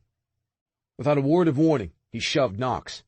The big vampire shot backward, massive shoulders and spine slamming into the side of the corridor. Concrete crumbled around him, dust and pebbles crumbling from the enormous dent hollowed into the wall from the impact. Knox grinned, his blue eyes hot with sparks of amber. It was the first sign of any emotion he'd shown, and it was pure murder. "Welcome home, brother. About time we finished what you started." He flew at Kane, fangs bared. Two big males crashed together in the middle of the corridor, locked in an instant battle for dominance. Knox plowed Kane into the opposite wall, the force of the blow sending jagged cracks in all directions. An instant later, it was Kane who took control. Propelled by sheer preternatural might, he drove his brother like a wrecking ball into the wall a second time, hard enough to make the floor shake beneath Marina's bare feet. "Stop this!" she cried. "Kane, please stop!" He swung his head in her direction, eyes ablaze. "Marina, stay back!" The moment his attention left Knox, the male drove his fist into the side of Kane's face. Bone fractured with a hideous crack. Blood spurted from beneath his left eye. "Kane!" She started to run toward him, but his bellowed command stilled her. "Marina, goddammit! Get the fuck out of here!" She halted, but her feet refused to obey him. The fight raged on, a terrible impasse of power and fury, neither male willing to give an ounce of quarter. Marina stood there, terrified to stay and witness Kane and his brother trying to kill each other, yet more terrified to leave. Knox's roar sounded anguished, despite that Kane had yet to land a single blow. The fight was evenly matched, but either one of them could have ended it soon after it started. Neither one seemed willing to deliver that final strike. Yet there was no mercy in their blazing eyes, nor in the thunderous clash of their bodies as their confrontation escalated, and they repeatedly slammed each other from one side of the corridor to the other. At that same moment, Bram rounded the corner of the passageway several yards behind Marina. "Holy hell! Look at you two fucking idiots!" His commanding voice boomed over the violence as he stalked past her and toward Kane and Knox. Lana trailed behind him, her face stricken with worry. She moved slower than her mate, keeping a safe distance from the fray, but also moving gingerly with one hand resting on the large swell of her belly. Bram glanced back at her. "Baby, take Marina and let me handle this." Without waiting for her answer, he grabbed Knox by the shoulders and peeled him off Kane. Knox spun around, face twisted with rage. His swing flew wild, connecting with Bram's jaw. "Enough!" Lana screamed from beside Marina as the altercation showed little sign of ending. "Stop this, all of you! I won't have you fighting in my home." She was worked up, breathing too fast. She clutched her rounded abdomen as her knees wobbled. Marina caught her before her legs gave way beneath her. Lana's distress finally got the attention of all three men. The silence fell over everyone. When nothing else seemed capable of diffusing the situation, the collective concern for Bram's mate erased everything else. Bram was at her side in the next instant. Murmuring quiet, urgent words of comfort, he He scooped her up into his arms. "I'm okay," she said, resting her head against his broad chest. "I just got worked up, and the baby didn't like it." Bram's face was grim with concern. "I don't like it either. I'm taking you to bed." He shot a pointed look at Kane and Knox, who both stood in the center of the passageway, breathing heavily, concrete dust on their hair and faces, clothing torn. Kane's cheek was hollowed where his brother's fist had shattered the bone, blood running down his face. "We done here?" Bram demanded. Knox said nothing as he turned and stalked in the opposite direction of the corridor. After a moment, Bram and Lana went the other way, leaving Marina alone with Kane. She couldn't resist the urge to go to him. He stared at her, his gaze burning bright as coals. His lungs coughed, air rasping past the long points of his fangs. She reached out to him. "Are you okay?" He caught her wrist before she had the chance to touch him. His grip was firm and warm. Then it was gone. He stepped past her, walking away without a word. Chapter 12. After burning off some of his leftover aggression with one of the punching bags in the training room, Kane returned to his quarters feeling less like the powder keg he'd been with Knox, but still on edge and unfit for public.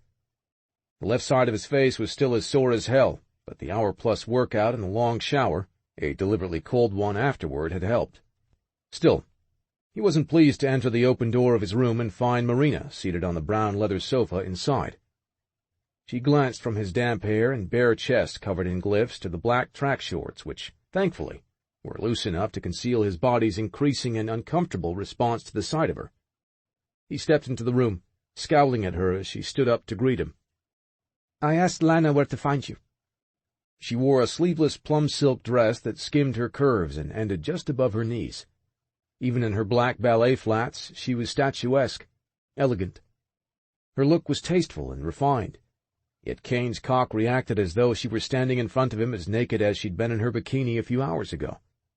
He glanced away from her without a reply. "So, these are your quarters? The room you lived in before?" To maintain his willful avoidance of her, he let his gaze roam over the large living suite, the king-sized bed, the comfortable lounge area, the desk and bookcases. Not a thing out of place from when he last saw it 8 years ago. He blew out a sharp sigh. I can't believe they never emptied this room. Hell, I can't believe no one burned all my shit after I left. Everything's been kept exactly how I left it. Who does that? "Someone who cares about you. Someone who hopes you'll come back one day." He shot her a flat look and scoffed. "Yeah, I'm sure Lana and Bram are real happy I'm back now." "How was she doing when you saw her?" "She's fine. Resting."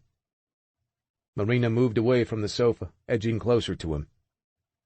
"She says the baby has been temperamental for about a week now. Lana's due next month." Kane grunted. He didn't want to talk about family or things he was going to miss after his business with Marina was finished, and he was free to move on again. "Why did you come looking for me?" She frowned. "I wanted to see if you were all right after what happened with Knox." "As you can see, I'm more than all right." His clipped tone didn't seem to dissuade her. She approached him anyway, her wine-colored gaze tender as it traveled every inch of his face. His shattered cheekbone was already mended, thanks to his accelerated breed healing capability. The deep cut Knox's fist had opened beneath his eye was closed, leaving only a bruise that would be gone in a matter of hours. Marina reached up before he realized what she was doing. Her fingertips lit gingerly on the side of his face. "It's remarkable." "It's genetics." He pulled away from her touch, refusing to let himself indulge in her comfort or her concern. He still wanted her too much. Accepting even the smallest kindness would be a recipe for disaster. "The only medical care I ever need is fresh red cells taken from an open vein. Unfortunately, I paid a blood host for the use of her vein in Miami 2 nights ago." "Paid her? Do you mean a prostitute?" He shrugged. "More or less. I don't always fuck them, though." She flinched, a subtle flicker of disapproval flattening the supple line of her mouth. Kane had said it with cold frankness because she needed to be reminded of what he was. Breed. Blood drinker. The base monster her uncle warned her about. The one she ran from in terror after he kissed her at the pool. He wanted to repulse her, make her leave. But Marina only studied him closer. Her scrutiny made him twitchy, anxious, with the need to put space between them, preferably a lot of space, separated by a locked door. She was undeterred, however. To hear Lana talk about Bram, I imagine there was a sacredness to that part of their relationship. She talks about her blood bond with him as though it's something holy and precious. Kane smirked, knowingly cold. I'm not talking about a blood bond between a breed mate and her male. Bram and Lana are linked for life. As soon as they took each other's blood, that shackle became unbreakable. You make it sound like a curse. I wore a collar for the first 16 years of my life. I've got no interest in another one. I prefer to take what I need from human hosts. He could see the disapproval in her eyes. People you pay to service you? That's right. One and done. No exceptions, he clarified. I prefer to keep things clean and uncomplicated. You mean impersonal? He shrugged. Even better. Because you're punishing yourself? Or because you're still in love with the memory of a woman you would never have? What the hell difference does it make? She folded her arms in front of her. You're right. It doesn't. Either way, you're a coward. Anger spiked inside him, not because she was wrong. Maybe you didn't hear me when I told you that you needed to steer clear of me. I heard you, she shot back, color rising into her cheeks as her stubborn chin inched upward. Yet here you are. Why? Because you don't scare me, Kane. Is that right? He barked out a harsh laugh. Seemed to me you couldn't run away fast enough after I kissed you tonight. Not because I was afraid of you.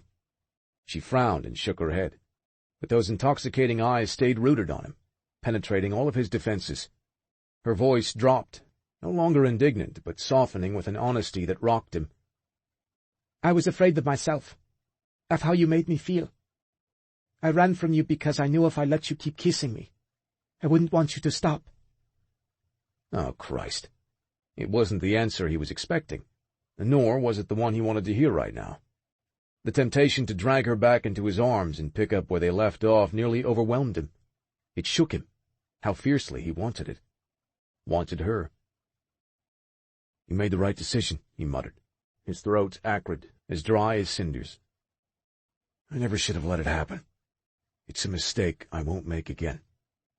He turned away, started to walk toward his closet to fetch a t-shirt. He waited to hear her footsteps retreat behind him, but she wasn't moving. That's it? That's all you have to say to me? He swung a cold glance at her. Am I being unclear? No, you're being a bastard. But I see through you, Kane. You're the one who's afraid. Afraid of feeling anything for someone. I can feel or I can keep you alive. Your choice, Marina. I can't do both. Confusion knit her brow, and she plunged both hands into the pockets of her dress. I don't understand. My visions, he said, frustrated as he faced her again. They're only clear as long as I have no emotional connection to the person in them. Tell me about Abby. It was so like Marina to cut to the heart of the matter.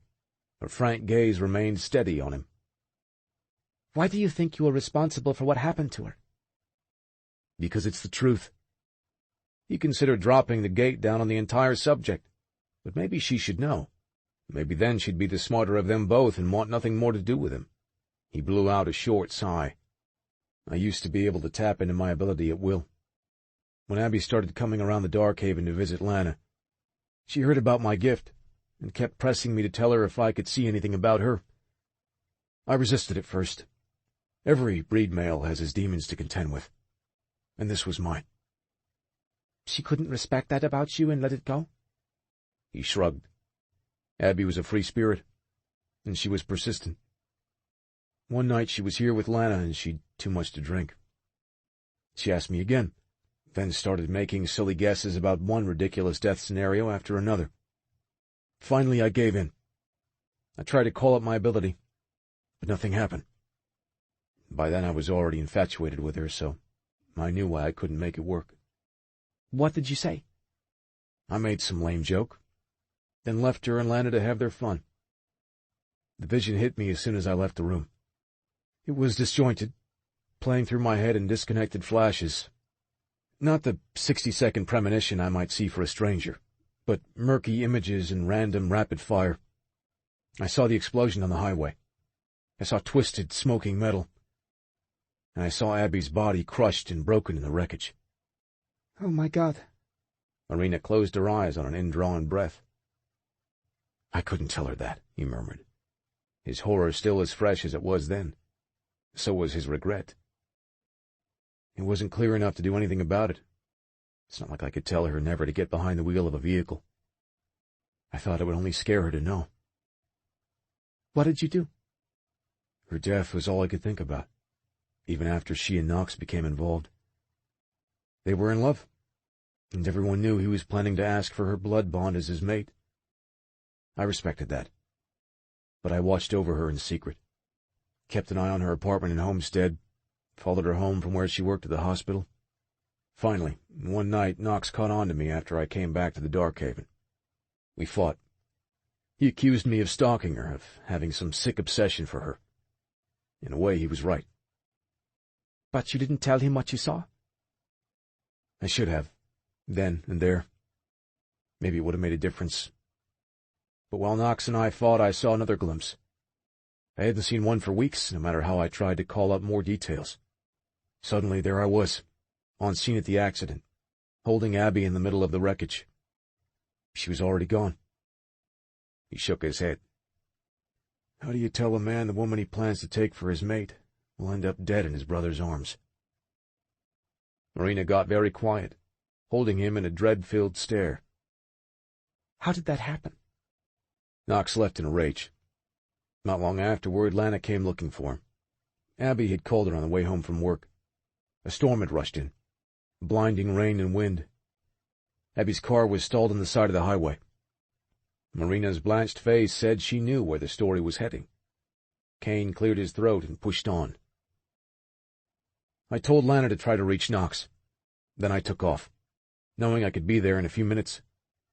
I just wanted to get Abby off the road and somewhere safe. I got there too late.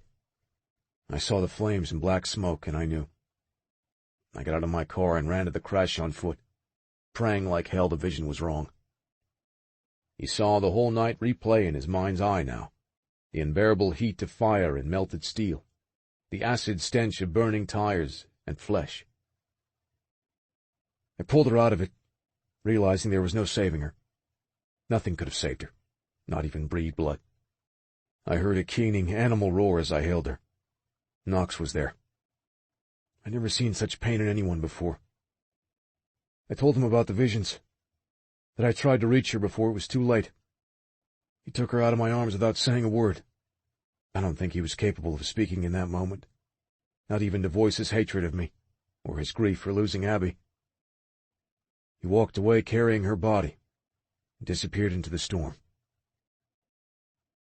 Marina's silence was almost too much to endure. So was the tender expression of caring on her lovely face. Kane, I'm so very sorry. For all of you. Her tenderness made him feel trapped, caged in with a flood of emotions he didn't want to feel. Least of all the soft regard he couldn't seem to control when it came to Marina. He forced a dismissive shrug. Hey, life sucks. And that's the fucked-up irony of my so-called gift. The only ones I can't help are the people who matter to me. I can see the last seconds of someone's life, and sometimes have a chance to change it. But everything is disconnected and hard to make sense of when it comes to someone who means something to me. She scoffed quietly. Lucky for me. The most you seem capable of feeling toward me is disdain. He should have let the comment go. Instead, he swore under his breath. Is that what you think? What the hell difference does it make? She threw his words back at him, a pained smile tightening her face. He felt like the biggest asshole as she pivoted and started to leave. Before he could stop himself, he stalked after her and caught hold of her hand. He gently drew her back toward him, feeling how close she was to breaking. He'd finally driven her to the brink of that, and it shamed him. Marina, fuck. I'm sorry. She didn't speak, wouldn't turn to look at him now. The hand he held on to was balled into a fist. He moved around in front of her. You couldn't be more wrong about how I feel towards you. He uncurled her fingers, intending to lace his through them, but as he unfolded her fist, he realized she was holding something in her palm, a small black device, the kind used for storing data files. What's this? My uncle's freedom. This is what it costs. She let out a resigned sigh. Not the $2 million in the briefcase. That was only a decoy to distract from the real item I need to deliver. Although he wasn't surprised to hear her finally admit she'd been lying to him, he was far from pleased to see the data drive in her hand. Nothing good could come from whatever she was about to tell him next. What's on this, Marina? Boris Karamenko's entire financial portfolio. Bank accounts, passwords, everything. Holy shit. He could hardly contain his astonishment, or his dread. $2 million in cash was chump change compared to the value of data like that. Who else knows about the disk? No one. She frowned and shook her head. At least that's what Uncle Anatoly and I thought. But Yuri seemed to know I was carrying information. When he held the gun on me, he demanded I give him the files. Kane's blood seethed at the reminder of her bodyguard's attack. Could Yuri have been Karamenko's man? A plant with hidden loyalties to the big boss? I don't know. I wouldn't have thought so. He served my uncle for close to a decade. He was practically family to us. The sting of that deception was still ripe in her voice. He told me he was never going to allow me to go through with the meeting. He knew about the sniper. He said since the shooter failed, he was going to finish the job. Kane didn't like thinking about how close to death she'd already come since arriving in the States. Meanwhile, her uncle seemed insulated from the danger, and above his boss's suspicion or his wrath, all of which made Kane Hunter's instincts prickle to attention. If Yuri and the sniper weren't protecting Karamenko's interests, then whose? If Karamenko or his men have been tipped off that your uncle is making a big move, not to mention using that intel to facilitate it, then it doesn't make sense to me that your uncle is still alive. Karamenko was standing with him like an old friend in that photo from the party the other night in Moscow. A furrow rankled her forehead. What are you trying to say? I don't like this. Something's not adding up. You would feel better if my uncle was dead? She blew out a shallow breath. He's been navigating the world of Bratva for 30 years. He's careful, and he knows to keep his enemies as close as his friends. Kane grunted, less than convinced. Is it a friend? Or an enemy who's agreed to shield him in exchange for the information on that drive? Neither, I suppose. This is a business transaction. The man I'm meeting is a Cuban named Ernesto Fuentes. Fuentes. Jesus Christ. Kane's molars clenched at her casual mention of Havana's most notorious crime lord. If enlisting Marina to cross Karamenko wasn't risky enough, Moritskov was also sending her into the orbit of a man reputed to have killed his way to the top of the food chain, on the island located some 300 miles from Florida's Key West. Tell me you're joking. It's all been negotiated. Fuentes should be calling me with a date and location for the handoff any time now. The fact that she seemed well aware that her contact was the leader of the Cuban mob made him want to punch something all over again. Preferably her uncle, who was either stupidly reckless with his niece's life or willfully negligent. Either way, Anatoly Moritskov deserved a lengthy conversation with Kane's fist. He took the device out of her hand. You need to turn this over to justice. Let your uncle negotiate with them for his asylum. Not you. And not with a savage motherfucker like Fuentes. It was a good plan, the only reasonable alternative to letting Marina take this even one step further. But she was shaking her head. I've already tried to persuade Uncle Anatoly to go to justice for help. He refused. He said he can't trust law enforcement to protect him. And besides, it's too late to change course. Those files are no good to anyone but Fuentes. How so? Because they're locked with a complicated encryption. It takes 2 keys to open the disk, and any tampering or a single incorrect attempt at either key will destroy the data. Shit. Kane didn't like the sound of that at all. Not when Marina's life was on the line. What kind of keys? Who's got them? I have one, she said. Uncle Anatoly has given the second one to Fuentes. We'll unlock the disk together when I meet with him. No. No fucking way. Kane shook his head. Then you're going to give me your goddamn key, and I'll take it to Fuentes in your place. I can't do that. I have to be present for it to work. What do you mean? She swallowed. I am the key. He had no idea what she was talking about. That is, until she lifted her right arm and turned it over, so he was looking at the thorny vine of roses tattooed on her tender, pale skin. The code is optical. It's embedded in the ink right here. She ran her fingertips over the top of a pretty blood-red rose on her inner forearm. No one can access the information without me being there to unlock the first encryption. Fuentes has the second key, a numeric code he'll enter in tandem with mine. Kane closed his fingers over the device and bit off a low curse. The temptation to crush the piece of plastic and circuitry into dust in his hand was nearly overwhelming. Marina likely sensed the direction of his thoughts, because she reached out and covered his hand with hers. You told me I could trust you, Kane. So, that's what I'm doing. Trusting you with the truth. But I need to be able to trust you, too. She didn't move her hand from his. Her fingers remained wrapped over his, warm and soft, yet as tenacious as the determined burgundy gaze that also refused to let him go. Kane wanted to pull away. He wanted to rescind the protection he was honor-bound to provide her, protection her imploring gaze demanded of him now. But he couldn't find the words, couldn't muster the will to break their contact, not even when he knew that maintaining his distance might be the only way he could truly keep her safe. With his free hand he stroked the soft skin of her forearm, running the pad of his thumb over the inked roses and delicate tangle of vines. He couldn't see the code concealed within the design, but he was no longer interested in talking about her uncle, or mafia business, or the clandestine meeting that brought her into his life in the first place. The only thing that existed in that moment was the feel of their joined hands and the desire to bring her closer, to never let her go. Kane cupped her warm nape with his free hand. His other moved to deposit the data drive into the pocket of her dress. Using the power of his mind, he closed the door to his quarters and set the lock. He was finished thinking about anything but her now, and the need to feel her in his arms. She didn't resist in the least, melting into him as he bent his head and captured her mouth with his. Her soft moan vibrated against his bare chest, stirring a heated growl from deep within him. The need that had ignited between them at the pool leaped to life again, burning swifter and hotter than before. His blood pounded in his temples, in his chest, and in the aching length of his surging erection. He couldn't stop the eruption of his fangs. The sharp points punched out of his gums as he took the kiss deeper, needing to taste her, to claim her. All over his torso and arms, his dermaglyphs pulsed to life, the flourishes and sweeping arcs of his breed skin markings churning with changeable colors as his arousal intensified. Marina made a quiet sound as her tongue met his, stroking and plunging, teasing and taking.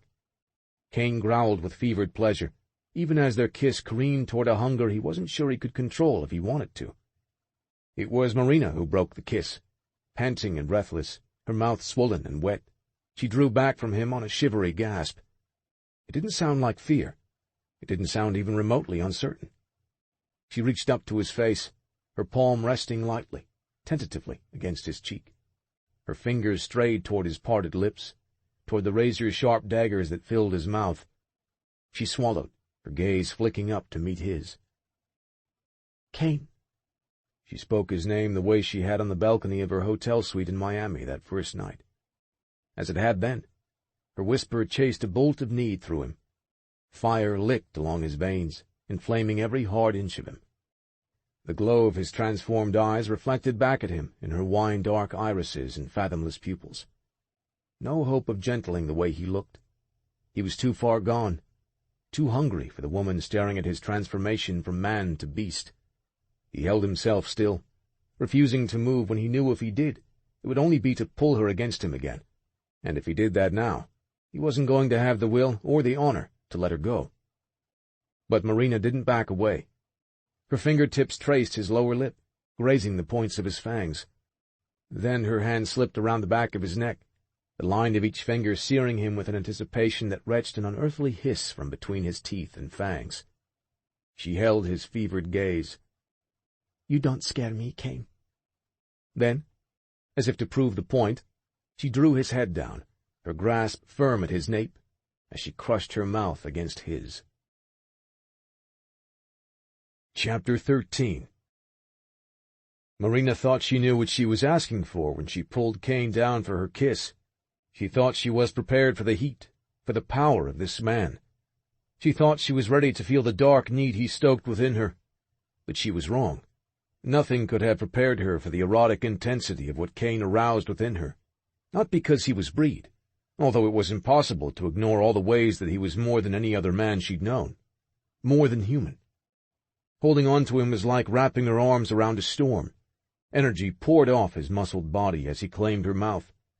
His tongue invaded, thrusting past her parted lips and stroking inside her mouth in a carnal rhythm, as his big hands palmed and kneaded her breasts over the thin silk of her dress. Her heart spiked with each startling rasp of his fangs against her lips and tongue, and in the wake of each dangerous graze, heat licked through her veins, need gathering in a deepening pool in the center of her being. She wanted more. Her spine arched with a jagged moan that boiled out of her, but she didn't care how obvious her desperation was for him. "Tell me to stop, Marina." A low command as coarse as gravel. Yet he continued to kiss her, to caress her. His hands moved around to cup her backside, fingers clenching her ass as he brought her tight against his hardness, leaving no question about where they were heading if she didn't pull away now. "You know what I am. Hunter. Killer. Monster. I don't have it in me to be gentle." Reaching up, she framed his handsome face in her hands. "I'm not asking you to be." With her eyes locked on the fiery orbs that stared back at her, she ran her palms over his broad shoulders and the solid muscles of his chest and arms. The elegant dermaglyphs that swooped and twisted across nearly every inch of his bared torso responded to her touch like living things, their colors growing richer, more pronounced. She couldn't keep from marveling at them. She couldn't resist lowering her mouth to them and tracing the mesmerizing arcs and swirls with her tongue. Kane's fingers tangled in her hair, holding her to him as she kissed and explored. His body shuddered as she flicked her tongue over his smooth, hot skin. His pleasure only made her bolder. She licked her way over to the beaded nub of his nipple and suckled it between her teeth while she slid a hand down to cup the massive bulge of his erection over the top of his shorts. "Ah, fuck." A groan tore from his throat as she stroked and squeezed him. His pelvis bucked, the hard length of his cock swelling even larger in her grasp. "Marina." Her name was a growl as the hand clutching her ass swept down to seize the hem of her dress and gather it roughly out of the way. His palm skated like a flame up the length of her bare thigh, back to the rounded curve of her behind. He squeezed firmly, possessively, strong fingers sinking into the cushion of her flesh. The hand that was twisted in her hair tightened, and he tipped her head back to accept his kiss. His mouth took hers, a savagery in the way he claimed her. She melted into his power, swept under by the demand of his kiss and the heat that sizzled through her body everywhere they touched. His questing hand moved higher under her loose dress. With nimble fingers he unfastened her bra, then caressed her naked breasts. She moaned at the pleasure of his touch, gasped at the sharp twinge of pain as he pinched her swollen nipple, rolling the sensitive bud between his fingers as his kiss continued to devour her. Her need was molten now, lust turning her blood into rivers of fire. She groaned when his mouth left hers, then exhaled a ragged sigh when his kiss trailed from below her ear to the curve of her shoulder. The heat of his lips, the careful scrape of his teeth and fangs, opened a craving in her for something she was afraid to let take shape in her thoughts, let alone put into words. "You taste so good," he rasped, his deep voice thick, hot against her skin. "Feels so good." The hand caressing her under her dress moved down to the juncture of her thighs. He slipped inside her panties, his long fingers delving into the slick cleft of her sex. "Christ, you're so wet. So fucking hot." She couldn't contain the desperate whimper that escaped her as she stroked and teased her sensitive flesh. Her body wept for him, desire swamping her in a need that was raw and urgent, and belonged wholly to him. Maybe this was how every woman felt with Kane, all the nameless, faceless women he seemed to dismiss so casually. Maybe this was his true power, the ability to make a woman burn for him down to her soul, down to a part of her she didn't recognize and was too afraid to acknowledge. Yet even if it was, Marina didn't care. Not right now. Not when Kane was kissing her, touching her so wickedly. Sensation arced through her as he toyed with her clit, his thumb and fingers drenched with her juices, his hand flexing and contracting over her mound. She cried out when the pleasure began to build and coil, rushing her toward climax. "Kane, please," she gasped. But whether she begged for release or some way to prolong the delicious tension he stoked in her, she wasn't sure.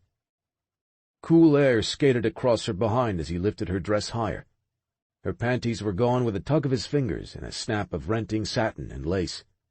Then his hand moved around her, slipping to the back of her thigh. He lifted her leg up around his clothed hip. Holding her against him, he ground into her with the steely ridge of his erection, giving her only a taste of the friction and heat and hardness she was starving for now. Arousal flooded her, making her bold and wanton, wild with impatience to be rid of their clothing. She moved her hips against his, seeking a deeper connection, relief from the intense ache. Kane's other hand moved between them and stroked along the exposed seam of her body. "Tell me what you want, Marina." "You... Oh, God." She shuddered when his fingers cleaved between her folds, drew in a broken sigh when one long digit entered her, plunging deep. Her sheath contracted around him, shameless and needy. He added another finger then, stretching and filling her, yet only making her yearn for more. She rode his hand with abandon, with raw and urgent demand. "Kane, I want... Oh, God, I need..." Her plea broke off on a sharp cry as her orgasm rushed over her. Kane showed her no mercy, just as he'd promised when they began. He continued to fuck her with his fingers, with the heel of his palm rubbing with relentless torment against her clit. She was still spiraling on wave upon wave of sensation when she felt his touch retreat and fall away. She groaned, knowing her wordless complaint couldn't be mistaken for anything less. Kane's chuckle vibrated against her. His transformed eyes were ablaze as he drew back to look at her. The points of his fangs flashed with his brief grin. "Don't worry, I'm not finished with you yet." He kissed her again, then stripped off her dress and bra and shoes. In another moment, she was lifted completely off her feet as he wrapped both her legs around his waist. He carried her to the bed and deposited her on the king-size mattress. His gaze riveted on her. Kane shoved down his shorts and stood before her like a god, naked, immense, unearthly masculine and fully aroused. Marina reached for him, greedy to feel the heft and strength of him in her hands, but he allowed her only a few strokes of his heavy shaft. On a feral growl, his hands settled on her shoulders, pushing her onto her back.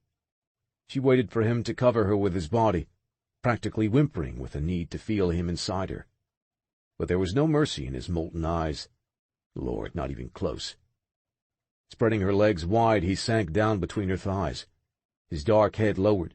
Then he claimed her sex the same way he dominated their kiss.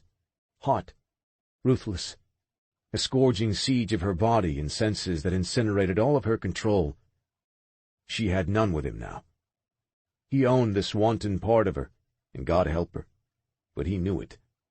She was lost to him, and she couldn't even hope to pretend she would ever be the same. Chapter 14. He told her he couldn't be gentle, and damn it, he'd meant it. He had never known himself to have much honor, but he had issued the warning in the hopes that Marina would have the clearer head. Hell, he'd hoped to scare her off with the truth and spare himself the torment of wanting her the way he did, of craving her like the beast he truly was, down to his marrow. The man who could never be worthy of a woman like Marina, and a breed-mate besides, for fuck's sake. That fact alone should have given him the strength to turn her away. Now, nothing could save her. The first orgasm she'd surrendered to him as he stroked her with his fingers had damned them both. If he had any decency in him, that understanding would shame him. Instead, all he felt was a dark satisfaction, and a singular need to make sure no other man, breed or human, could ever show her the kind of pleasure she was sharing with him tonight. She was on the verge of another orgasm, her slick, tender flesh scorching his lips and tongue as he feasted on her sex. Kane suckled her clit, drawing the taut pearl deep into his mouth. She writhed against his face, uninhibited and wild, greedy for more. He couldn't get enough either. As much as he wanted, needed to be inside her, he couldn't drag himself away from the honeyed sweetness of her sex, or the strong, steady hammer of her pulse. He could hear the blood rushing through her arteries and veins, could smell its unique roses and spice fragrance all too close to his mouth, and the sharp fangs he struggled to keep in check. Saliva surged in his mouth, a Pavlovian response from the preternatural side of his nature. He growled in denial of the urge that swamped him. No. Fuck no. That part of her would never be his. Only her pleasure. "Come for me," he demanded, glancing up at her while he intensified his fevered assault. "I want to taste it this time. Give it to me, Marina." She quivered and shook on his tongue, then shattered with a strangled cry of release. Kane had been on a threadbare leash. Watching her break apart from him snapped the last bit of his control. Gripping his aching cock, he came up on his feet and guided himself into place at the mouth of her body. He was beyond the ability to take things slow. Her sheath was drenched and soft and inviting. He buried himself inside her on a ragged groan, seeding his shaft to its root. "Ah, Christ," he uttered, moving within the tight fist of her channel. "Ah, fuck. You feel too good, baby." Need racked him, ragged and raw, unstoppable. He couldn't drive hard enough, couldn't get deep enough. He'd spent so many years chasing empty, anonymous pleasures with women of no consequence to him that he wasn't prepared for the depth of craving he had for this woman. For Marina. He had never known hunger like this. Savage with it, he pressed her bent legs higher and rocked into her with an even greater ferocity. She clung to him, panting and flushed with rising passion, tilting her hips to meet every fevered thrust. "Harder," she urged him, dragging his head down for a hungry kiss. "Don't stop." He couldn't if his damned life depended on it, maybe not even if hers did too. Her fingernails dug into his shoulders as her tremulous aftershocks combusted into another swift and powerful climax. He was right behind her.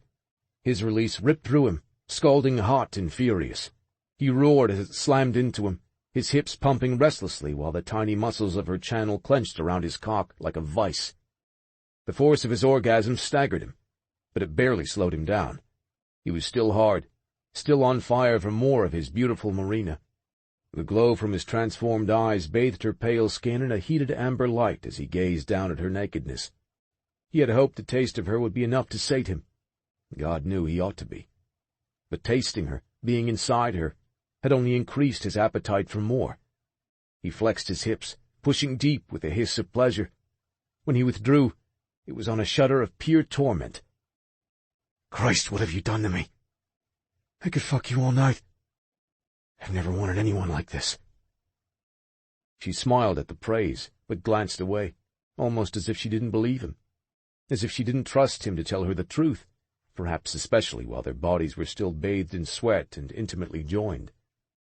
After all the callous things he said to her tonight, not to mention what he'd told her about his feelings for Abby, he shouldn't be surprised to see her doubt.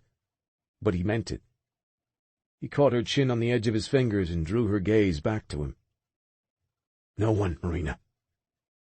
Not like this." He lowered her legs and spread her out beneath him, telling himself he owed it to her to find some tenderness. He'd given her the animal side of him, the savage otherworlder. Now he wanted to show her he could be a man, too. He kissed her again and searched for an unrushed tempo, even if he thought it was going to kill him. And Marina wasn't helping. She fit him too perfectly, and every small ripple of her body against his shaft sent a jolt of fire licking through his bloodstream. He uttered a low curse, knowing he was fighting a losing battle. "What do you think you're doing?" Her accented voice held an edge of demand, but there was a playful glimmer in her deep burgundy eyes. "I'm not finished with you yet." She didn't give him a chance to respond or react. Slapping her palms against his glyph-covered chest, she pushed him onto his back and rolled atop him, straddling his hips. Her body still held him nestled deep inside her. She sank down on him and rolled her pelvis to take even more, her sheath devouring every hard inch. And then she began to move. Kane snarled with the intensity of his pleasure as she rode him hard and fast and deep. A wave of possessiveness swamped him as he watched her take what she wanted of him. She was extraordinary, And not only because she was the first woman, the only woman, who challenged him on every level. She made him crave something he never thought he could have. A partner. An equal. A future where he wasn't alone. Fuck. He was in real trouble here. With Marina. He had a terrible feeling that he would never know any limits to all the things he craved with her. And as they both chased the crest of another staggering release, he couldn't find the decency to regret it. Chapter 15. She woke to cold sheets and an empty bed. Not that she was surprised to find Kane gone, but damn it, she was disappointed and embarrassed. She hadn't intended to fall asleep in his quarters. She hadn't come here last night with the intention of getting naked with him either, but that had happened. God had it ever. Her body hurt in countless delicious ways. Her senses had been obliterated, overwhelmed with pleasure and a gnawing, insatiable need that still smoldered deep in her marrow. Somewhere around her sixth orgasm, she had finally surrendered to a blissful exhaustion and drifted into a sound and heavy sleep. Clearly, she had overstayed her welcome. She didn't want to guess how long it took for Kane to extricate himself from his own bed and make his escape. A couple of hours, a few minutes? Shit! She sat up and took quick stock of her situation. Her hair was a mess, her muscles loose and achy. She needed a long, hot shower and a toothbrush, both of which would require her to slink out of Kane's quarters and back to her guest suite, hopefully without being seen by anyone else in the dark haven. On a groan, she slipped off the bed to hastily collect her scattered clothing. Memories of Kane undressing her made the act of putting them on again a torment all of its own. She couldn't purge the feeling of his strong hands on her bare skin, or his wicked mouth. She couldn't deny how much she wanted to feel him inside her again. Even worse, she couldn't pretend there wasn't a part of her that wanted to believe he'd meant the pretty, solemn things he'd said to her when their bodies were tangled together. But they were just words. And sex was just sex, especially when Kane had made it clear he had no interest in anything anymore. One and done, no exceptions. She couldn't say he hadn't warned her, nor had she stepped into his arms with any false expectations. So why did she feel so stung as she fixed her dress and stuffed her shredded panties into the spare pocket? To her relief, the flash drive was still inside the other pocket where he'd returned it. She had taken a big step, trusting him with the information she was carrying for her uncle. He hadn't been happy about it, but he wouldn't betray her. She believed that without question. Even he had gone to the effort of taking the satellite phone with him when he left his quarters. The bastard. Marina wanted to hold on to her resentment for his strong-arm tactics and arrogant assumption of control. But from the beginning, she'd seen that Kane was accustomed to taking charge. He was a natural leader, a protector, even if he had been born and raised to be a killer. In her gut, she knew she could count on him. Her life, and the secret that would buy a safe future for her and Uncle Anatoly, couldn't be in safer hands than Kane's. After the way he made her feel last night, she realized now that the biggest risk she could take would be in trusting him with her heart. Marina slipped on her ballet flats, then crept to the door and peered out. No one there. The corridor was quiet and vacant. Thank God. She ducked out and walked as briskly as she could without breaking into a run. Unfortunately, from this area of the dark haven she had to pass the kitchen on the way to her guest room. The aroma of breakfast foods and coffee drifted out to the passageway as she attempted to avert her gaze and steal past unnoticed by whomever was inside. "Hey!" Kane's deep voice reached out to her like a caress. It stilled her feet and forced her to turn her head toward him, even though he was the last person she wanted to see at the moment. "Where are you going in such a hurry?" "I slept longer than I intended." She gestured vaguely over her shoulder, hoping she didn't look as uncomfortable as she felt. "I need a shower, and fresh clothes." Panties would be a good place to start, because standing in front of Kane with nothing on beneath her dress but her bra made her acutely aware of her own nakedness, and that only made her acutely aware of how gorgeous she looked, obviously recently showered and leaning against the kitchen counter barefoot in a pair of faded jeans and a black T-shirt. His thick ebony hair curled damply at his forehead and around his ears as he chopped some pale green melon and put it in a small bowl on a tray laden with other wonderful things to eat. Warily, she stepped inside the kitchen. What's all of this? Breakfast. His silver gaze locked on her, sending her stomach into a little flutter that had nothing to do with hunger, at least not for anything on the tray. I was just about to bring this to you, if you want it. She didn't know what surprised her the most, the fact that he hadn't actually abandoned her to his bed after getting what he wanted from her, or that he would have come back to her bearing a veritable feast. Her stomach rumbled in appreciation as she stared at the bowl of cut melon, purple grapes, and bright red strawberries. The small plate held 2 pieces of buttered wheat toast and a fluffy biscuit. On a larger plate was a serving of scrambled eggs and several strips of bacon. You did this for me? He shrugged an affirmative. Have a seat. She slid onto one of the stools tucked under the tall counter and popped a strawberry into her mouth, reveling in the fresh burst of sweetness that ran over her tongue. She couldn't bite back her happy moan, or the coil of arousal that unfurled within her as she watched Kane turn away to fetch a cup and saucer from the cabinet. With unabashed interest, she followed his fine ass and those faded jeans as he walked away from her.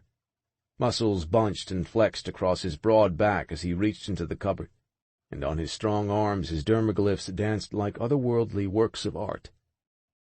He filled the flowered porcelain teacup with coffee and came around the counter with it. In his big hands the dainty cup and saucer looked like it belonged to a doll's set. He glanced at her, his black brows furrowed. I hope you like flavored coffee. This hazelnut shit was all I could find, and I didn't want to wake Lana to ask if she had anything else stashed somewhere in the kitchen. It's perfect. Marina actually preferred tea with plenty of milk and honey over any kind of coffee, but she wasn't about to tell him that. Thank you, Kane. She could hardly contain her smile, with a flood of warmth that opened up in her breast. Apart from saving her life on 2 separate occasions and giving her some of the best orgasms she would likely ever have, this was the first real kindness he'd shown her. He placed one hand on her shoulder as he leaned around her and set the cup down. Electricity shot into her veins as his palm settled on her. She couldn't move, could hardly draw a breath under the sudden flush of heat that washed over her, through her, gathering in the smoldering pool at her core. She should be sated after the hours they'd spent together in his bed, but all it took for her to be ready for him all over again was one simple touch. His touch lingered, then began a slow descent along her bare arm, his fingers tracing the tattooed vine that connected the inked roses. He stroked the spots where the optical key for the data drive was concealed on her skin. Thank you for trusting me with the truth, Marina. She pivoted to face him, drawn toward him like a moth to a flame. His handsome face seemed too rigid, too sober, unreadable in its stillness. She reached up to cup his rigid jaw. I needed to tell you. I needed to trust someone. And I do, Kane. I trust you. A rumble vibrated against her fingers as he looked at her. In the depths of that stormy gray stare, amber sparks gleamed to life. He closed his eyes on a heavy sigh and turned his face into her palm. He pressed a kiss there, the flick of his tongue against her skin as powerfully erotic as even his most sinful caress. All the doubts she woke up with a short time ago were chased away by the heat of what still blazed full of life between them. If anything, making love with him had only added fuel to a fire neither of them seemed able to contain. Kane, she murmured, spearing her free hand into his silky dark hair. Last night was a mistake. He said the words with such certainty she drew her hands away from him. He slowly shook his head, his sensual mouth curved in a grim line. It was a mistake taking you into my bed, Marina, but I'll be damned if I can tell you I'm sorry about it. He caged her between his body and the counter, his hands braced on either side of her as he leaned down and kissed her. His tongue dipped into her mouth and he smiled against her lips. Delectable. I never realized how fucking good strawberries tasted. He kissed her again, deeper this time. Marina moaned, wrapping her arms around his shoulders as he pulled her to the edge of the stool, wedging his hips between her knees. This is a very dangerous idea, he rasped thickly as she wrapped her legs around the backs of his thighs and brought him closer. The tips of his fangs flashed behind his upper lip. If I loosen my grip on the edge of this countertop, My hands are going to be up your skirt before you know it. And don't think I've forgotten you're not wearing any panties under there." She laughed and bit her lip, daring him with wriggle against his growing erection. "Breakfast is highly overrated anyway." "I wouldn't know." He grinned, fire leaping in his eyes. "But I'm willing to put that to a test. Let's take some of those strawberries back to my quarters and—" "Bram, I told you I smell toast and coffee. Oh, God!" Lana sucked in a startled breath. "We are so sorry to interrupt." Marina winced, wishing the hardwood floor would open up and swallow her. Kane's reaction to the unexpected intrusion was far smoother.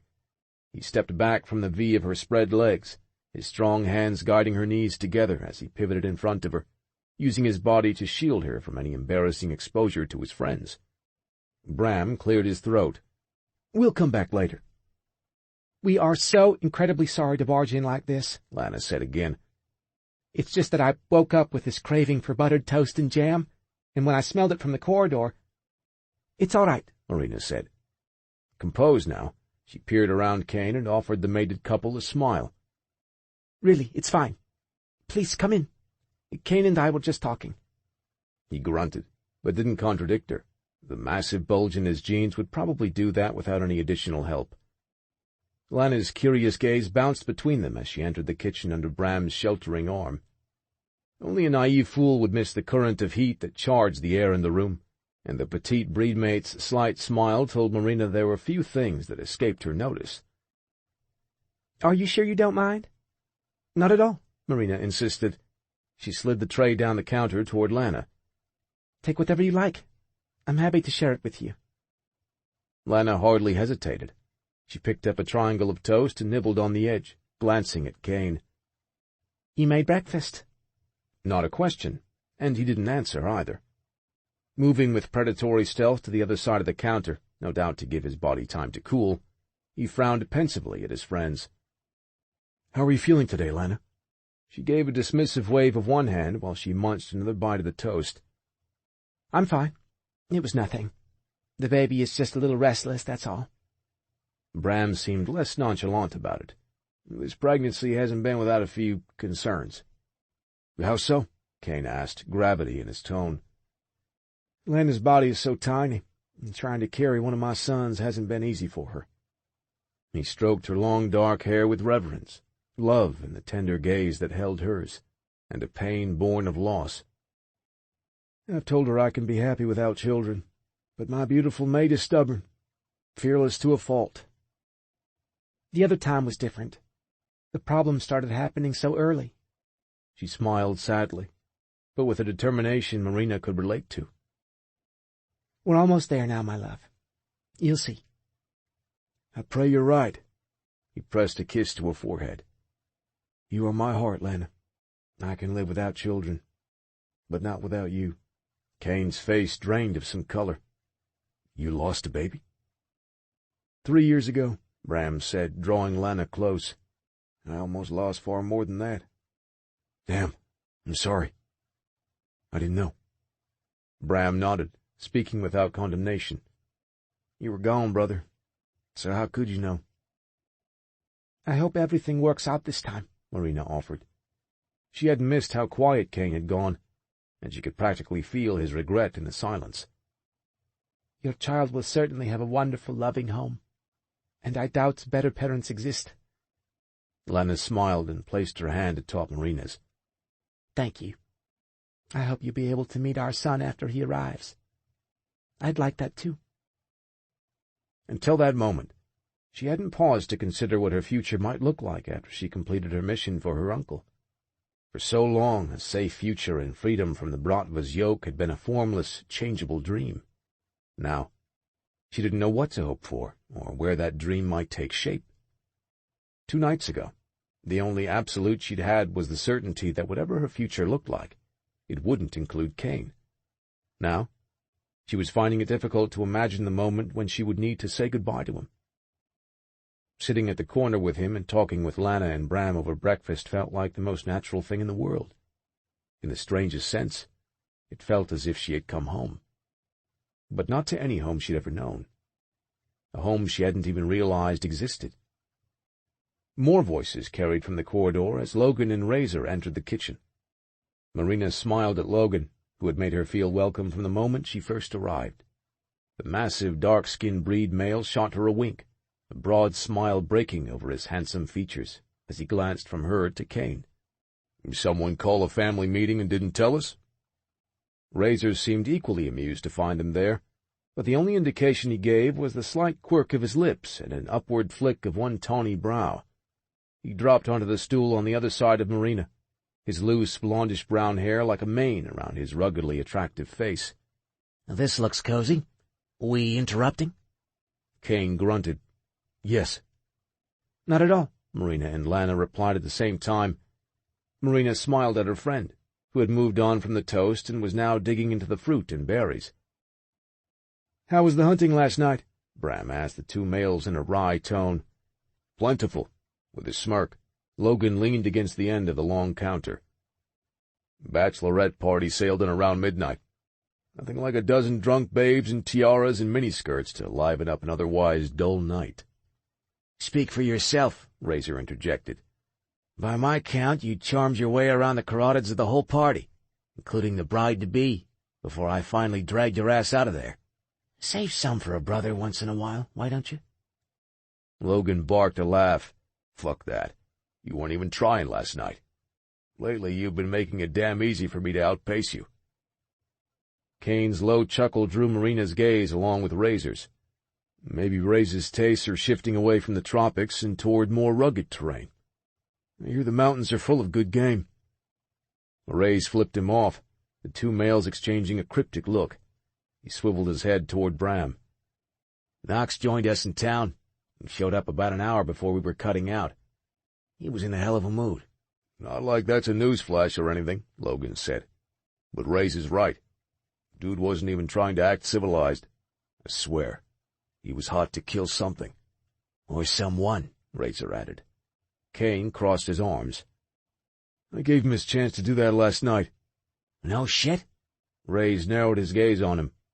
"You run into him here at the Dark Haven?" Kane nodded. "Yeah, ran into his fist. We also did some minor demo work on the corridor walls down near the pool. You know how rowdy family reunions can get." He was playing it off lightly, but Marina couldn't find any humor in the memory of Kane and his brother nearly tearing each other apart. The fact that she had been the spark that ignited their confrontation only made it harder to bear. Her heart ached for the friendship the brothers had lost. Kane cared about the other male, even if he wouldn't admit it. That much she knew. But she worried that Knox's festering animosity and pain were eventually going to cost him even more than he'd already lost. Bram cleared his throat, his stare fixed on Kane. "You two knuckleheads are going to fix those damn walls, by the way. And I mean you're going to do it together." Razor snorted. "That ought to be interesting." Kane's impassive expression told Marina the odds of getting him anywhere near Knox were slim to none, but he remained silent. "Where is Knox?" Lana asked, her fork pausing on her third bite of scrambled eggs. "Did he come back to the Dark Haven with both of you last night?" Logan shook his head. "No. I saw him take a blood host into a corner booth at the bar, but next time I looked for him, the woman was chatting up someone else and Knox was gone." Bram stroked Lana's arm. "He'll come around, love. He always does." "Right," Kane grunted, a sober look in his eyes. "Until the day he doesn't." A muffled chime sounded from beside Marina. Razor checked his phone and slid it back into the pocket of his jeans without comment or reaction. "I'm out of here. Gotta check on something." Kane studied him, a vague but wry tilt to his mouth. "Give her my best." Swiveling off the stool, Razor bared his fangs in a parody of a smile. "You're an asshole. You know that?" "Yeah," Kane said, smirking. "But tell me you haven't missed me." The other male chuckled. "You be sure to let me know when the renovation party starts. I wouldn't want to miss watching Knox kick your ass in person. Hell, I might even help him." As he headed out of the kitchen, Logan made his excuses to leave too, and fell in behind him. Once they had gone, Lana pushed the breakfast tray away from her in a sigh, her hands resting on her belly. "That's it for me. I think I'm ready for a nap now." Bram kissed the top of her head. You just woke up." "Yes, I did," she said, glancing up pointedly at her mate's questioning gaze. "But now I'm saying it's time for us to leave Marina and Kane to enjoy a little privacy, and whatever else they were enjoying before we all intruded on their morning." Marina never blushed, but when her eyes met Kane's, a rush of heat filled her cheeks. She didn't have to guess if he was thinking about how good they felt together, or how quickly they could get naked and into the nearest bed. The glimmer of fiery ember in his gaze told her he was just as eager as she was. Still, Marina didn't want to be rude. "Lana, Bram." Her voice sounded raspy and a little out of breath. "Please, you don't have to leave." "I know, but we will." Lana squeezed her hand. "I'm sorry I gobbled so much of your breakfast. Who knew Kane had kitchen skills?" She shot him a teasing smile. "It's really good having you home." He didn't respond, and Lana didn't wait for him to say anything. Looping her arm through Bram's, the couple said their goodbyes and walked out.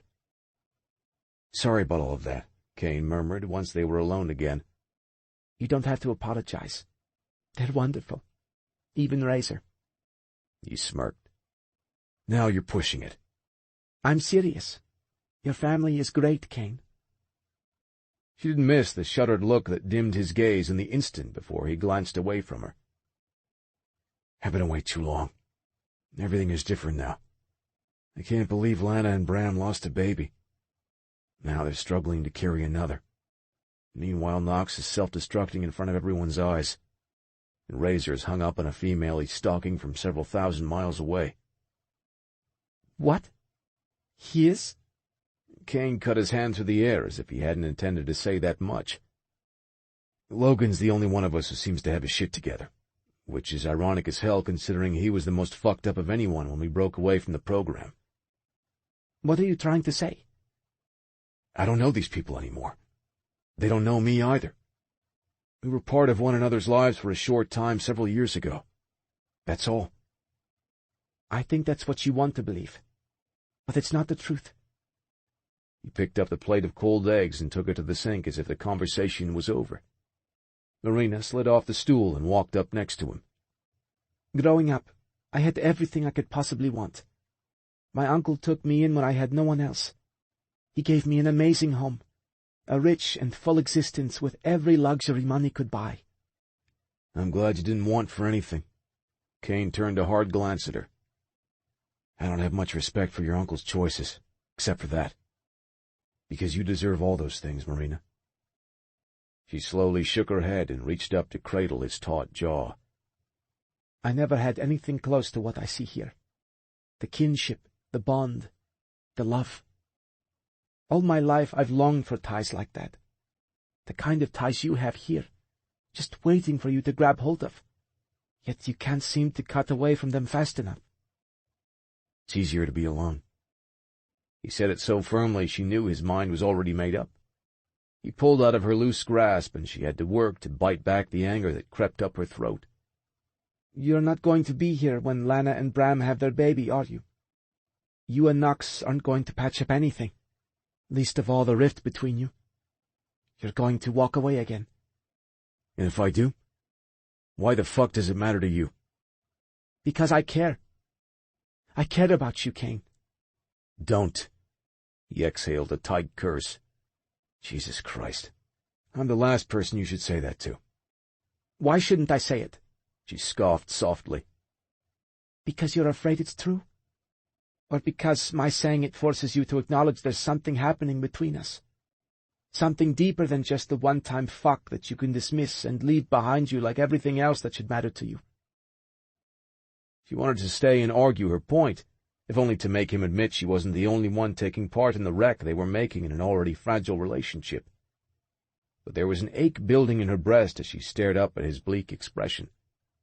Her heart had formed a fissure where Kane was concerned, and she was terrified to realize just how inadequate the word care came to describing how she felt about him. She took a step back, needing the distance now. Kane uttered a wordless sound of frustration as he reached for her nape and held her in place. "Your life is the only thing that matters to me. Not because you have a breedmate mark on your ankle, Marina. but because I can no longer imagine the world without you in it. I refuse to live in that world." His grasp remained firm at the back of her neck, his thumb stroking over the pulse point that kicked in a frantic tempo below her ear. Every fiber of her being arced toward him, her breath hanging on every tender, urgent word that left his lips. "My first and only priority is keeping you alive, making sure you get that safe future away from men like Karamenko and any other Bratva thug with the capacity to hurt you. I will make it happen for you, Marina. You will be safe, and I will take out anyone who stands in the way of that goal. Anyone, including your uncle, if I have to." She shrank back at that, cold horror jolting her. "No, Kane." He gave a harsh shake of his head. "That's what my caring about you means. Nothing else matters but your next breath. If you're not ready for that, then you never should have let me touch you." With that, he hauled her into the hard planes of his body, then slowly lowered his head and covered her mouth with his. Although he spoke of no mercy, of all the brutal things he vowed to do in order to protect her and pave a path toward her safe future, the kiss he gave her now was shocking for its gentleness. She melted against him, giving herself over to the soft unfurling of her defenses. She had none with him. Not any more. If the gale force power with which he'd overtaken her body and senses last night hadn't shown her that truth, this tender assault left no doubt. She melted against him, into him, lost to him completely. A low vibration pulsed at her belly. At first she was so swamped by desire and emotion, she didn't understand what the insistent electronic buzzing could be. Not until Kane hissed under his breath and broke their kiss. The satellite phone. It pulsed again with the incoming call. Her meeting with Uncle Anatoly's contact was finally going to happen. Kane dug the phone out of his jeans pocket and met her with a grim stare. "Are you sure you're ready to do this?" She nodded, even though her thoughts were scattered and desire-soaked, every nerve ending lit up from the revelation of Kane's kiss. "I'm ready. Give it to me." He held the phone from her for a moment, his expression grave. "I'm going with you, Marina, whenever and wherever this meeting with Fuentes takes place." "He won't like it. He won't be expecting me to show up with a breed bodyguard." "Without me, there is no meeting." The flash of amber fire that crackled in his transformed eyes left no room for argument. Marina took the phone from him and put it to her ear. "Hello, Mr. Fuentes. Yes, my Uncle Anatoly told me I should expect your call." Chapter 16. The meeting with Ernesto Fuentes was set for 9 o'clock that evening at a waterfront park on Key Largo. Kane had to give Marina credit for how smoothly she had handled the conversation with the notorious Cuban mob boss. Leveraging all the advantage she had as the courier of the high-value intel she had to trade with Fuentes, and putting into play every ounce of the cool confidence Kane had witnessed in her from the moment he first laid eyes on her, she had not only secured a meeting time well after sundown, but had also insisted on a public, open-air location. All without tipping her hand to Fuentes that she would be arriving at the rendezvous with a lethally skilled breed male who was currently guarding her body. That is, when Kane wasn't busy doing other things to that same incredible body. Those other things were foremost on his mind in the hours after Fuentes' call.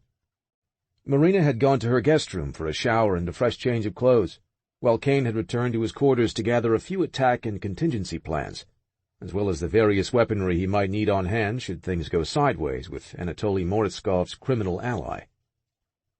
And all of his hunter instincts were still prickling with the knowledge that the target Marina had acquired back at the hotel had yet to make another move. Yuri's apparent sniper comrade had been a burr in the back of Kane's conscience since he and Marina left Miami. Sooner or later, that bastard was going to lock his sights on her again. When he did, Kane would be ready. And if her attacker didn't come out of the shadows on his own, Kane would turn the crosshairs on him instead and hunt the shooter down. He wasn't going to rest until he'd annihilated every potential threat to Marina's life. Because he'd meant every word he'd said to her in the kitchen earlier today. She mattered to him. In spite of all his determination to keep her at a distance, hell, in spite of the often cruel way he treated her and spoke to her, all in an effort to keep a wall firmly in place between them. He cared for Marina. He wanted her. Right now, with only a few hours before they would need to depart for the meeting with Fuentes, he just wanted to see her. "Hi," she said, opening her guest room door to him after the first knock. She took his hand and pulled him inside, closing the door behind him. "I need your help." Although it was obvious she'd been showered for some time, she wore a white bathrobe tied with a sash at her waist. Her pretty face was enhanced with its usual minimum of makeup, just some mascara that made her wine-colored eyes look impossibly deep and wide, and dusky rose gloss slicked on her pillowy lips. Instead of leaving her long blonde hair loose around her shoulders, she had gathered it into a sleek ponytail that rode high on the back of her head, giving her the appearance of an innocent girl next door who could probably also kick someone's ass if she needed to. It also bared the graceful length of her neck, and for a dangerous instant, there was nothing Kane wanted more than to feel that smooth skin give under the sharp points of his fangs. Fuck. He stood there with a hard-on rising fast against the zipper of his jeans, and his gums prickling with the pressure of his lengthening canines. "What can I help with?" He had several excellent ideas, all of which began with peeling her out of that robe as quickly as possible. "I've changed my clothes 4 times, and I still can't decide what I should wear tonight." Not exactly what he had in mind, but he could work with it, for now. Marina left him standing near the bed as she disappeared into the large walk-in closet. She came out holding 2 hangers in her hands, each with a different outfit on it. "What do you think? Wrap dress or skirt and blouse?" Both were classic and understated, equally solid choices that would command respect from anyone who saw her in them. Kane stared at the dove-gray wrap dress, picturing how lovingly it would hug her curves. A growl curled up from his chest, his cock straining now. "The skirt and blouse," he muttered thickly. "Save the dress for me." "All right," she smiled, a sparkle of invitation dancing in her eyes. Laying the outfit he chose on the edge of the bed, she returned the dress to the closet, then came back out and began to unfasten the knotted sash at her waist. Kane reached for the end of the tie and reeled her in close. "Allow me." He opened the robe and pushed it off her shoulders to pool at her feet. He'd hoped to find her naked underneath, but the sight of her in nothing but a lacy bra and matching panties was even more enticing. He cupped her breasts, coaxing the nipples to attention as he stroked his thumbs over the top of the delicate lace that covered them. "You look good enough to eat," he whispered, leaning in for a kiss. She sighed as he caressed her, dropping her head back on a moan when he scooped one perfect globe into his hand, then bent forward to suck its tight little peak into his mouth. "Even sweeter than strawberries," he murmured, flicking his tongue over her soft skin. The scent of her breed-mate blood rushing so close to the surface in the delicate web of veins under his mouth and fingertips nearly undid him. His fangs ached for her, agony that was echoed in the raging throb of his cock. Her hand pressed against his erection, and he groaned with need. "I've been waiting for you all day, Kane. I want you inside me." Oh, Christ. He couldn't even pretend he had the patience to take his time. He slid her panties off her hips, then reached into the wet, silken heat between her thighs. "Fuck, you're drenched. So ready for me." "Yes. Oh, God, yes." She shuddered as he stroked her velvety folds and the tight bundle of nerves nestled above them. When he penetrated her with his finger, her moan and the greedy clench of her tiny muscles around him was more than he could bear. He brought her to the bed and she lay back on the mattress, watching him with rapt attention as he stripped off her bra and panties, then made quick work of his own clothing. She was so beautiful, spread before him like a feast. He sank down between her open thighs, unable to resist running his tongue over the glistening folds of her sex. She squirmed against his face, her hips bucking as he heaved deep into her core and lapped hungrily at her juices. She shattered on a strangled scream, his name spilling through her parted lips like a prayer. "I can't stop wanting you," he rasped, his cock on the verge of exploding now. He needed blood to sustain him, but he had never known a craving like the one he had for this female, for the taste of her desire. Possessiveness swamped him, too intense to be contained. He tore his mouth away from her in a snarl and pushed her legs wide as he rose between them.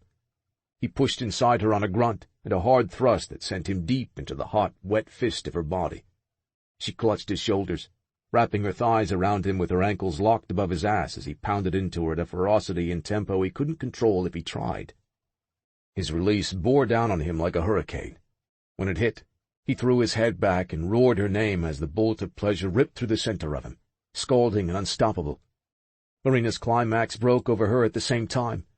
She bowed beneath him on a breathless shout, the sudden arch of her spine seating him impossibly deeper inside her. Kane rolled to his side and brought her with him, still sheathed in her heat and moving slowly now, easing them both back to earth. For long moments the only sounds in the room were the mingled rush of their breathing and the thundering hammer of their heartbeats.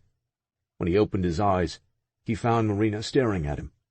The tenderness in her eyes, the open affection, made it hard for him to find his voice. "Looking at me like that is going to get you nothing but trouble." She smiled and dropped a kiss on his chin. "Is that a promise or a threat?" "Both." He pressed his palms against the curve of her backside, pulling her into his slow, deep thrust.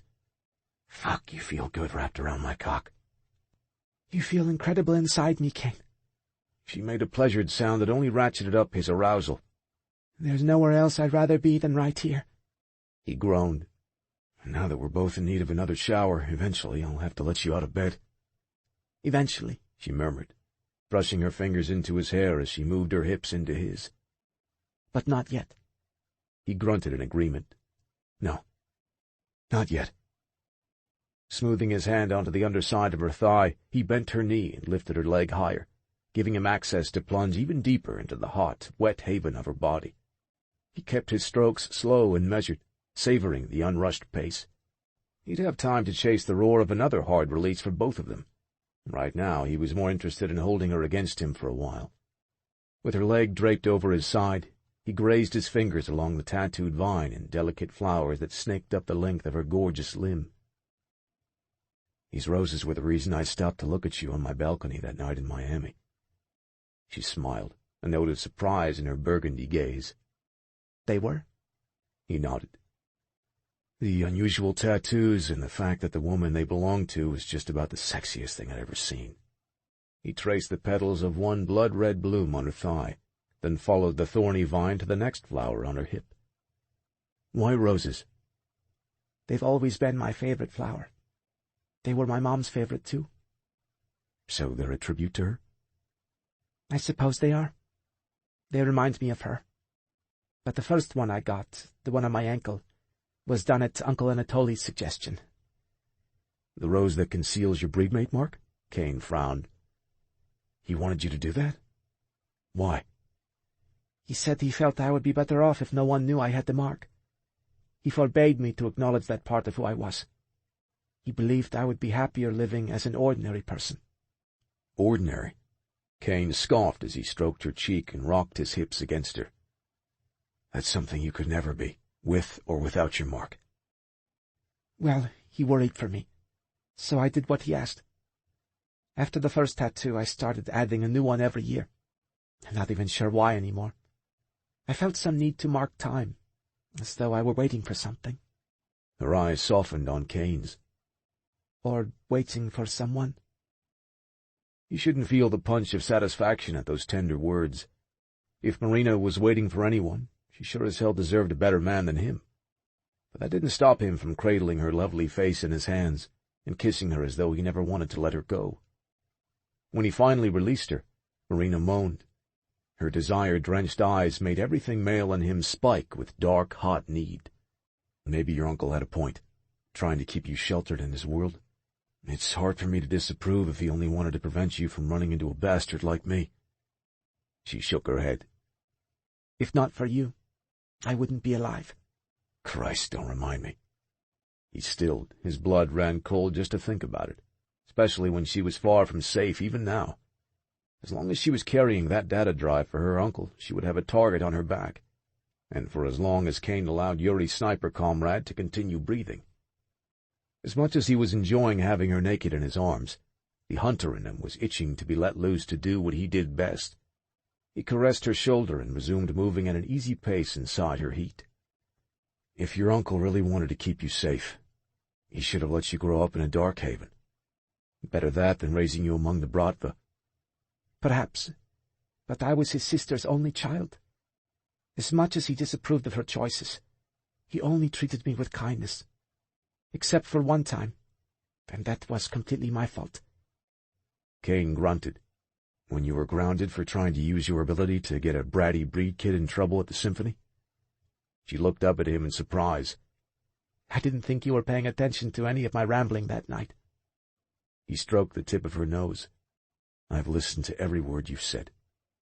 Is that right? At his sober nod, she gave him a cryptic little smile. I was in a lot of trouble with him that day, but the incident I'm talking about happened a few years later. That was the first and only time I used my ability on Uncle Anatoly. Ah, I don't imagine that went over well. No. Her voice turned quiet, regretful. What happened? He caressed her shoulder, waiting for her to explain. As a teen, I fell in love with horses. I rode every chance I could get, and eventually I began competing. I did that for several years, and actually got quite good. Kane recalled Razor mentioning some of Marina's equestrian awards that first night he dug into her background for him. Sensing the darker turn in their conversation, he withdrew from her and gathered her into the shelter of his arms. Tell me what happened with your uncle. She sighed. There was a horse I wanted desperately. He was a proven champion already, and ridiculously expensive. Uncle Anatoly rarely refused me anything I wanted, but this time he said no. I was upset and very spoiled. So, when we were visiting the farm where the horse was stabled, I bent my uncle's will and compelled him to buy it for me. Kane frowned. He didn't know what you had done? Not for a while. I don't know when he started to realize I had done more than talk him into it. We had the horse for about a week, and then one day I came home from class and Uncle Anatoly was waiting. He pulled me aside and told me he knew what I'd done, that I had betrayed his trust. I'd never seen him so furious. He forbade me to ever use my ability again. I promised him I wouldn't. I felt awful for disappointing him. You were a kid, Kane pointed out, and he was asking you to reject something that's as much a part of you as breathing. But he was right. I had betrayed his trust, and no one does that to Anatoly Moritskov without paying a price. What kind of price? Kane's jaw clenched. God help him, if she said her uncle lashed out at her physically. He might still decide to kill the son of a bitch. Did he hurt you? If you're asking if he struck me, the answer is no. She took a breath, then let it out in a shaky exhalation. He's never raised his hand to me. Then what, Marina? When he was finished talking to me, he brought me out to the stables where the veterinarian was waiting. Uncle Anatoly told me he couldn't let me keep the horse after what I'd done. I thought he meant he was giving him away. She paused a moment, then pushed on. He ordered the veterinarian to euthanize my horse. He made me stay there the whole time, until it was done. Jesus Christ. Outrage poured through him. What kind of fucking monster? No. It was my fault. She closed her eyes and slowly shook her head. I don't blame him. I blame myself. Manipulating him with my ability was wrong. His punishment hurt, but it was a long time ago. I've shed my tears. And you forgave him? That took some time, she admitted quietly, pain still shadowing her beautiful face. Come here. Kane shifted so he could hold her closer. Lowering her legs, he pulled her against him until there was no space between them on the bed. Nothing but skin on skin everywhere their bodies touched. I'm sorry you went through that. All of it. Including your uncle's inability to accept who you truly are. You're a breed mate, Marina. You will never be ordinary. He caressed her cheek, fumbling for the words he wanted to tell her, promises he had no right to make. If I were a better man, I would do everything I could to make you see that. If I were a better man, I'd... Fuck. He shook his head on a curse, realizing only now how fast he was falling for her, how deeply she affected him after only a handful of time together. He cared about this woman with an intensity unlike anything he'd ever known. It staggered him, humbled him. And he couldn't deny that those feelings also filled him with dread. All these years he'd been so careful not to let down his guard. No emotional attachments, no complications, no fear of failing someone when it mattered most, because no one had been permitted to mean anything to him. It had been easy until Marina, and yet nothing was easier than holding her naked in his arms. Her fingers tangled at his nape, her eyes tender on him, but smoldering. "Do you know what I wish?" "Tell me." A sexy little smile played at the edges of her mouth. "I wish I could make my ability work on you. I'd use it to make you stay inside me for the rest of the day." He didn't even try to curb the low, approving growl that leaked out of him in reply. "Baby, I don't need any convincing to go along with that plan." "You don't?" His cock surged against her belly, beyond ready for duty. "What do you think?" She laughed softly, but her humor melted into a throaty sigh as he entered her. They moved together in silence, settling into an easy but building rhythm. Kane rocked into her with deep, hungry strokes, addicted to her pleasure. She gasped his name and tilted her hips to meet his thrusts, color blooming across her throat and the pretty tops of her breasts as she climbed toward release. He would never tire of seeing her shatter for him, each shudder and sigh like a drug to his senses. "That's it, baby. God, you're so fucking beautiful when you come." He slowed his tempo only to prolong her orgasm, yet nowhere close to showing her any mercy. She wanted him inside her for the rest of the day, and he was more than willing to oblige. "Oh, God, Kane, you feel so good. I wish we could stay like this forever." Selfish bastard that he was, he wanted that too. For now, he contented himself with watching her break apart in his embrace. His name boiled out of her, the sexiest sound he knew. His own release coiled tight and hot, a knot of burning pressure at the base of his spine. The tether on his control was thin, but he held on. With closed eyes and molars ground together, he powered through the deep shudder that gripped his shaft as Marina clung to him and rode the wave of her orgasm. When he lifted his lids in that next moment, her lovely face was floating in front of him, blonde hair undulating loosely around her head. Her mouth was slack, eyes open but unseeing. Dark water surrounded her, dragging her down. What the fuck? He jolted. The sudden stab of confusion and terror speared straight into his heart. He blinked several times, unsure what he just saw. But yet he knew. It had lasted only a second, but it was enough to chill him to his marrow. Jesus Christ! No sooner had that bracing glimpse vanished from his mind's eye than another one, even worse, flew at him. Like a spliced section of video without a beginning or end, he now saw himself leaning over Marina's unmoving body. Blood trickled from her blue lips and onto her colorless chin. Kane's head filled with the sound of his own voice, bellowing in grief. As awful as they were, he tried to call the premonitions back, glean more detail to help him make sense of what he saw.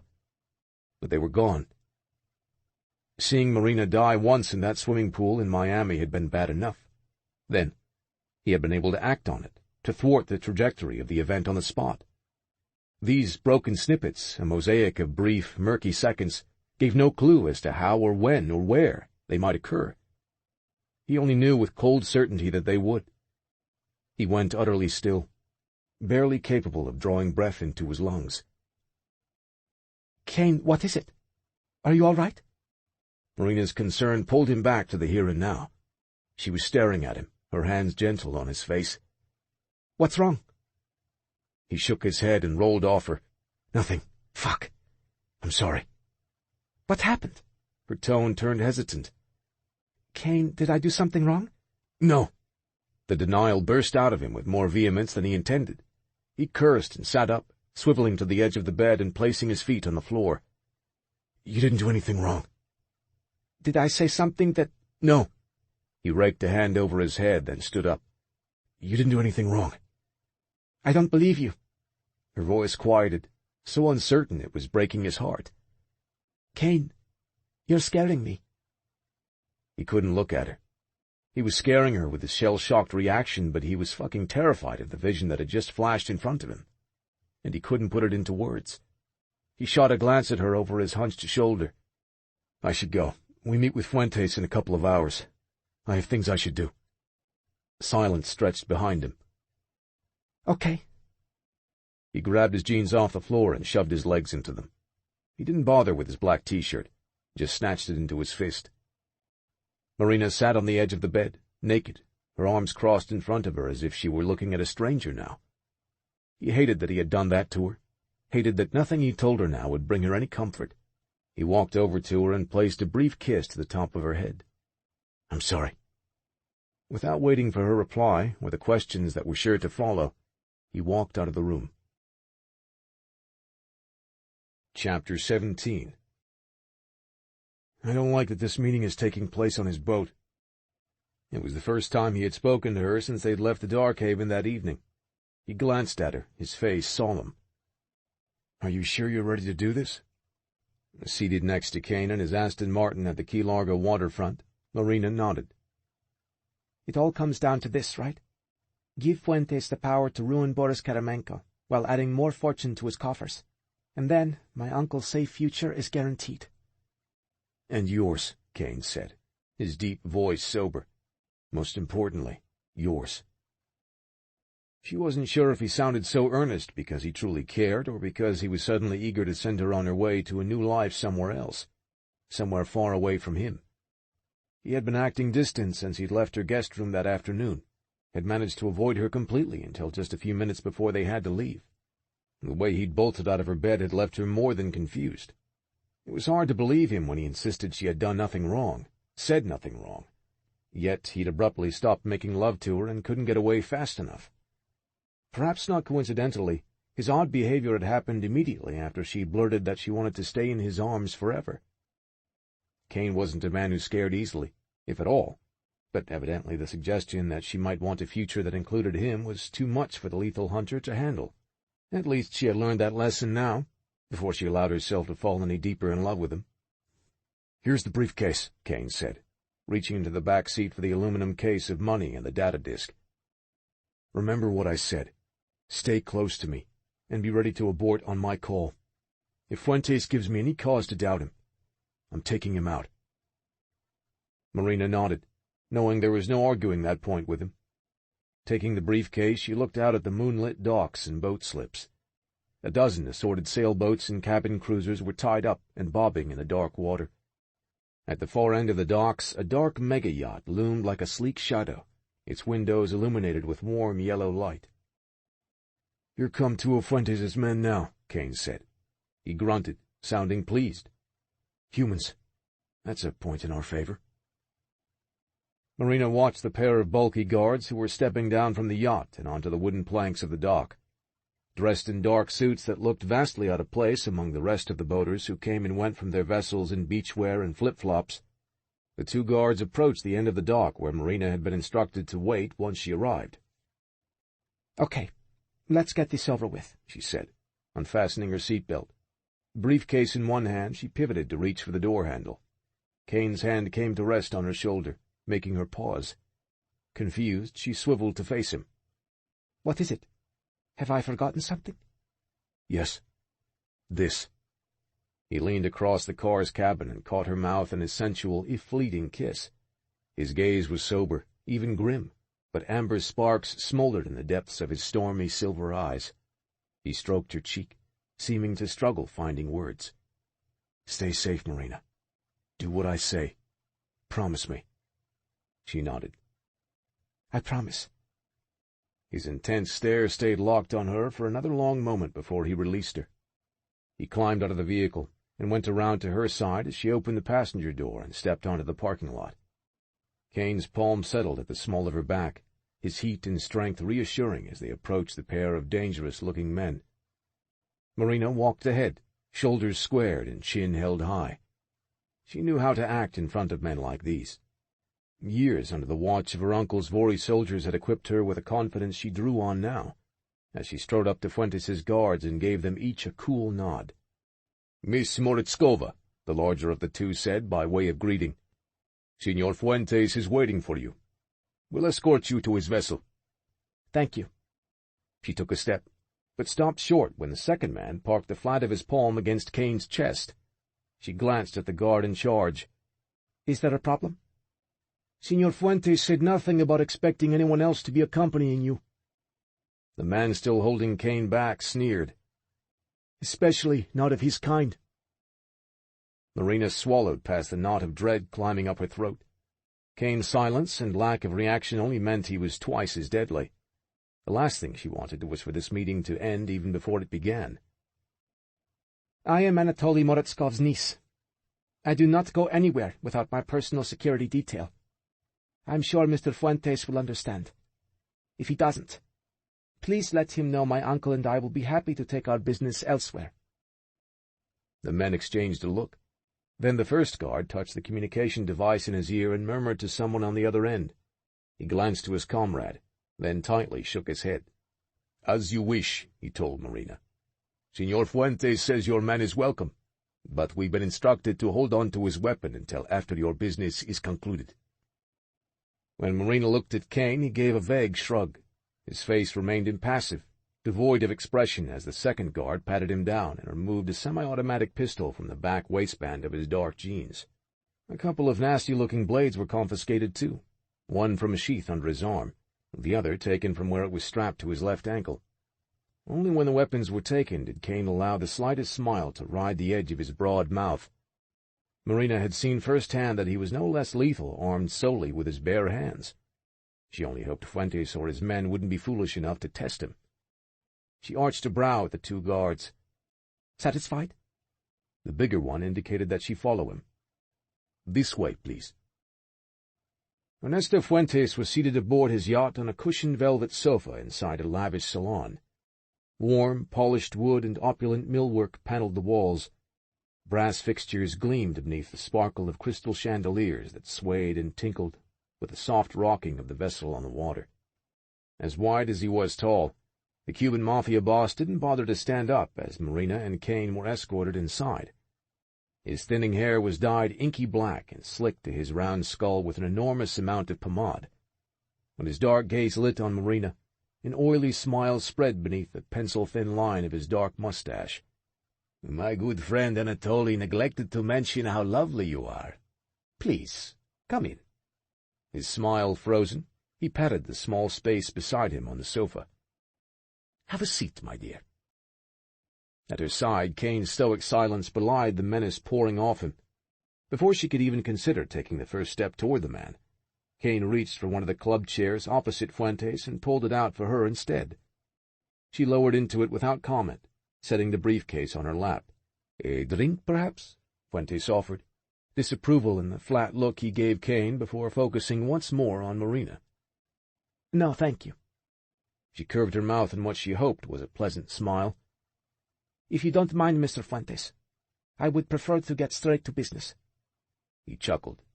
"A pretty girl with a head for commerce. My favorite kind." At the comment, Kane's entire body radiated barely restrained menace. Marina pretended not to notice the change in the air or the avid way Fuentes studied her as she placed the briefcase on the cocktail table between them and popped the locks. She took out the money, stacking the bundles of U.S. currency on the table in front of him. $2 million, she announced, with compliments of my uncle. He gave a short grunt. "And the disc?" She reached into the case and unfastened the false wall containing the hidden compartment. As she took out the flash drive, Fuentes eagerly held out his hand. Marina glanced at him without relinquishing the prize. "Do you have your key?" "Of course." He grinned and tapped his temple. "I've memorized it to keep it safe. And I trust you brought yours as well?" "I have." She held out her tattooed arm. Fuentes' eyes widened with understanding. He wagged his finger, nodding in amusement. "Anatoly is a clever one. My old friend never fails to make sure his interests are well protected." "He takes his freedom very seriously," Marina replied. "And he could not be too careful considering what's on this drive." "Yes, you are so right, my dear." The cryptic smile that flashed across the Cuban's face sent a twinge of doubt through her bloodstream. He snapped his fingers to one of the two bodyguards posted in the salon, and the man brought over a laptop and opened it for his boss. Fuentes' gaze turned serious and dark as he waited for her to give him the disc. Marina hesitated, suddenly unsure. unsure of Fuentes, unsure of the deal she was about to make. At the moment, she was suddenly unsure of everything, even her faith in her uncle. Kane glanced at her, his face tense with a similar foreboding. He clamped his hand around her arm, pulling her to her feet. "We're out of here." "What the fuck?" Fuentes snapped. His two bodyguards reached for their weapons. "You're not going anywhere yet. Give me the disc, girl." A faint thump sounded from somewhere above their heads. It sounded like a body hitting the roof of the salon. "Shit!" Kane pulled Marina to his side, hissing a sharp curse. "We've got company." Someone shouted in Spanish. Then gunfire erupted from outside on the yacht. "What's going on?" Fuentes shouted. "You think you can double-cross me?" His two men held their guns on her and Kane, but panic filled their faces as the chaos and shooting continued outside the salon. "It's not us," Kane snarled. He looked at Marina, his face grave. "He's here." She didn't have to ask who he meant. His chilling seriousness sent an icy realization flowing into her veins. The assassin who had failed to kill her in Miami had caught up to her again. Kane pushed her behind him. "Stay down, baby. He's not getting to you without going through me first." At the same moment, the salon window behind Fuentes exploded. Marina hit the floor, covering her head as glass shards rained down, and a massive figure in full black tactical attire swung into the room on a hail of automatic gunfire. Flying glass, splintering wood, and a blinding spray of AK-47 rounds turned the yacht's ostentatious salon into a battlefield in a matter of seconds. Fuentes' two guards were mowed down like bowling pins, both men dropping in dead heaps. Their boss was bleeding from a nasty wound to the side of his neck.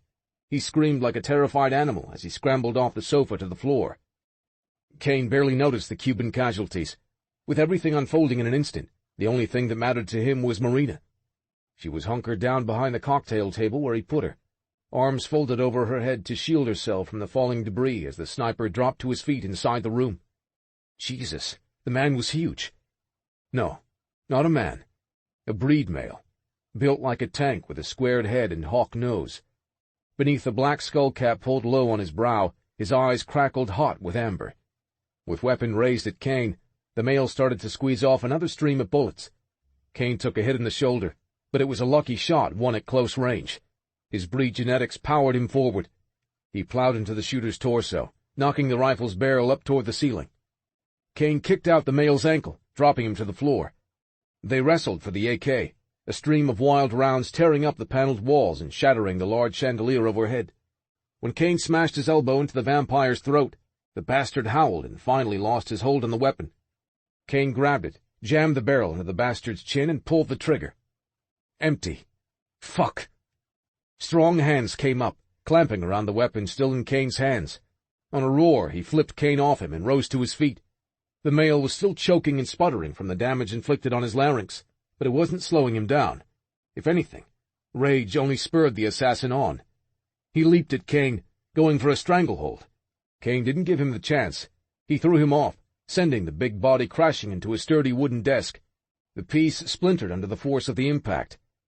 Kane was on him in a flash, poised to drive his boot heel through the vampire's ribcage.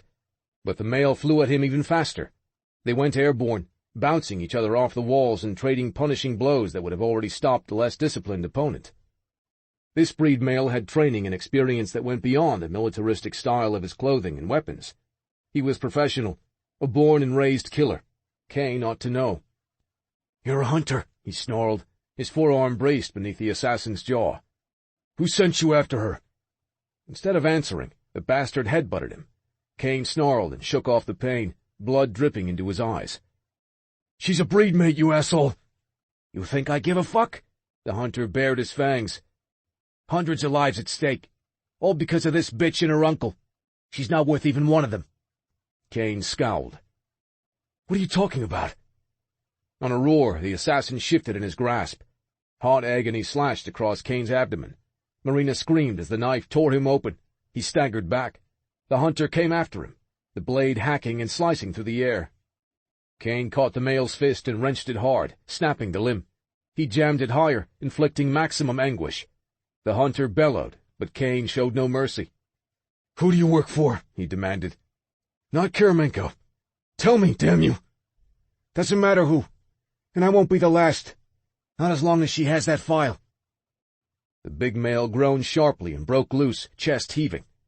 His eyes were on fire with murder, his fangs like daggers in his open, panting mouth. "The bitch has to die, brother." Kane shook his head, feeling no kinship for the killer who would harm his woman. "You want her? You gotta go through me first."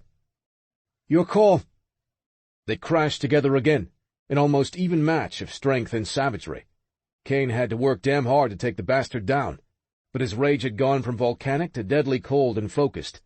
With the big male pinned and struggling beneath him, Kane reached for one of the bodyguard's dropped pistols. With utter calm, he emptied it point-blank into the hunter's skull. "Kane!" Marina was hunkered down near Fuentes, her hand on his arm. She scrambled to her feet and rushed over to Kane as he rose off the dead assassin. "Oh my God, Kane! You're bleeding everywhere!" He set her away from him, still vibrating with violence and too on the edge to accept her comfort. "I'm fine." "Oh, Christ, you're bleeding too." "No." She shook her head. "I'm okay. The blood isn't mine." She gestured to Fuentes' slumped corpse. "He's dead." He ran his hand over her hair. "I don't care about him." She swallowed, glancing down at the unmoving body of the assassin. When her gaze came back to Kane, her eyes swam with fear and uncertainty. "The things he said about me. What did he mean?" "I don't know." "He said lives were at stake, Kane. Hundreds. Whose lives?" Kane shook his head, hearing the confusion in her voice, and the edge of a reluctant but deepening dread. He had his suspicions about her uncle before. After tonight, those suspicions had hardened into a cold certainty. Anatoly Morozov had used Marina. He'd deceived her, sent her out knowing she would have a target on her back. Kane wanted to kill the bastard for each one of those offenses. For now, the only thing he wanted more was to take Marina away from the carnage that surrounded them. He just wanted to take her home. "Come on, sweetheart." He pressed a kiss to the top of her head. "Get the flash drive. This place is going to be swarming with justice any minute now. Let's get out of here." Chapter 18.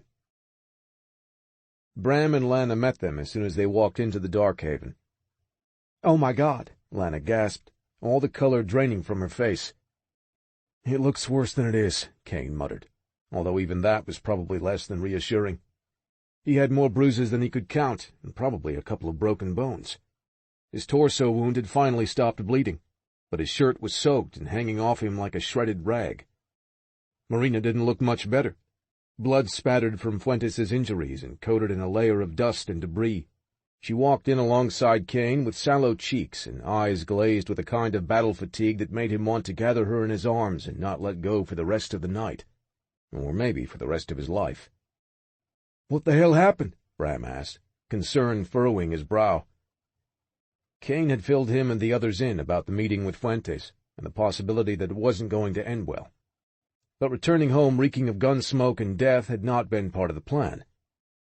Razor and Logan came into the room now, too. "So much for diplomatic relations with Cuba," Ray said around his smirk. Logan's dark eyes ran over Kane with a decided lack of surprise. "Local news and internet's losing their shit over a war zone situation on Key Largo tonight. I'm guessing that's no coincidence." Kane gave them a rundown of what took place on Fuentes' yacht. As he relayed the attack by the other hunter and the cryptic comments about the data on Morozov's disk, he couldn't keep from glancing at Marina. She had gone quiet, retreating into herself. For a woman he knew to be so self-assured and determined, her withdrawal now told him how truly terrified she was, not of the attack or their hard-won escape from it, but of the questions tonight's meeting had raised. About her uncle, about the disk, about the secrets that still needed to be uncovered. "You say this sniper was one of us?" Knox's deep voice came from behind Kane. He leaned against the door jamb, not quite part of the group, yet not fully on the outside either. Kane nodded. "He was a hunter, but no one I knew from the program." Bram fisted his hands at his hips. "We're scattered all over the world now. No telling how many of us escaped or where they are now." Razor inclined his head in agreement. "And no telling when we might run up against a brother who needs killing." Kane couldn't take any satisfaction in what happened tonight. He'd killed the fellow hunter because he posed a threat to Marina. He would never regret that. But the act left a hollow in Kane's chest. In some fucked-up way, taking his unknown brother's life felt as empty as ending a life on a battlefield. Fitting, since the hunter had shown up dressed for war. "Marina," Bram said, "you believe the hunter who attacked tonight knew your bodyguard, Yuri?" "Yes," she answered woodenly. "In Miami, Yuri let on that he knew the sniper. They were working together to stop me from delivering the disc to Fuentes." Knox stepped into the room now. "Was the hunter a Russian?" Kane shook his head. "No. American. I'm sure Justice will ID him. A fleet of squad cars were screaming down the highway as Marina and I were heading back here." "News reports didn't mention any breed among the dead," Logan said. "You sure about that?" Razor backed up Logan's statement. "Just Fuentes and his entire yacht crew. It's all over the TV and internet. We're talking major international incident." "No way. He's dead. I made sure of it." Kane glanced at Marina, who nodded in confirmation. "It's not like he was going to get up and walk out of there. That is, unless someone else removed his body from the scene." Knox grunted. "Can you think of any reason Justice would want to keep a dead hunter off the record?" "Only one," Kane said, and Knox's shrewd gaze said he was on the same page. "He was working for them." "Working for Justice?" Marina recoiled as if she'd been physically struck. "Then what about Yuri? He'd been part of my uncle's security detail for some 10 years. The pieces were starting to fit together. Kane's instincts prickled with an answer he hoped was incorrect, at least for Marina's sake. Because if he was right, her entire world was about to blow up in her face. "We need to know what's in that file." She swallowed, staring up at him. "You're right. I need the truth. We all need to know the truth." "Yes," Kane agreed. "But as you said, the file is locked and encrypted. We can't hack it without destroying the contents. Without knowing Fuentes' key, our hands are tied." "I know." Some of the strength returned to her voice now. "I know we needed his key to open it. That's why I took it from him." "What?" "Before he died, I used my ability on him. I bent his will, made him tell me the code my uncle gave him." Holy hell. Kane exhaled a short sigh, marveling at the resourcefulness, the smart and steady courage of this woman. His woman. He kissed her in front of everyone in the room, holding her beautiful face in his blood-stained hands. "You're fucking amazing. Do you know that?" The ghost of a smile played across her pale lips. "You've got the disc and both keys?" Reyes asked. At her nod, he grinned. "Then what are we waiting for? Let's crack this son of a bitch open and see what's inside." Everyone moved to Razor's quarters. He had every computer and electronic device imaginable, and it took him all of a minute to be ready for Marina's instructions with the data drive. "The program will prompt you for the keys once you plug in the device," she told him. "The encryption is going to look for a tandem key. Use the camera to scan this tattoo. At the same time, you'll need to enter this numeric code." She recited a 10-digit number, and Reyes scribbled it down. "Got it. Let's go." Kane stood back, watching in anticipation as the program accepted the pair of keys, and a folder of data files opened on one of the large monitors mounted on the wall. "The file names are coded," Razor said. "We'll have to open them up individually to see what they contain." He clicked a random file, and the screen filled with the dossier of a justice agent working undercover in a terror cell in Morocco. Photos, name, cover story, field reports. No one said a word as Reyes moved on to the next file. Another justice agent, this one embedded in a Romanian trafficking ring. A third detailed a justice agent with a dozen different identities, all of them spelled out in the dossier. Reyes opened another, and then another. More than a few files identified agents working inside Cuba, some embedded in Ernesto Fuentes' inner circle. There were easily hundreds of confidential dossiers contained on the disk. They all contain the same kind of personal information and assignment data as the rest, the kind of information that could get a justice operative killed. The kind of information, if it fell into the wrong hands, that would be worth even more than Boris Karamenko's bank accounts and passwords. "Holy shit," Bram hissed. Every one of these files is someone's life. Razor opened one more, and as a photo came up of a menacing breed male with a block head and raptor's nose, Kane's blood went cold. Fuck, that's him. The hunter I killed tonight. He'd been working with Justice for 11 years. Standing just behind him, Marina made a strangled noise. Kane glanced back and found her staring at the monitor as if her heart were being torn out of her chest. These are good people, Kane. Hundreds of them. Just like that man said tonight. She held his gaze bleakly. This has nothing to do with neutralizing Boris Karamenko. If Uncle Anatoly is trying to buy his freedom, he's doing it on these people's lives. Why would he do that? How could he do it? Kane pressed his lips together, unsure what to say to make her feel better. Everything she said was true. He knew how badly she must be hurting to see it all unravel before her now. Rays kept opening files, until the faces and documents began to blur in front of Kane's eyes. He was livid for Moretskov's deception. Not only because it jeopardized people who had committed their lives to good and dangerous work, but because of the pain that deception was inflicting on Marina. Enough, Kane murmured, placing his hand on Ray's shoulder. We've seen enough. He turned to look at Marina, but she was gone. Chapter 19. Marina stood in the shower of her guest room, her head bowed under the spray, hands braced against the tiles in front of her as the hot water poured over her naked body. She felt wrung out, standing in a shell-shocked daze as a river of blood and grime swirled into the drain at her feet. The ordeal on Fuentes' yacht had left her shaken, but it was the opening of the data files that had rocked her to her core. All those names and faces, all those men and women risking their lives in dangerous covert operations for law enforcement. And her uncle had intended to sell them out to the highest bidder. She wanted to deny it.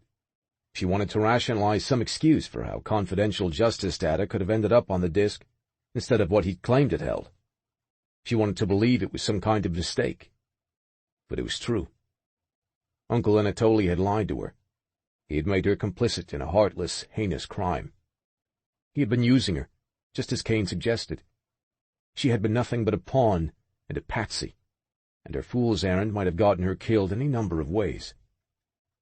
If that file of justice agent dossiers had actually fallen into the hands of someone like Ernesto Fuentes, she would also be a murderer. A fresh wave of guilt and outrage swamped her. She wasn't sure if she was holding back the tears that burned her eyes, or if the torrent of steaming water simply washed them away. She moved farther under and turned the lever to the highest, hottest setting. It wouldn't be enough. She didn't think she would ever feel totally clean again. Warm hands reached around her, drawing her gently out from the downpour. "Hey!" Kane turned her around in his embrace, smoothing her wet, plastered hair out of her face. He was still dressed. Water soaked his torn and bloodied T-shirt and dark jeans he'd had on when they met with Fuentes.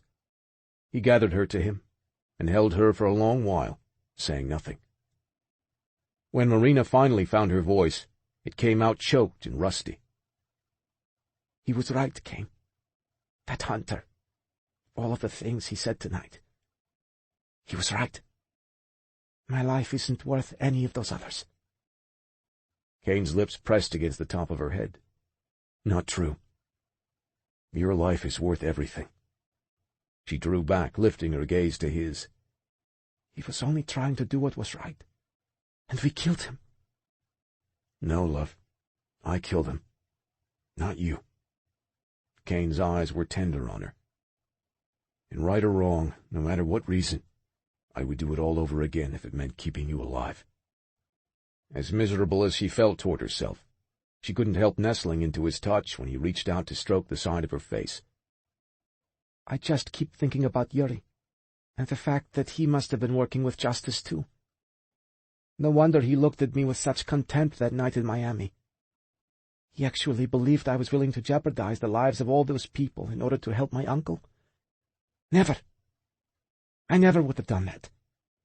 I would have found a way to stop him. Nodding, Kane rubbed his thumb over her cheek. Your uncle knew that too. That's exactly why he didn't tell you the truth about the intel you were carrying. I just feel so foolish.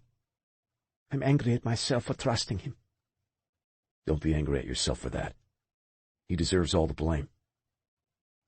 I've been trying to come up with explanations that don't make him a monster. But I can't think of a single one. Nothing he can say will excuse this.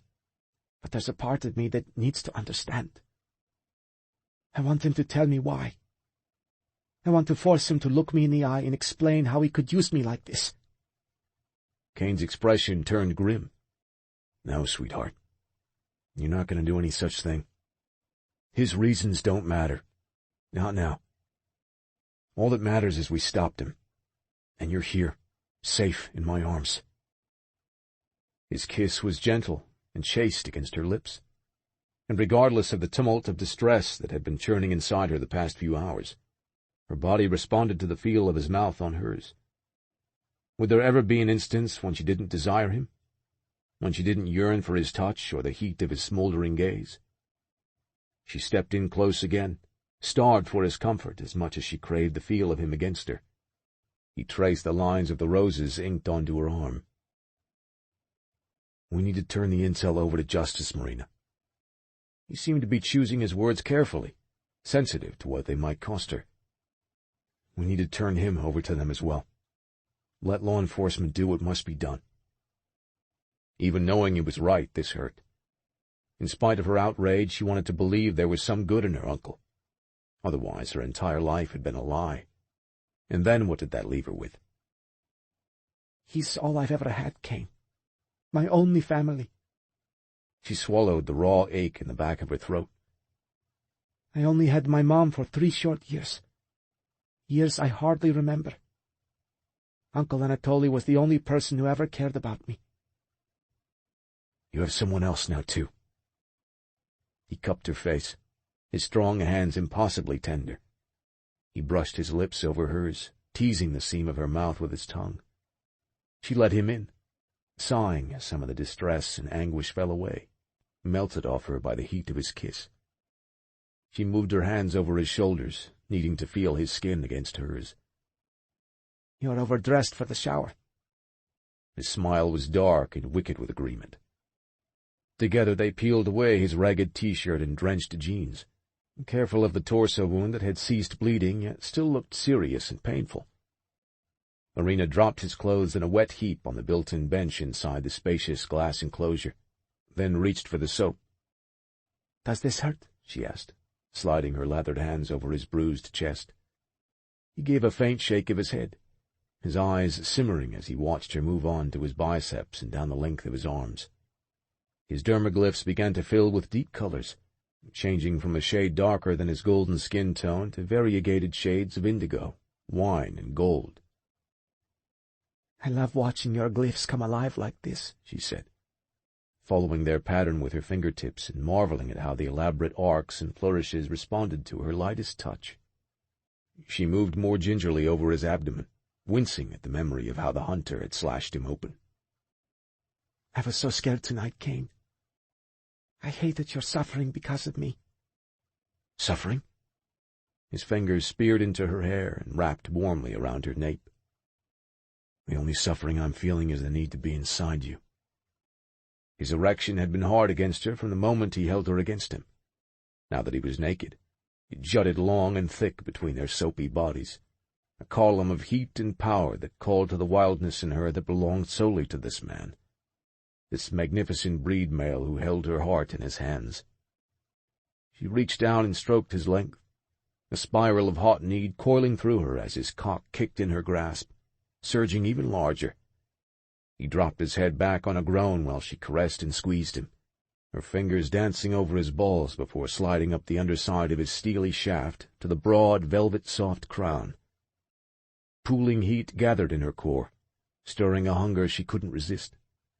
She sank into a crouch before him, still stroking him as she admired the masculine power and beauty of his body. His hand tangled in her hair, then tightened into a fist when she ran her tongue from base to tip. When she closed her mouth over the head of his cock, he hissed a tight curse. "Ah, fuck. Your mouth is like a furnace," he moaned, hips bucking against her as she savored him. "So fucking good, baby." She could have sucked and licked him all night, but it didn't take long before he urged her up to her feet.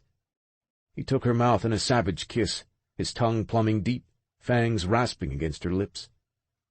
His touch roamed her body, one hand ultimately sliding between her legs. She gasped as he delved inside her, his thumb teasing her clit while his fingers stroked her. "I've never felt anything so soft.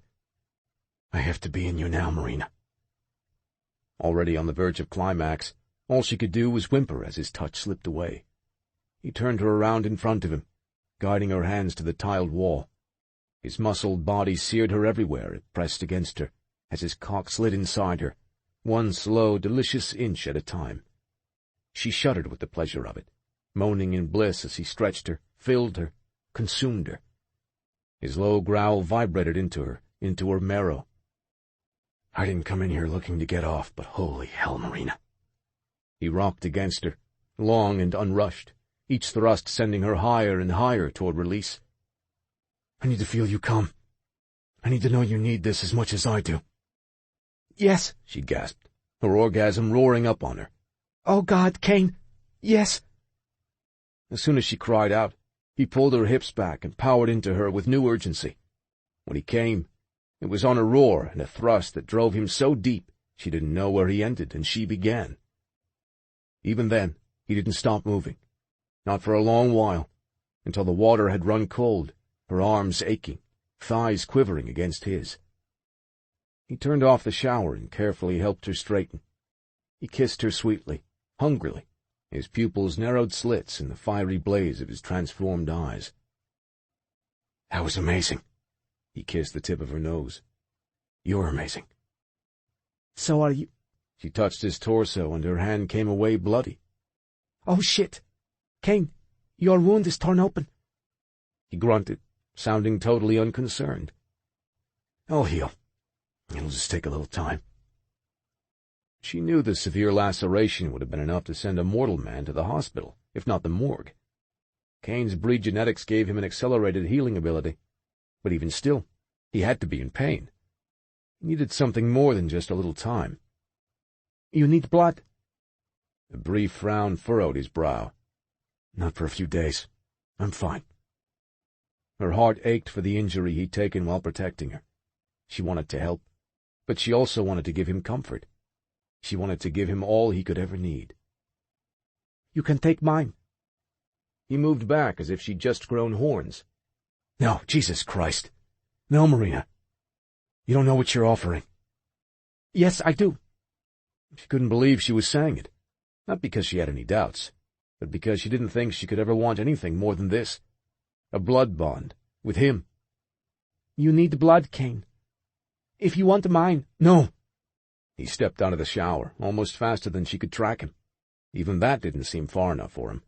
He grabbed a towel and slung it around his hips. When he glanced at her now, her eyes were still blazing, but also lit with something that looked a lot like fear. "One taste is forever. There's no taking it back." She couldn't pretend she wasn't stung. Worse than stung, bereft. "Oh, that's right. And that's the last thing you want. A shackle you can never break." He cursed under his breath. "That's not what I meant. Not with you." "No?" She sounded bitter, but she couldn't help it. She had lost so much tonight, but none of it hurt like the thought of losing him. If she'd ever truly had him. "I suppose I should have gotten a clue when you bolted out of my bed earlier tonight, after I mentioned the word forever." "What?" His scowl deepened. "That's not why I left. You have it all wrong, Marina." She pulled on her robe and followed him into the living area of the guest room. His long strides carried him toward the closed door. "If I'm wrong, then why are you leaving right now? Why does the idea that I care for you, that I—" She bit back the confession that leaped to her tongue, the terrible truth that she had fallen in love with him. "Why does the fact that I want to be with you make you so eager to walk away?" He stopped cold. It took him a moment before he pivoted to look at her. "I'm hurting you. I never wanted that, Marina. Coming here like this, right now, was a mistake. And I'm sorry." "A mistake?" Some of the air squeezed out of the room. What are you talking about? He let out a breath, his face rife with torment. I saw another vision today, while I was inside you. I saw you in murky water.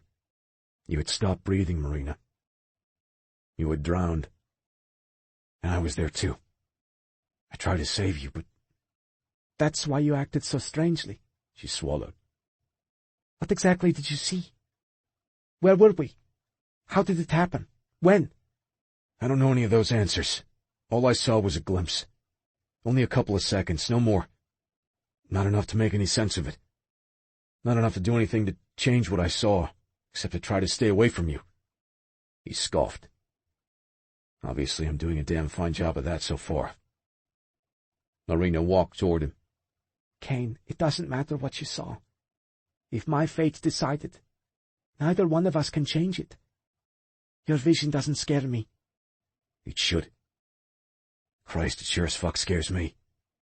So, you're just going to walk away? It's that easy for you?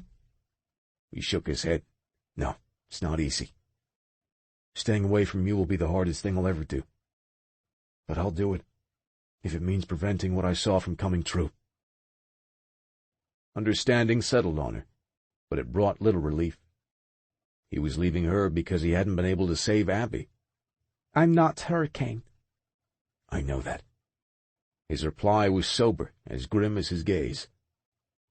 You're not her, and I never wanted you to be. I never wanted Abby the way I want you, Marina. I never loved her like this, not like you. Christ, not even close. There's never been anyone the way I feel about you. There never will be. She wanted to take comfort in those choked words. With all of her heart, she wanted to believe he meant them. Yet he stepped out of the room, saying nothing more as he closed the door behind him and left her standing there alone. Chapter 20. Standing in the private bathroom of his quarters, Kane fastened a bandage around his midsection to stanch the fresh bleeding. In the mirror in front of him, his reflection stared back like a mask of anger and loathing, all of it self-directed and well-deserved. He'd walked out on Marina like a fucking coward just now. Lots of noble talk about doing what was best for her, the sacrifices he was committed to making in hopes of altering the fate he'd seen in his latest vision, when deep down it was his own pain he wanted to avoid. The pain of losing the woman who had not only broken down all his strongest defenses, but had ensured no other would ever be able to take her place in his heart. She had nearly wrecked him with her tenderness tonight. He had gone to see her out of concern for her well-being, and instead she had been the one to take care of him. She'd been through hell tonight, a gauntlet that would have leveled even the most stalwart of his kind. Instead, she'd offered him her body, her sweetness, and her love. She had offered him her blood, her eternal blood. Holy hell. Kane stared at the haggard face in the mirror. Glowing irises, silver-thin pupils, fangs filling his mouth, their points razor-sharp and pulsing with the need to feed. His wounds were serious, but they would fade. Mainlining a human carotid would fast-track his healing. If he was lucky, it might also take the edge off the savage thirst he had for Marina. Since she'd entered his life, everything breed and male in him seemed caught in a gravitational field that pulled him inexorably toward her. If he stayed in the dark haven any longer, especially while his body needed nourishment and veins were still vibrating with want of everything Marina had offered him, he didn't trust his honor to hold.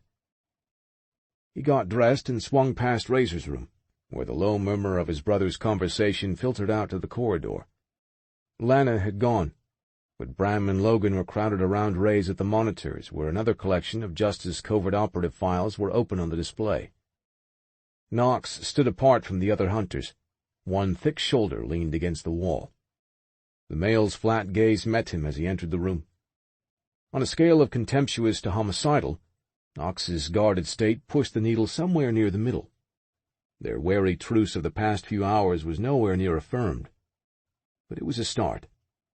Kane gave his brother a slight nod of acknowledgment as he entered the room. Knox didn't return it. "You look like shit." The male gave him a disapproving once-over, his nostrils flaring. "And you smell like roadkill." Bram glanced his way. "Your wound's worse than you let on?" Kane shook his head. "I'm fine. Just got a little careless and tore myself open again." Razor pivoted away from the keyboard, a knowing smirk on his face. "I have a feeling it was worth it." Hell yeah.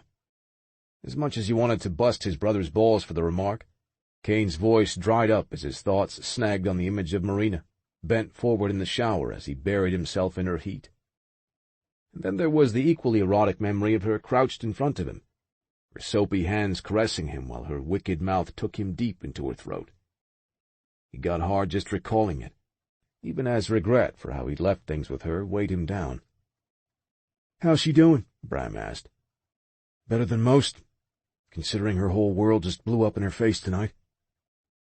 The pain in her voice over her uncle's betrayal would haunt him for as long as he lived, and there was still work to be done, a price to be paid by Anatoly Moritskov for that betrayal. "I told her we need to bring justice in on all of this, including your uncle." Logan met his gaze. How'd she take it? "She knows that's what has to be done, but she's hurting over it. Her uncle has been her sole family for most of her life. It's not going to be easy for her to start over." Bram nodded, contemplative. "Well, we can help her do that. You know Lana won't let her feel like a stranger. She's already talking about Marina as if she's been here forever. Thank you for everything you've done." Kane reached for his brother's hand and clasped it briefly. "I mean that, man." He couldn't deny the gratitude he held for Bram and his mate, particularly for how generously they had welcomed him back into the Darkhaven, and made Marina feel comfortable and accepted, too. Razor and Logan had picked up with him right where they'd left off 8 years ago, almost as if no time had passed at all. As for Knox, the rift Kane had caused between them would take time to heal, but he could feel some of the rawness of that old wound fading already. A shame he wouldn't be staying at the Darkhaven much longer. He'd meant what he said with Marina. He wasn't going to jeopardize her future by staying in it. The danger her uncle had put her in was over now. Justice could take care of Anatoly Moritskov however they deemed fit. Marina would have a home here at the Darkhaven for as long as she wanted, with good people who cared about her. Bram studied him as if he knew the direction of Kane's thoughts. The shrewd male never missed a thing, and he didn't now either. "Why am I getting the feeling you're coming in here after laying a goodbye speech on that female?" Razor frowned at Kane. "Nah, he can't be that stupid. Anyone with eyes in his head can see our man's in love with her." He wasn't going to pretend his brother was wrong. Not on either count. "I've spent the better part of my life chasing every itch that needed scratching. I even had myself convinced I was enjoying it." He shrugged. "I've been solitary by choice, keeping my life simple, no complications. Then she came along and showed me how empty my existence has been." Logan let out a low whistle. Damn, you really do have it bad for this girl. Bram nodded. "And it's not a one-way street either. Seeing you two together leaves no doubt about that." "Nope," Razor said. "So, why are you here wasting time with us instead of sealing the deal with Marina?" "Because he's scared." Knox's deep voice cut through all of the levity and well-meaning advice. "Hell, you're fucking terrified of something." Kane met the penetrating stare of his brother and one-time closest friend. There were few people who would dare accuse him of letting fear rule his actions. Knox was one. Another was the beautiful blonde he would do anything to protect. "You're right. I'm scared, Knox. Because I know if I stay with Marina any longer, it'll be to watch her die." "You're talking about a vision?" "Yeah. And the only way I can be sure that the horror of what I saw never happens is to let her go." "That's some damn heroic thinking, brother. Some fine fucking sense of honor you got there." Knox's reply was clipped and not a little cutting. "Too bad you had none when it came to Abby." The jab delivered with marksman skill, Knox stalked out of the room without saying another word. Kane stood there in the silence that fell over the room, knowing he deserved all of the rancor his brother threw at him. It didn't make him feel any less of an asshole. Nor did his spike of anger do anything to curb the bloodthirst still running hot through his veins for a woman he was never going to have. "I'm heading out for a while," he announced in a growl. If he stayed cooped up in the Darkhaven any longer, he was either going to end up at Knox's throat or Marina's. Chapter 21. Kane wasn't in his quarters. After getting dressed and pacing her guest room in a fog of conflicting, draining emotions, Marina had finally decided she had enough. Enough hurting. Enough waiting for him to come back and tell her he was wrong, that he couldn't simply walk away and live his life without her, that he wanted a future with her, no matter how soon it might end or in what manner. She kept hoping he would change his mind, barge into her guest room and ask her to be his forever, because she already was his. She would be, whether he accepted that truth or not. But he didn't come back. Not for several long minutes. Not for an hour and counting. So, she was taking this fight to him instead. Except he wasn't there. She stood in the quiet of his empty living area of his quarters, her breaking heart pounding out of her chest, girded for battle, one she couldn't deliver. No sign of him anywhere at all. Damn it! She spun around to leave the room and found the open doorway filled with the immense bulk and palpable power of a hunter, just not the one she wanted to see. She felt awkward, caught chasing after Kane like a lovesick fool. "Do you know where he is, Knox?" "Nope." The blue eyes, the shade of a dark thunderhead, gave away no emotion at all as he stared at her. "I do know he left the Darkhaven a while ago. Razor and Logan went with him." He left.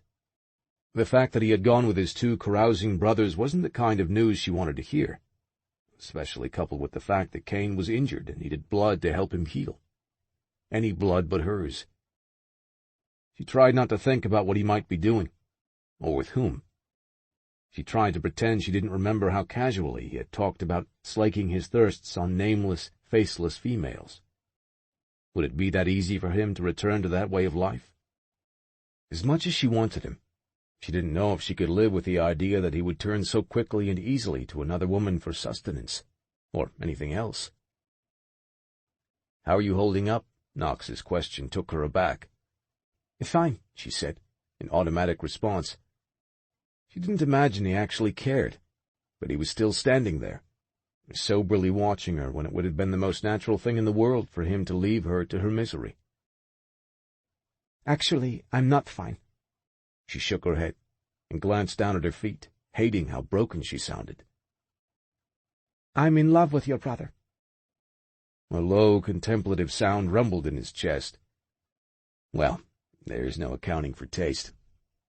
She glanced up, astonished to hear the wry note in his voice. She couldn't laugh, but humor from a male like Knox made it seem as though maybe the whole world wasn't crumbling around her. Maybe there was a little hope to be had. "I've only known him for a few days, Knox. Now I can't imagine what my life would look like without him in it. How is it possible to fall so deeply for someone so fast? It just doesn't happen." "It does," he said quietly. "It's rare, but it happens. The hell of it is, sometimes it slips right through our fingers. If Kane's smart, he'll hold you close for as long as he can." Knox stepped away from the open doorway, about to head back into the corridor. "He didn't betray you with Abby." Her words halted the big male, but he didn't turn around. Marina pushed on, wanting him to know the truth because it seemed that both of the stubborn, hard-headed brothers needed a little help to bridge the divide that had separated them for too long. "He cared for her, Knox. But as soon as he realized you and she had something special between you, Kane stepped back. He kept watch over her only in the hopes of thwarting the vision he saw, to try to protect her. He didn't want to see either of you in pain." Knox absorbed the information in silence, without turning around to face her. When he finally spoke, his voice scraped out of his throat. "He should have said something. He should have told me what he saw. He knows that, Marina said. It's a regret he's lived with ever since. But he wasn't betraying you or trying to undermine what you had with Abby. You need to know that. He nodded once, standing there for a moment. Then he continued on his way. Marina let out her breath. She didn't know if she had done the right thing, trying to patch up the rift between the brothers. Kane might be furious to learn she had inserted herself into their private business, but it was a chance she was willing to take. She only wished she knew how to convince him that what they shared was worth keeping together.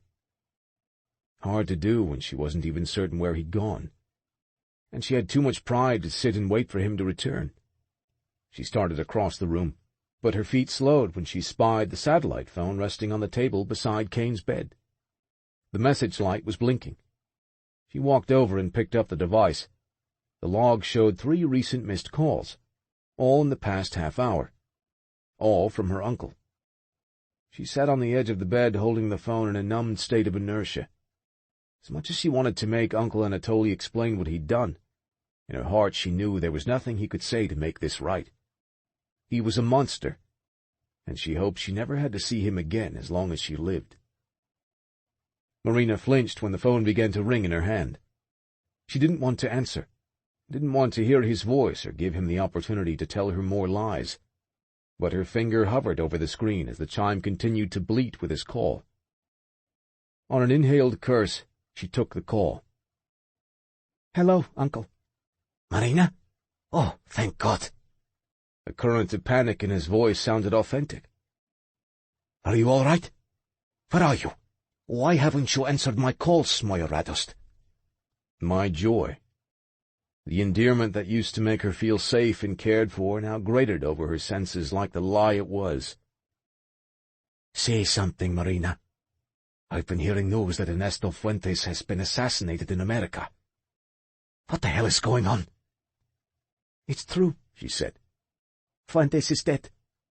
He was killed a few hours ago on his yacht." Anatoly swore in stunned, vivid Russian. "How is that possible? Who would do this?" "He was shot by a Justice sniper, the same one who attempted to kill me in Miami."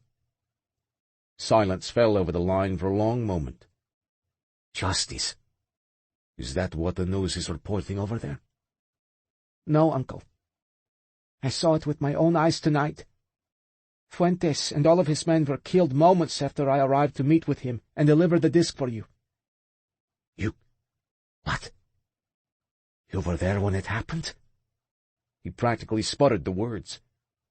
"You're making no sense, my darling. How is it you sound so calm? Were you injured? Tell me where you are, and I will send for you immediately." "That won't be necessary."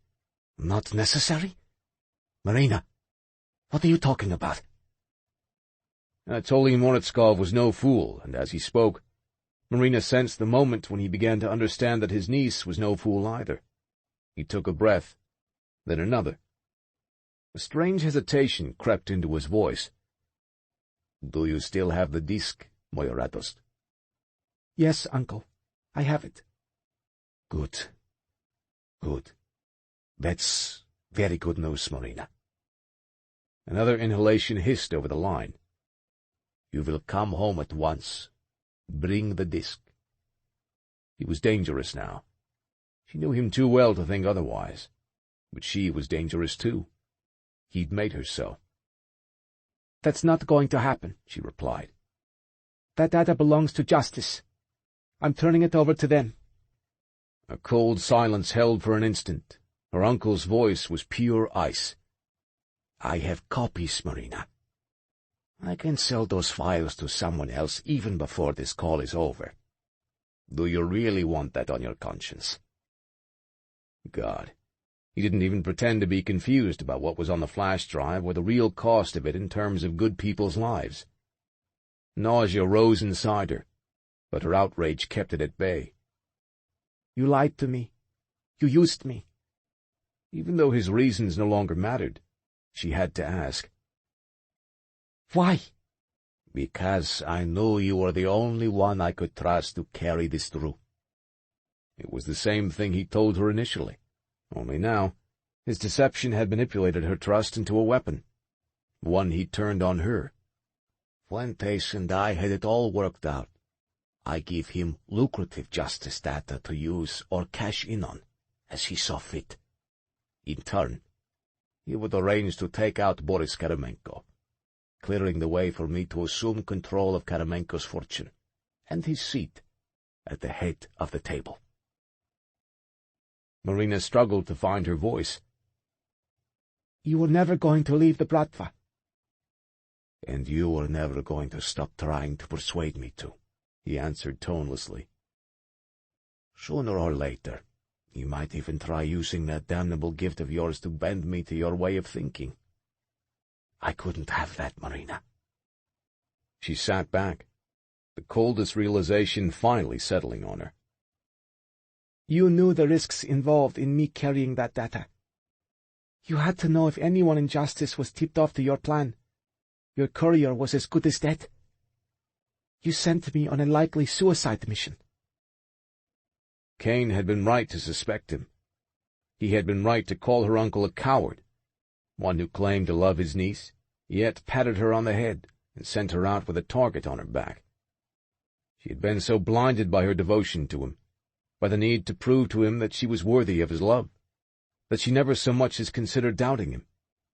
She would have defended him to her last breath. All the while, she was nothing but a pawn to him. A knot of anguish lodged in her throat. She swallowed past it, refusing to give him the satisfaction of hearing her break. Trust no one. That's what you told me before I left Russia. That's what you told me nearly all my life while you pretended to care for me. The only one I couldn't trust was you. He released a sigh filled with mounting impatience. Come home, Marina. Bring the data disk. It is not a request. Fuck you, Uncle, she scoffed. Fuck you and your orders. I've already told you what I intend to do with those files. No, Marina. You won't do any such thing.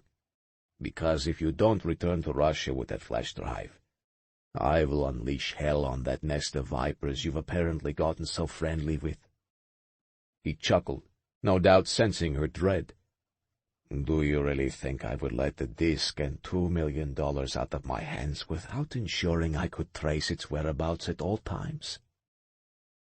All of the blood drained from her head. Cold panic filled her veins. You stay away from here. Do you understand? If you order your Vori soldiers anywhere near this place, I promise you, Kane will send them back to you in pieces. He let out a low chuckle, full of amusement. Who said anything about my men? I've got resources at my disposal that you can't imagine. So please, come home, Marina. Bring me the fucking disk. If I don't see you in St. Petersburg within 24 hours, all it will take is one call for me to arrange for a pack of breed mercenaries to swarm that dark haven and annihilate everyone in it, including the pregnant bitch. And then you'll come home, after you've watched your friends die. Chapter 22. The pink hair in the strapless dress keeps giving you the come hither. Kane followed Razor's chin tilt to the corner of the bar in the Key Largo dive where they'd been sitting for about the last hour. The young human woman chewed on the end of a red cocktail straw, her gaze colliding with his across the room. Shit. He scowled with complete disinterest. She doesn't even look 18 years old. She's 24, Logan said. Her name's Lacey, and she's a real sweetheart. She's blood-hosted for me a time or two. You want to meet her? Kane grunted. How many women in this state do you know on a first-name basis? Rays smirked. Better question is, how many doesn't he know? Can't take him anywhere. What can I say? Logan's grin lit up his dark face. I've got a magnetic personality. Don't ask me to apologize. I don't want to meet Lacey. Kane leaned back in his seat at the table. I'll leave her for you two to bicker over. Razor flicked a narrowed glance at him. Did you come here to find a carotid to tap, or are you going to sulk all fucking night?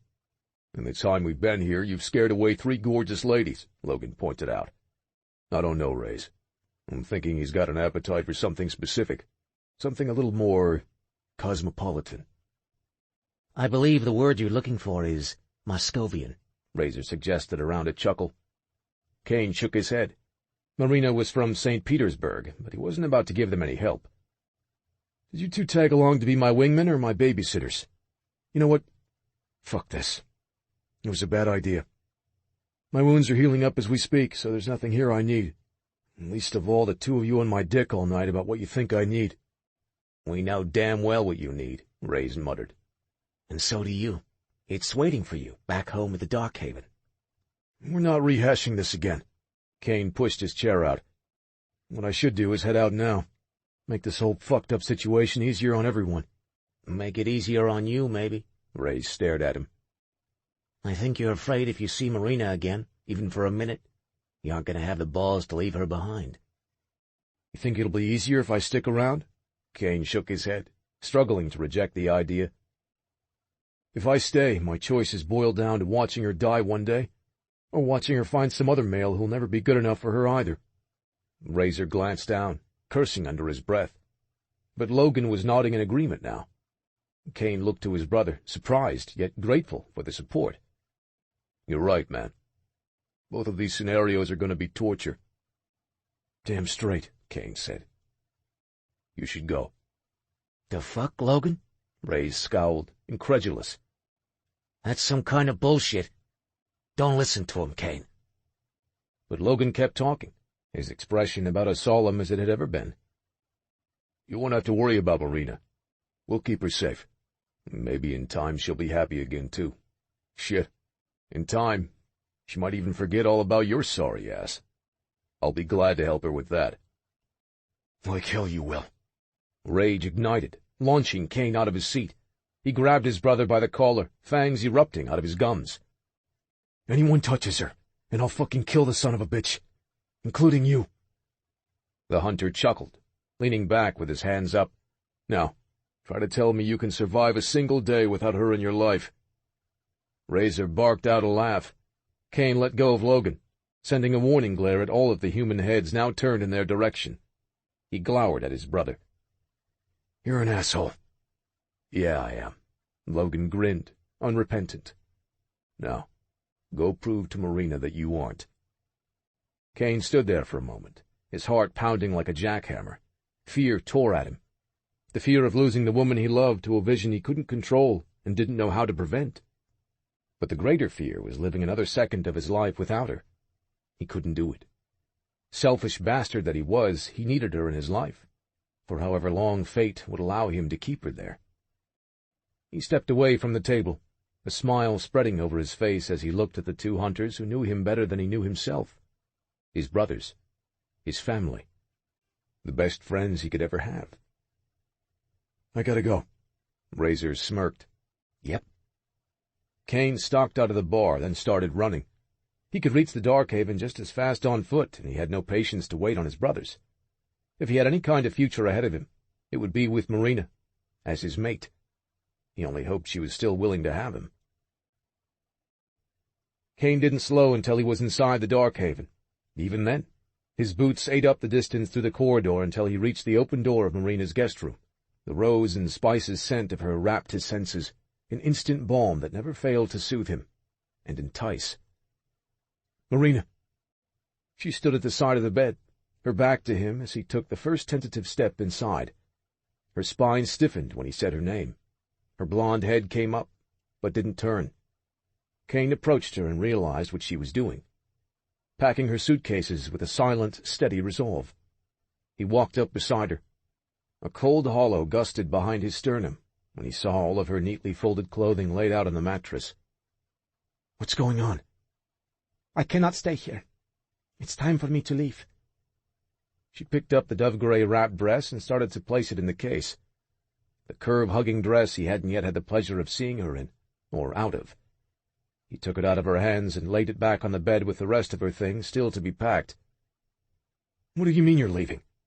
When she seemed determined not to look at him, he closed the lid of the case, then gently grasped her shoulders, turning her to face him. Marina, leave to go where? This is your home now, if you want it to be. No, it's not. Pain shone in her burgundy eyes, despite the steel of her spine. I need to go back where I belong. You belong here. She shook her head, her expression doleful. I'm going back to Russia, Kane. Moving out of his loose hold, she resumed packing. The coldness in his chest ripped wider, deeper. Now, it began to fill with a different kind of fear. You can't go back there now. It's too dangerous. She slanted a brittle smile at him. Only if I go near water, right? I'll be fine. It's no longer your obligation to keep me safe. Not that it ever was. Jesus Christ, she was serious. She really was doing this. He had fucked up, irreparably, based on the lack of hesitation in her voice or her actions. He had pushed her away because he was too afraid to bring her closer, into his life, into his blood as his bonded mate. I've been an ass, Marina. I said a lot of things I didn't mean. Stop, Kane, please. Her voice sounded choked. This has nothing to do with you or with us. Then why won't you look at me? He caught her chin on the edge of his fingers and drew her face back to him. I hurt you tonight, and I'm sorry. She blinked, but it didn't seem to stanch the sudden welling in her eyes. Please, don't make this harder for me. I have to go. There's a flight leaving Miami in a couple of hours, and— I take it back, Marina. Every stupid fucking word. He stroked her cheek, hating how real it felt that he was losing her. Maybe he already had. I want to take it all back, except the part about being in love with you. Those tears she couldn't squelch spilled over now, running in streaks down her lovely face. It's too late for that, Kane. I have to be in Russia tomorrow. As she said it, he noticed the satellite phone peeking out from under some of her clothing. The pain and fear taking up residence in his chest was now joined by a bleak realization. You spoke to your uncle. She reached up to swipe at the wetness on her cheeks. I went to look for you in your quarters a while ago, but you were out with Logan and Razor. The phone was lying next to your bed. My uncle— Anatoly, she amended quietly, as if she needed to put the space between the man who raised her and the one revealed to her tonight. Anatoly had been calling repeatedly after hearing about what happened to Fuentes. He called again while I had the phone in my hand. Ah, fuck. Kane reached up and raked both hands over his head. You shouldn't have answered, Marina. What did the bastard say to you? She shook her head. He denied none of it. He never intended to leave the Bratva. He planned to trade the list of Justice covert operatives in exchange for Fuentes arranging to have Karamenko killed. Then Anatoly would have Karamenko's billions and control of his organization. He chose me as his courier, not only because he trusted me, but because it didn't matter to him if I got killed along the way. Fury seethed into Kane's marrow, even though this only confirmed most of his suspicions about Moritskov. That son of a bitch. He's a dead man. He practically shook with the depth of his rage. Yet Marina, who'd been the one to hear Mortskov's confession firsthand, seemed oddly subdued. She seemed strangely, woodenly resigned. But he knew her too well. He saw behind the mask of her courageous calm. He threatened you. Dread clawed at him as he studied her now. Jesus Christ. Tell me what he said. It doesn't matter what he said. I'm doing what he wants. He's ordered me to bring him the data drive. Bring it to him? Kane erupted with a curse. That disk is going straight to Justice, and you're not going anywhere near Russia. If I have to chain you inside this dark haven to keep you here, I'll fucking do it, Marina. He's got copies, Kane. Giving the disk to Justice won't save any of those people. Right now he didn't give a damn about a single one of the hundreds of law enforcement lives hanging in the balance. The only life that mattered to him belonged to the woman looking at him as if this entire conversation were still going to end with goodbye. You're not taking the disk to him, Marina. You can't save any of those people by going back to Russia. If he told you that you could, it's just another of his lies. I know I can't save them, she murmured. But maybe I can save you and everyone else in this dark haven. What are you saying? If I'm not in St. Petersburg to hand over the disk to him tomorrow, He told me he will send a pack of assassins here to kill all of you. Breed mercenaries, Kane. He said he would make me watch everyone die. And when it was over, he would bring me back to Russia anyway. Kane went coldly, lethally still. Even though he was confident he and his hunter brothers could handle any threat, he was loath to imagine what an attack like that might look like.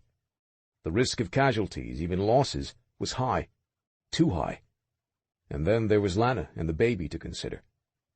He would die to defend this dark haven and the people in it. But Marina was his heart. She was his soul, and everything good he ever dreamed of having in this life. He wasn't about to let her sacrifice herself for him or anyone else. "You're not leaving me, Marina. Not to go back to Russia or anywhere else." "I have to." Anguish twisted her expression. "I don't have a choice." "Then neither do I." He stepped in close and wrapped his arms around her. "I'm going with you." Chapter 23. St. Petersburg had been her home for nearly all of her life, but as Marina exited a rented Mercedes with Kane that next evening, the beautiful Russian city felt like an alien land. They stood outside the busy restaurant where Anatoly Moritskov had agreed to meet them, a compromise he hadn't been pleased about, but had grudgingly accepted. That he had been willing to concede to any of her terms only told her how serious he was about seeing her in person again. The thought of having to look him in the eye, knowing all that she did now, put a chill in her veins. It joined with the fury that had settled there and might never abate. Still, as the valet whisked their car around to the lot, Marina's heart raced, her feet leaden beneath her. With damp palms she brushed the creases from her black skirt and blouse. "You okay?" Kane asked, his touch a comforting warmth at the small of her back. She nodded. "I will be, once this is over." He pressed a kiss to her temple. "He can't hurt you. Not anymore. I'll see to that." His growled promise was one he'd made on the flight out of Miami as well. Marina knew it was all but guaranteed a lethal vow. The only reason Kane had agreed to let her go through with the meeting was to bring him within arm's reach of Anatoly, access that would otherwise be next to impossible to arrange, even for a skilled hunter like Kane. He made no secret of the fact that he preferred to see Moritskov dead, and he'd brought enough weapons to make it happen. But it was justice that deserved to hand down her uncle's punishment. As for Kane, executing a man in full view of the public was hardly his habit, but Marina didn't doubt that all it would take was a threatening word or action toward her for the measured and cool breed male at her side to erupt into pure deadly menace. She let go of a shuddery sigh and felt for the flash drive in the pocket of her skirt. "All right. I'm as ready as I can be. Let's get this over with." Kane opened the restaurant door and she strode in, pausing until he was at her side. There was no need for the hostess to show them their seats. Marina spied her uncle immediately at one of the tables situated near the back of the crowded dining room. Squatty and going soft around the middle, Anatoly Moritskov seemed diminished in many ways now that she knew his true character. Her step faltered only for a moment when her gaze connected with his. Dark eyes held her with an unmasked contempt, one that sharpened as he glanced at Kane. At both of her uncle's sides stood a pair of Vori soldiers in dark suits. Their tattooed hands were clasped in front of them in an at-ease stance, but the men were far from relaxed. It would take only seconds for them to reach for the weapons they carried beneath their jackets. But not even 4 heavily armed men would pose much of a threat to Kane. She reassured herself with that certainty, and Kane's calm strength at her side, as she made her way through the restaurant toward her uncle's table. He rose from his chair like a gentleman, offering her a thin smile. "Moja radost. Stunning as always." Wincing at the awful endearment and oily compliment that came with it, she said nothing in return. She halted a foot from the table, taking Kane's pause as her cue. In the hours since she'd last spoken to Anatoly, her regard for the man as her uncle had coalesced into a dull, almost phantom ache, the sort of sensation that might linger after the removal of a diseased limb from her body. Her connection to him was severed, and what she saw before her now was a stranger, the ambitious Bratva boss he'd always aspired to be. "Don't be rude, Marina. Have a seat." "We'll stand," Kane growled. "We aren't going to be here long." When Marina remained unmoving, Anatoly's narrowed gaze flicked away from her to Kane. A sneer stretched his mouth. My headstrong niece has spent 25 years balking at my authority, yet she obeys you like a pet dog. He grunted and eased back down into his chair. She always was a willful girl in need of a strong hand, so I suppose I should be impressed. It only took you a few days to put a yoke on her, Hunter. I do wonder, though, did you have to beat her or fuck her into submission? Kane's body vibrated with the low rumble of his fury. Marina brushed her fingers against his, a subtle signal that she was okay, that Anatoly's words didn't hurt her. He didn't have that power anymore, and she wasn't the least bit embarrassed to be standing next to Kane as his lover. "Your crudeness doesn't mean anything to me," she said, shrugging. "What else should I expect from a man who values nothing but himself?" He chuckled, smoothing a hand over his balding head. Unfortunately, it seems you've inherited your poor taste in bed partners from my sister. But you are still my blood, and I can be forgiving. So, if you're done slutting around with this subhuman, you may come home, Marina. In fact, I insist. She scoffed.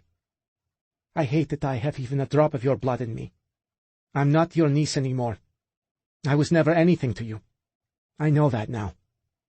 I've seen through you, finally."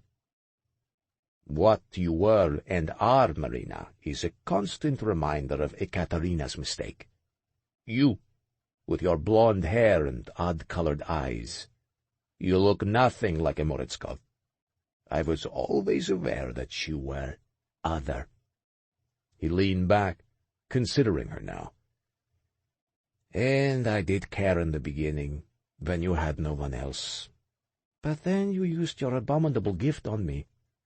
You dared to manipulate me, and at that moment I knew you were dangerous. No. She shook her head, rejecting the twinge of guilt that still pricked her over that incident.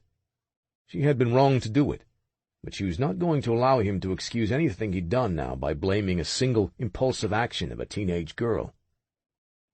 "If you felt I was so dangerous, then why not kill me that day?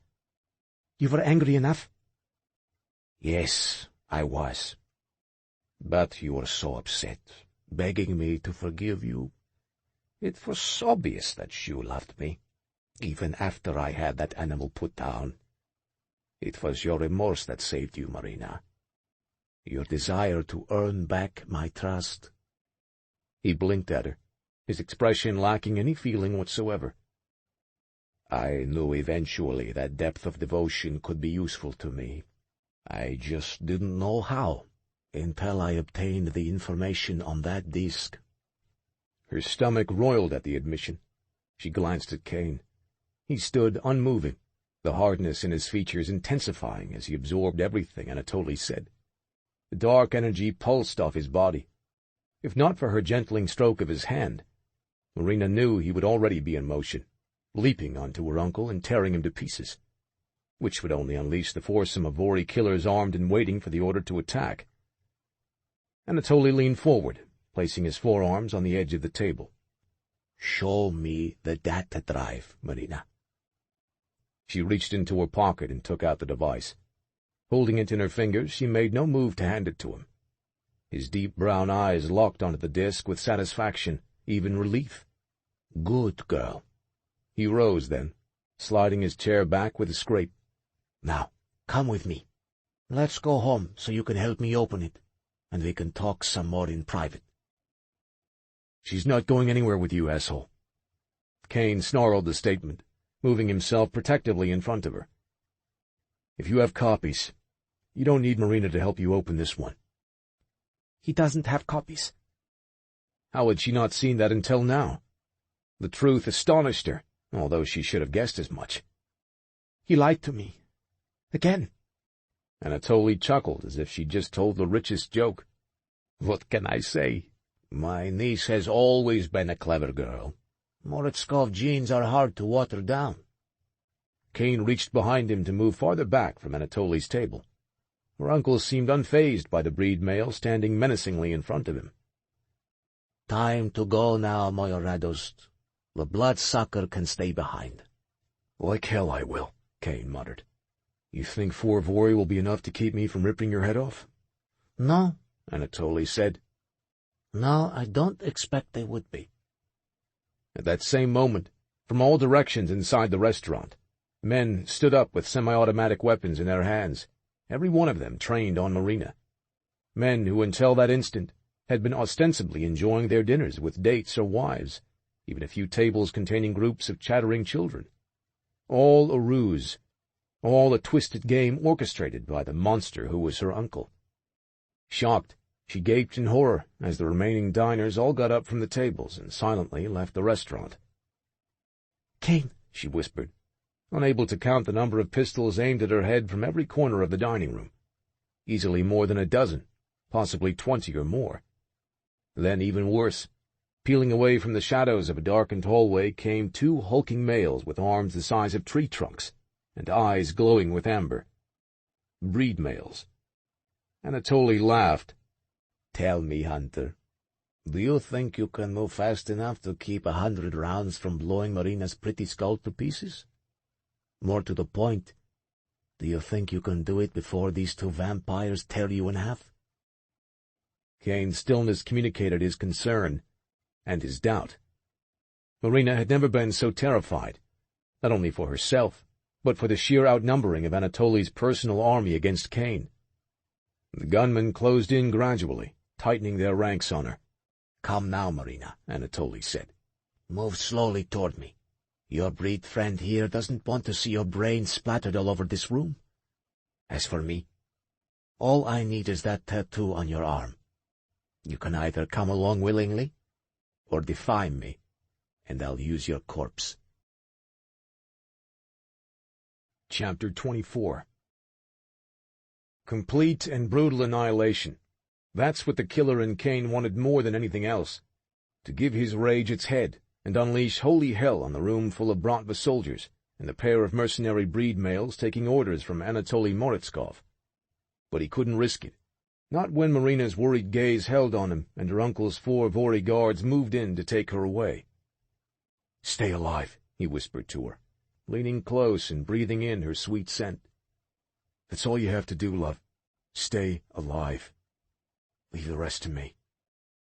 She nodded, but he could see the doubt in her burgundy eyes.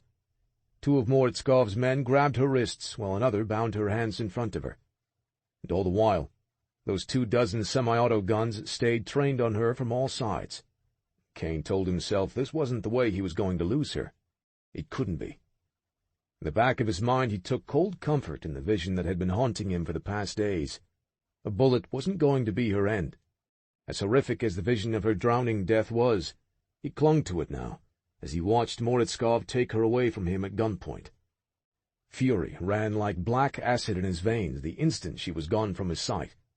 The muffled sound of vehicle doors closing outside the rear of the restaurant reached his heightened hearing like gunshots. It took all the self-control he had not to follow her now. 20+ Bratva men could fill him full of rounds, and he could probably still make it long enough to rescue Marina from Moritskov's hands. He could move faster than any human. He could be gone in mere seconds, and none of the gunmen would stand any hope of catching up to him. But the 2 breed males were the larger threat, to his chances and to Marina's ultimate safety. To get to her, he needed to take them out first. Kane bared his fangs at the pair. "Well, what are you waiting for?" The bigger of the 2 smirked. "For the limo to leave." "Yeah, fuck that." Kane had a dagger concealed in his hand. He had retrieved it from under his loose shirt during the instant Moritskov's thugs took hold of Marina. Now, he leaped on the smirking breed male who stood closest to him, plunging the blade into the vampire's chest as bullets began to fly from all around them. He and the male crashed into a service station on their way to the floor. Deafening gunfire and splintering tables, chairs, and dishware created an instant explosion of chaos in the room. Kane ignored it all, focused on the thing he was born and raised to do. Coldly, swiftly, he dragged the blade across the breed male's throat, all but severing the head from the vampire's body. Meanwhile, the second male attacked. He jumped Kane from behind, trapping his skull between massive, powerful hands. Kane roared as the pressure in his temples turned his vision gray. He reached back with the dagger, stabbing his assailant in the eye. The male let go of him on an anguished howl. But Kane wasn't finished with him yet. He flipped around in a blur of movement, grabbing the bulky body and holding it in front of him as a shield, while Moritz-Kov's gunmen closed in with weapons blazing. More than a few hit the breed male's head, enough to prove lethal. Kane heaved the limp corpse at the swarming human shooters. Then he flashed out the back door of the restaurant and took off at the full velocity of his breed genetics to save the woman he loved. He only prayed fate would be on his side. Marina sat silently in the back seat of the chauffeured black limousine that had been her ride to countless dinners and social events over the years. Tonight she crowded against the soft leather seat and window, her bound hands in her lap, and her gaze fixed on the pistol her uncle held on her from his seat across from her. She knew why her hands were tied. All she needed was the opportunity to touch Anatoly for a few moments. Then she could bend his will and make him release her. But he was out of reach, and if the tight bindings didn't thwart her, the gun he brandished certainly would. He had taken the flash drive out of her pocket before they got in the car. His fingers caressed it idly as he stared at her in the dark of the limo, while his driver sped along the fast-moving stretch of multi-lane Ivanovskaya Street, heading east through the city. "How could you do it?" Marina shook her head, glancing at the device. "Those are real people you're exposing. Hundreds of innocent lives on that disc." "Innocent?" he scoffed. "Justice has been sniffing around me for years. Their agents infiltrating the Bratva and other organizations like an infestation. I'm glad to help root the traitors out." "It's you who's the criminal," she reminded him. "You and your friends like Ernesto Fuentes and Boris Karamenko. All of you are in the wrong, not the other way around." "Please," his face twisted with anger. "Spare me your self-righteousness, girl. Bratva money paid for your pampered lifestyle, and my sister's. It paid for her musical education in America, which she squandered by spreading her legs for anyone who said a pretty word to her. You were a product of that flaw of hers." At the cutting disregard, Marina glanced out the window at the buildings and storefronts they passed in a blur of lights and speeding cars. "You speak as if you hated her." He chuckled. "Hate is a strong word. I didn't feel that deeply for Ekaterina. She was a silly, idealistic girl, and she was only too happy to spend Bratva money on fancy holidays and expensive clothes, all while condemning me for how I earned it. I should have dumped her on the street instead of giving the ungrateful bitch a home she didn't deserve. I suppose I finally reached my limit with her after she took up with that activist professor from Moscow."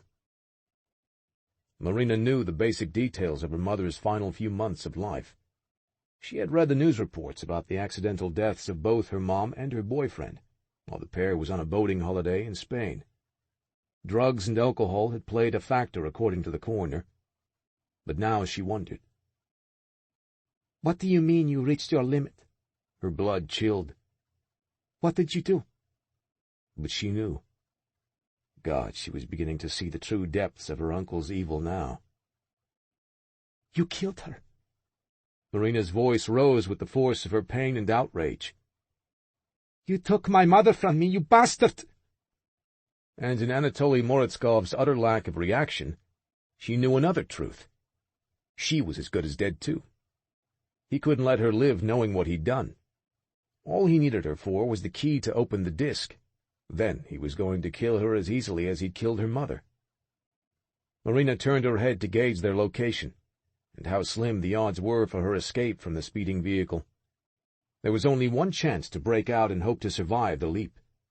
Up ahead, before they would reach the Volodarsky Bridge that spanned the Neva River, was a wide green space. If she could tumble out and onto the soft grass, she might make it. Heart pounding in her ears, she bided her time as they approached. The gloom inside the limousine concealed her movements as she inched her fingers toward the door handle. All she had to do was wait another few seconds. Almost there. Sucking in her breath, she hit the unlock button. The click seemed as loud as a gunshot. "What the—" Anatoly's gaze snapped to her scrambling fingers as she hurried to grasp the door's release. He shouted to the driver in Russian, demanding he speed up. "Marina, damn you!" The vehicle lurched forward, tossing her against the seat. The green space lay behind them now, the driver flooring the accelerator as they approached the bridge. She had no choice now. She had to get out of the car no matter what. With her bound hands, she swung them forward, knocking her uncle's weapon off its aim on her. His arm flew up and back in the struggle. 3 shots fired wildly, sharp pops that sparked in the darkness. One shattered the passenger window. Another tore into the ceiling of the limo. The third hit the driver in the back of the head. Blood and brain matter exploded against the windshield. He slumped forward. The car careened onto the bridge and out of control. Marina screamed, still struggling for purchase on the door handle. She couldn't get it open, and even if she did, the tumble onto the pavement was all but certain to kill her. "Oh, my God!" In terror, she watched the bridge guardrail loom closer and closer in front of them as the limo veered across the lanes. It slammed into the low barrier and crashed right through. The impact shattered the cracked windshield. The sound of groaning, twisting metal seemed to go on endlessly, and so did the slow-motion plunge toward the dark, rippling water of the river far below. Water gushed in through the broken glass and crumpled seams of the doors and hood. It was frigid cold, so dark it was black. Marina scrambled to open her door as the front of the car tipped forward and began to sink. "Marina!" Her uncle clawed at her from the other side of the back seat as the water rose up to his face. He grabbed the hem of her skirt, dragging her away from the door. "Marina, help me!" He was going to pull her down if she didn't get free, but her tied hands were of little use to her. The door wouldn't open against the pressure of the water outside the vehicle. Finally, she found the button for the window instead. The glass slid down, bringing in a massive wave of dark, briny water. It hit her face, pushing into her nose and mouth. She choked, fighting against the incoming force of the river. She couldn't drown. She couldn't let Kane's vision come true. She wanted to live. "Please, God, let me live." She tried to swim out the open window, but her uncle's grasp held her back as he tried to use her body as a ladder for his own escape. Marina kicked at him, her face completely submerged now. She screamed Kane's name in her head as the vehicle descended under the waves. Chapter 25. Allowing Marina anywhere near Russia was a mistake he'd regretted the instant they stepped off the plane. But the even bigger regret, the one that had Kane's heart caught in a vice as he raced on foot through the middle of St. Petersburg, was the fact that he'd allowed her to leave the Everglades dark haven without first offering her his blood bond. He should have fucking demanded it. If he had, that blood connection to each other would have led him to her like a beacon. He would have felt her location with a thrumming in his own veins. Instead, he chased through the streets as good as blind, trying to guess where she was. He knew Morozkov's estate lay east of the city. Before leaving the States, he and Reyes had gone over the mansion's location and property schematics in case Kane needed the information. But knowing where Morozkov was likely taking her didn't tell Kane where she was now, and he didn't want her spending another minute in the bastard's hands. Kane paused at the corner of a wide 6-lane boulevard, searching for any sign of the black limousine. The busy city pulsed all around him, crowding his senses. The din of ceaseless nighttime traffic on the street in front of him, the blare of car horns and the intermittent, marrow-shaking thump of music playing over vehicle sound systems, restaurant smells competing with the belch of exhaust, and something else. Water.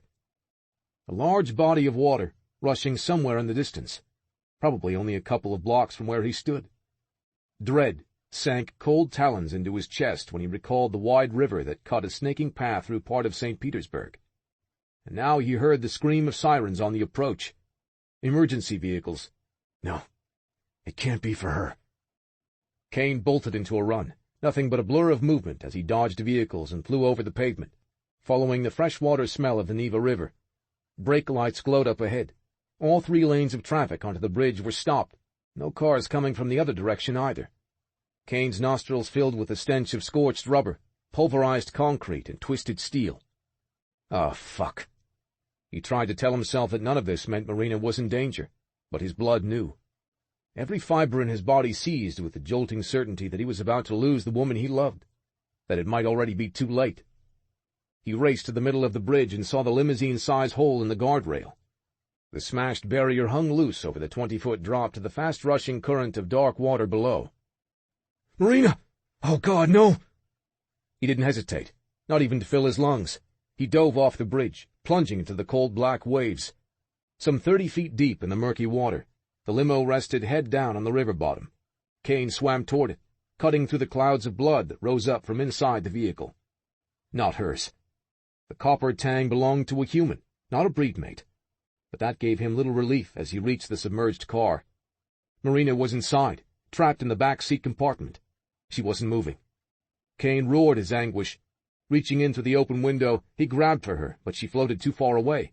He grabbed onto the door and ripped it loose, tossing it to the river bottom. Marina hung suspended in the water of the back seat, her blonde hair floating all around her.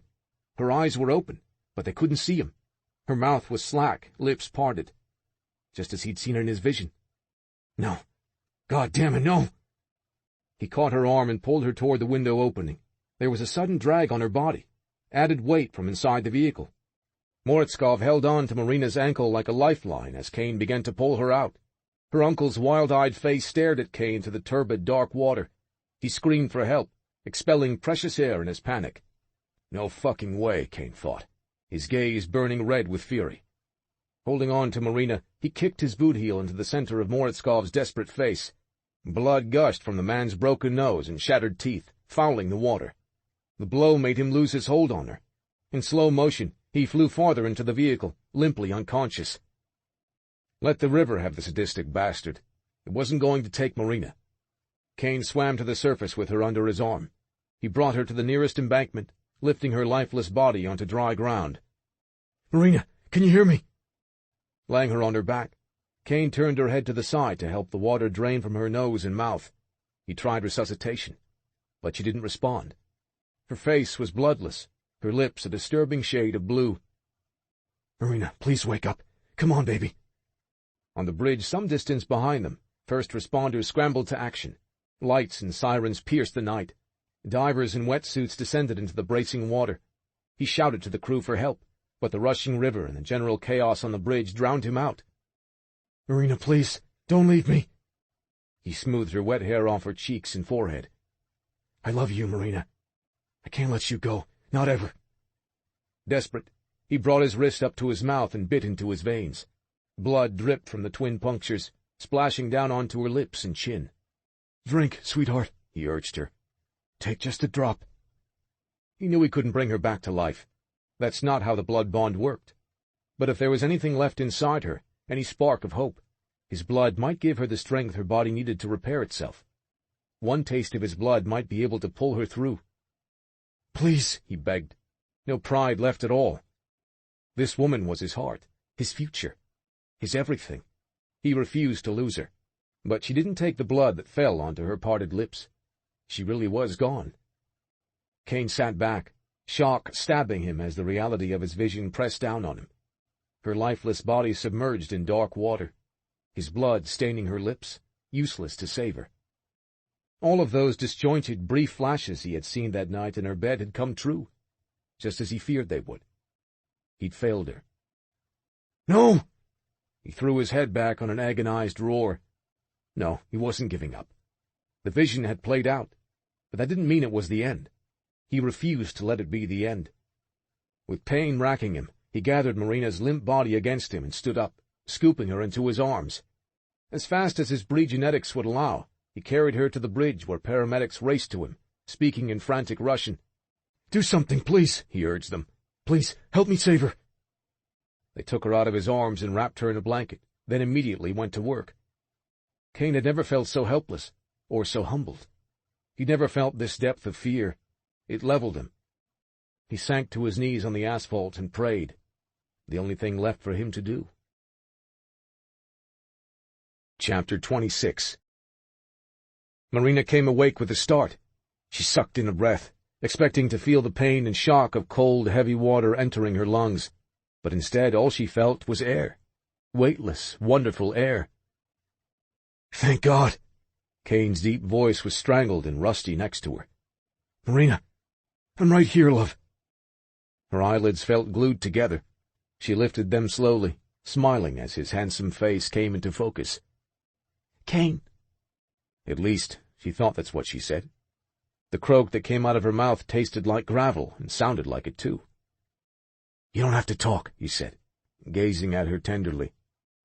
Monitoring wires and IV lines ran from the back of her hand, which was caught between the warmth and strength of both his palms. The beeps and soft hisses that had been the soundtrack to her many hazy, disturbing dreams made sense now. Hospital? He nodded, his expression grave. St. Petersburg. You've been in a coma for the past 2 days, but you're going to be all right. You're alive, Marina. His voice caught for a moment. Ah, Christ. I lost you, but you came back to me. Memories buffeted her like fast-forward frames of a movie. Kane and her entering the restaurant, her uncle's gunmen coming out from all directions, being taken away while Kane was left to contend with all those Bratva killers and the pair of breed males. All the awful things Anatoly Moritskov admitted to in the limousine. And then, the harrowing crash into the river. The cold, dark water she couldn't escape. I drowned. As impossible as it seemed, she knew it was true. Just like in your vision, Kane. I died. Yes. Black brows creased over sober silver eyes. For 2 minutes and 34 seconds you were dead. Paramedics brought you back. I tried to, but he shook his head and glanced down at their clasped hands. When he swallowed, she heard his throat work. That quiet hitch in his breath told her so much. This formidable breed male, this hunter who could take on an army and still emerge on top, had almost been broken by the thought of losing her. You came for me, she whispered, overwhelmed by emotion, relief, gratitude, and love. So much love. You did save me, Kane.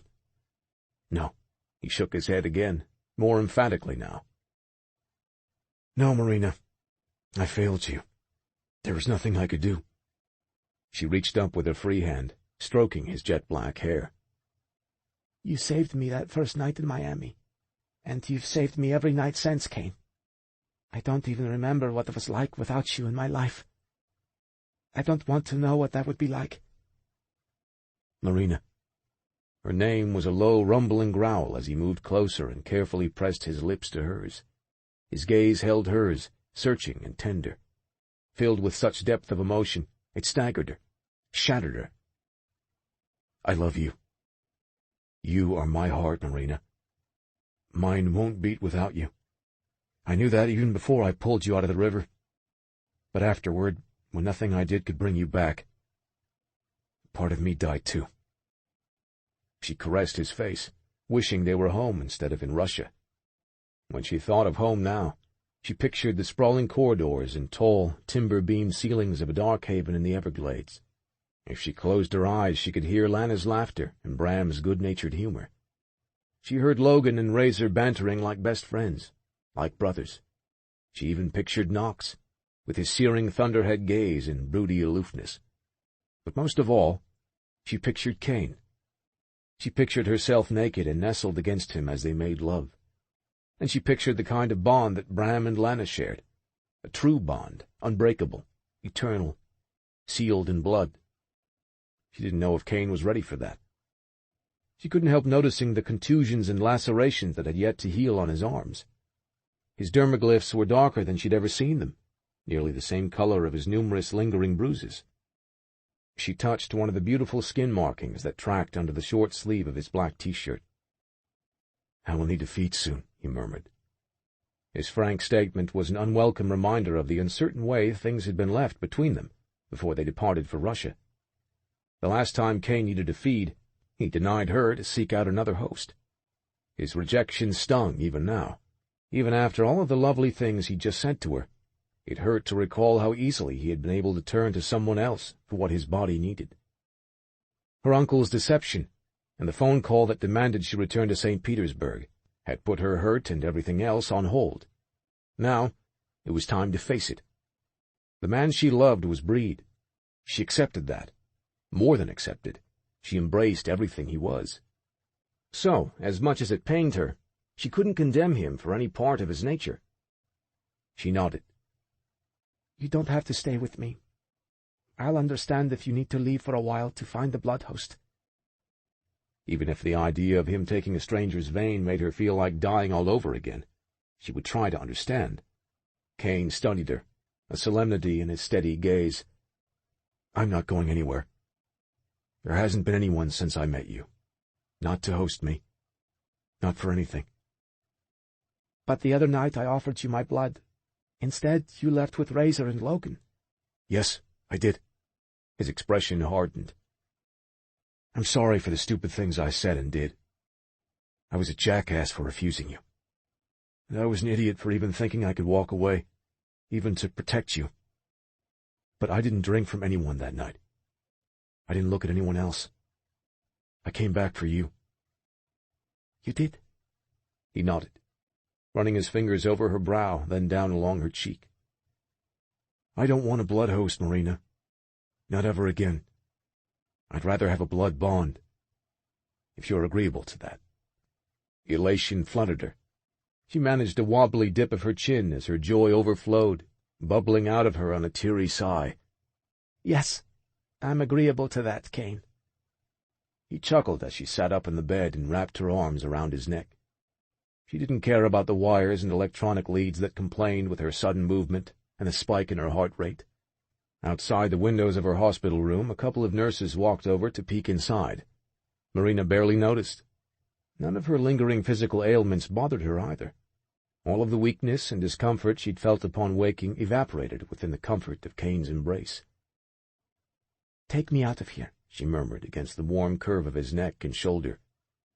I don't want to wait another second to start the rest of our lives together. Neither do I, love. He shivered as she pressed her lips against the strong pulse beating so near her mouth.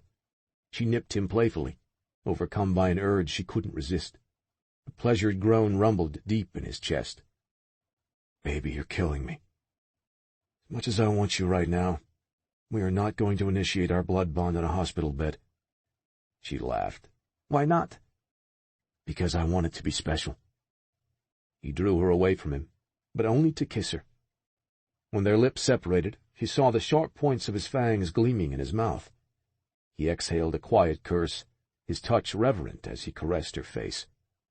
When I take you as my mate, Marina, I want it to be perfect for you. I'm going to make certain it is, because you deserve nothing less. She smiled, overcome with love for him, and a stirring hunger for all the things his heated amber gaze promised. I love you, she whispered, moving deeper into his arms. Please, don't ever let me go. He held her close. Baby, not a chance. Marina could have stayed in the comfort of his embrace forever, but outside her room a group of big men approached the closed door. Dark suits, grave faces, and at the front of them was someone even more dangerous than Anatoly Moritskov. Kane! She backed out of his arms, fear leaching into her veins. Oh, my God! It's Boris Karamenko! The Bratva boss opened the door without knocking. None of the hospital staff stopped him or even delayed him with a question. Karamenko had that effect on everyone who knew his name, and his savage reputation. Like the swaggering bull he was, he entered the room, along with the 4 grim thugs accompanying him. It's all right, Kane said, giving her hand a reassuring squeeze as he rose to his feet. But it wasn't all right. It couldn't be all right if one of the most treacherous heads of the Russian mafia was coming after them now. She is awake. Karamenko's growly Russian accent clipped the words into a toneless observation. He moved next to her bed and stared down at her, scowling. You've had everyone very worried these past 2 days. She gaped at him, unable to hide her shock. What? He swung that dark glower on Kane. You haven't told her yet? There, hasn't been time to cover everything. Kane actually looked a little sheepish, and when he glanced at her, his silver eyes were filled with solemnity. We had more important things to talk about first. Marina sat up straighter, confusion and disbelief swirling through her as Kane took a seat on the edge of the narrow bed. What's going on? After the paramedics revived you and brought you to the hospital, I had a visit from a couple of justice men, and Mr. Karamenko. He took her hand, stroking her fingers as he held her stunned gaze. Marina, Justice knew what your uncle was up to. They knew he had obtained covert operative intelligence, and they knew he was looking to sell it. They also knew you were carrying it for him when you arrived in the States. Karamenko nodded. What we didn't know was that he intended to use it as payment for having me assassinated. We didn't realize that until we spoke with your man here, and he explained what Anatoly confessed to you. Wait a minute, Marina said, uncertain if she was hearing correctly or if the trauma her body had endured was playing tricks on her mind. She stared up at Karamenko. You're saying we as if you're— Working with justice. The Bratva boss nodded his large head. A smile spread over his jowly face. I am a career justice agent, Marina. I've been providing intelligence and assisting in arrests and sting operations from the very beginning. But you're one of the most feared members of the Bratva, she pointed out. Forgive me for saying it, but you're a cold-blooded killer. Your reputation for violence and treachery has been carefully crafted and supported with the cooperation of my justice colleagues, he finished for her. My rise through the syndicate was crucial in helping law enforcement take out the real killers and criminals. Unfortunately, that number included your uncle. We were tightening the noose around Anatoly when rumors reached us that he had somehow gotten his hands on the highly sensitive intelligence. A couple of months ago, we began applying some subtle pressure, just to see if we could flush out the data. He got anxious. Marina nodded. That's around the time that he came to me and told me he wanted out of the Bratva. He said he was afraid and had someone willing to give him asylum for a price. He knew I would do anything to help him. Justice knew that too, Karamenko said. Your devotion to him was well understood in our organization.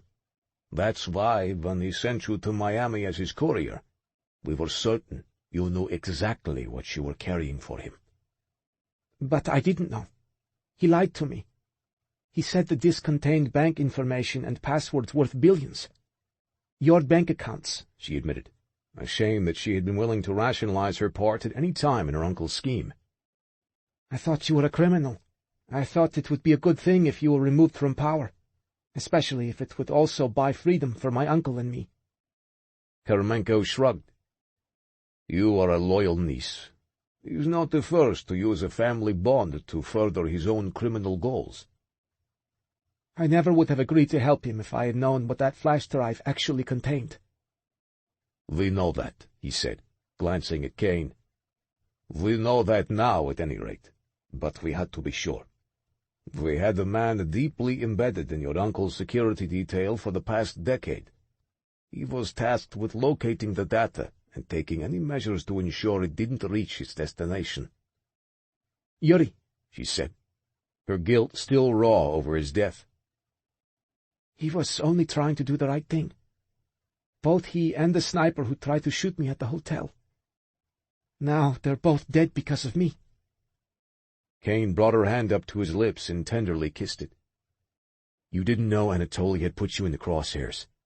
You had no idea what was actually on that disk. There's no reason for you to feel guilty about any of this. Karamenko nodded. He's right.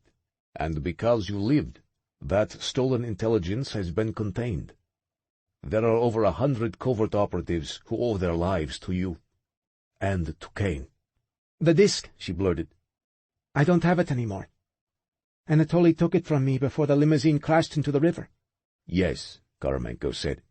We found it still clutched in his dead fist when divers pulled his corpse out of the water. We have a team searching his premises now to look for the possibility of other copies. Marina shook her head. There are none. He only had the data on that one device. Then that's good news indeed. Karamenko gave her a rare smile. Justice owes you a debt, Marina. It would not be wise for you to remain in Russia now. So, we are prepared to offer you asylum anywhere else you might wish to go. As he spoke, 2 more men in dark suits came into the room. She instantly recognized the salt-and-pepper whiskers of the older justice officer and his ginger-haired breed partner. Officers Powell and Jonas from our Miami office wanted to thank you in person. Karamenko stepped aside to make room for the pair at her bedside.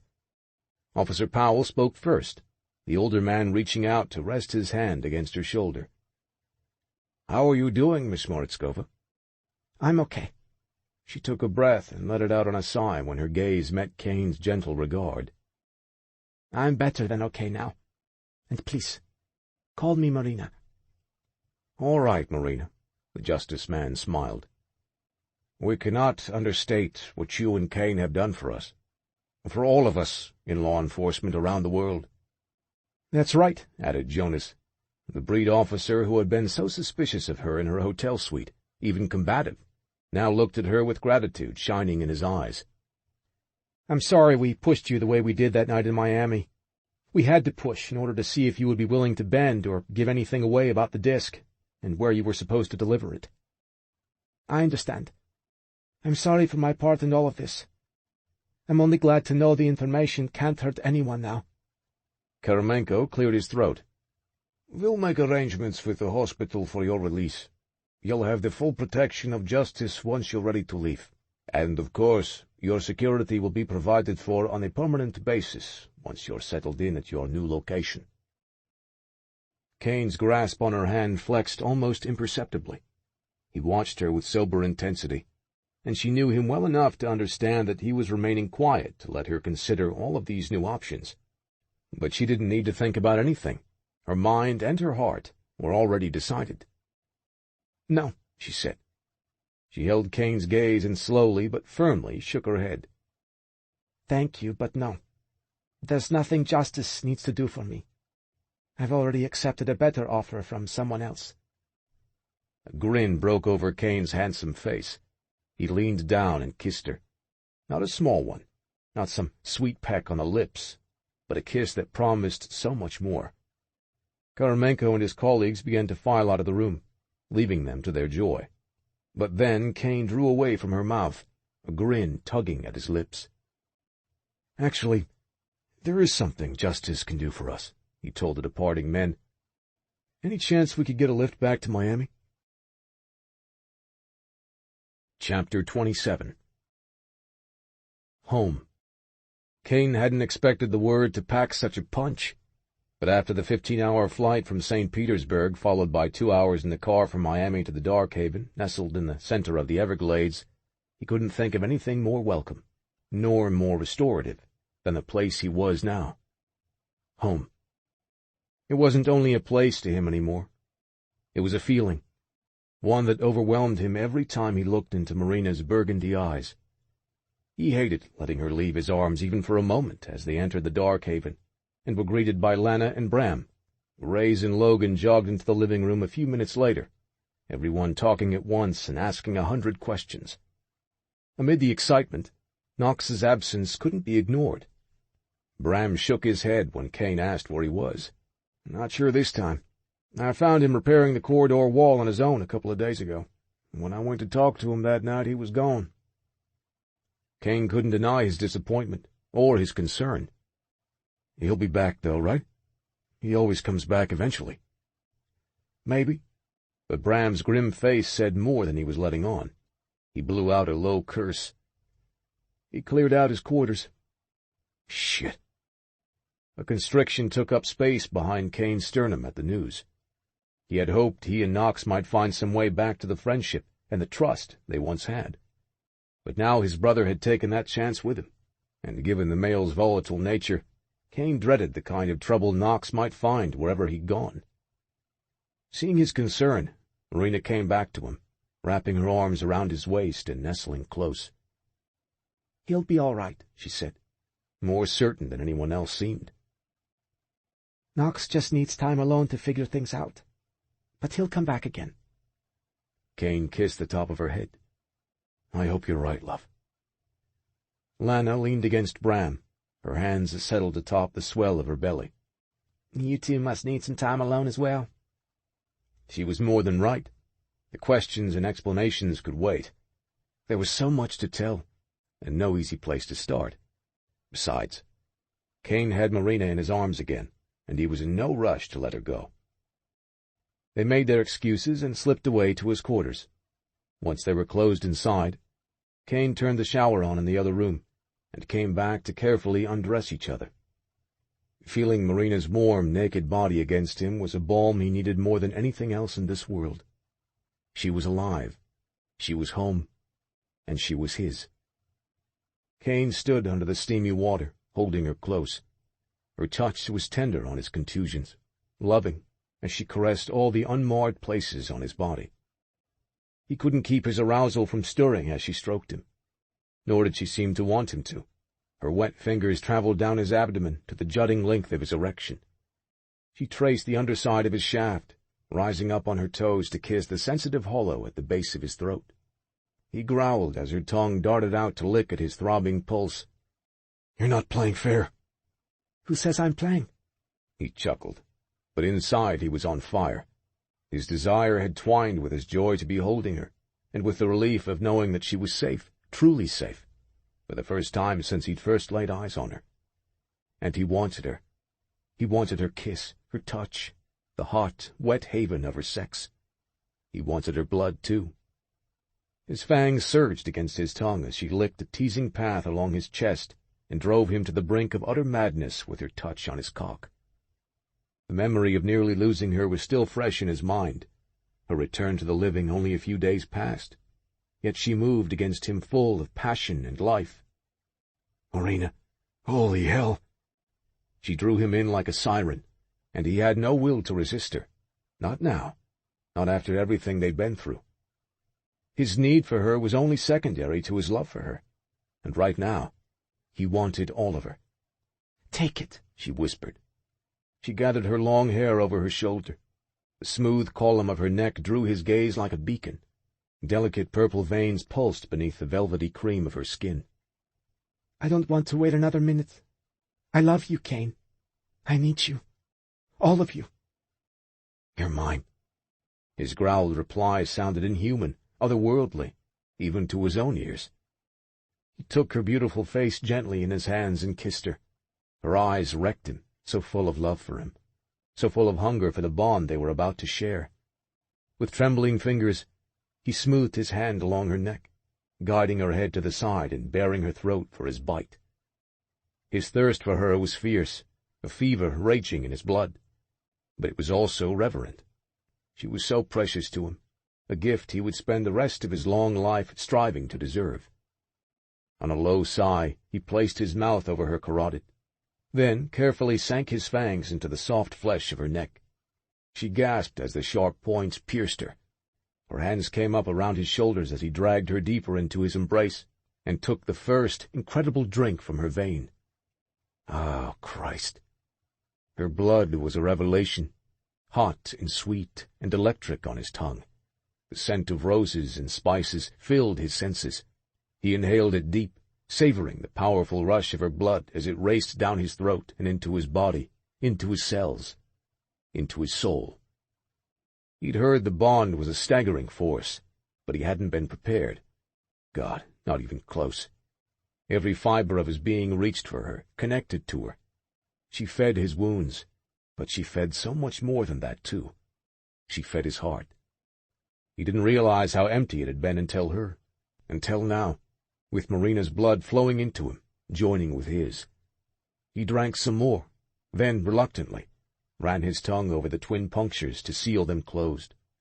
She groaned softly as he lifted his head from her neck. "I don't want you to stop." "Oh, love," he grinned, fangs and all. "Who said I'm stopping?" He took her mouth in an unrushed kiss, letting her taste herself on his tongue.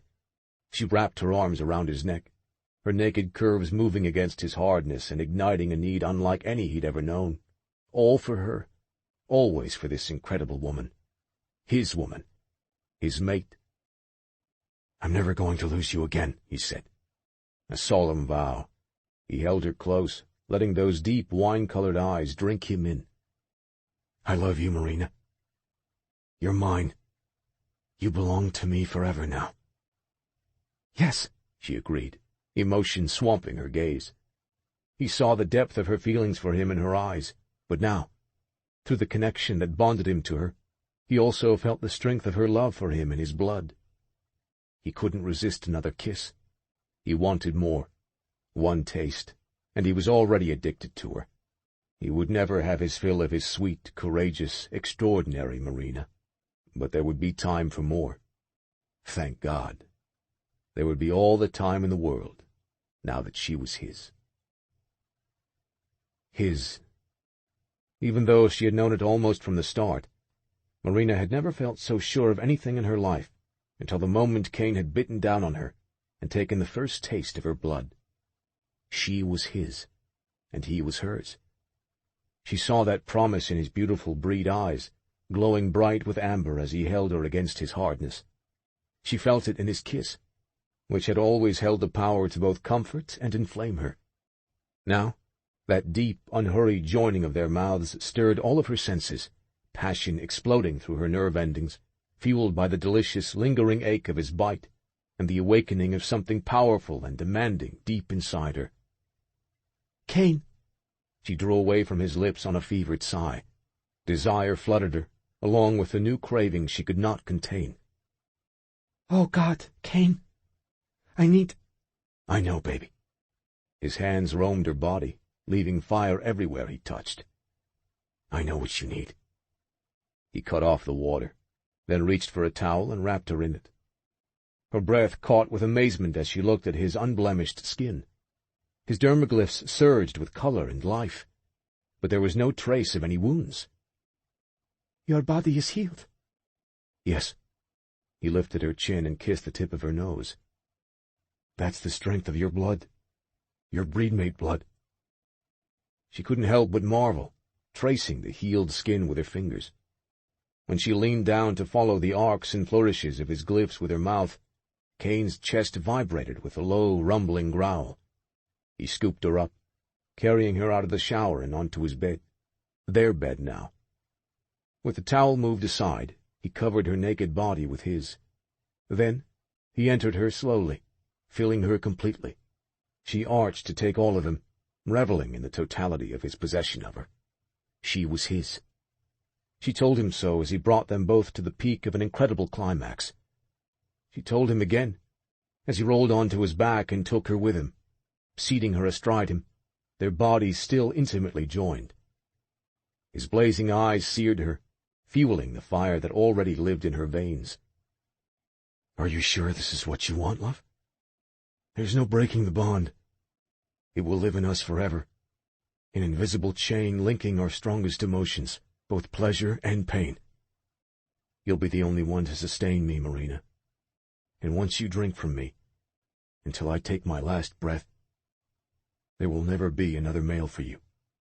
I don't need a blood bond to understand that. She cupped his cheek. But that's what I want. Right now, Kane. There's nothing I want more than your bond. He uttered a strangled curse. I wanted to wait. I wanted to make this moment special. I wanted it to be perfect for you. Marina smiled. We're together. We're home, Kane. What could be more perfect than that? With his hand at the back of her neck, he brought her to him for a tender but passionate kiss. As they parted, he lifted his wrist to his mouth. His fangs sank in, opening his vein. Take this, he whispered fiercely. Take all of me now. Marina sealed her mouth over the punctures. She inhaled a stunned cry as the first hot taste of his blood raced over her tongue. As fierce as a storm, as bright and jagged as a bolt of lightning, his blood roared into her body. Each spicy, dark taste of him brought a deeper intoxication, and a quickening inside her that woke every particle of her being. But there was something more coming to life within her, something more than the sweeping intensity of her desire for this man, something even deeper than her love for him. It was Kane. She felt his desire too. She felt all of the love he had for her. She felt him inside her with every beat of her heart, and with each thundering answer of his. They were joined in all ways now, together forever, home, where they both belonged. And she was right. There was nothing more perfect than that. This concludes Hour of Darkness by Lara Adrian. Narrated by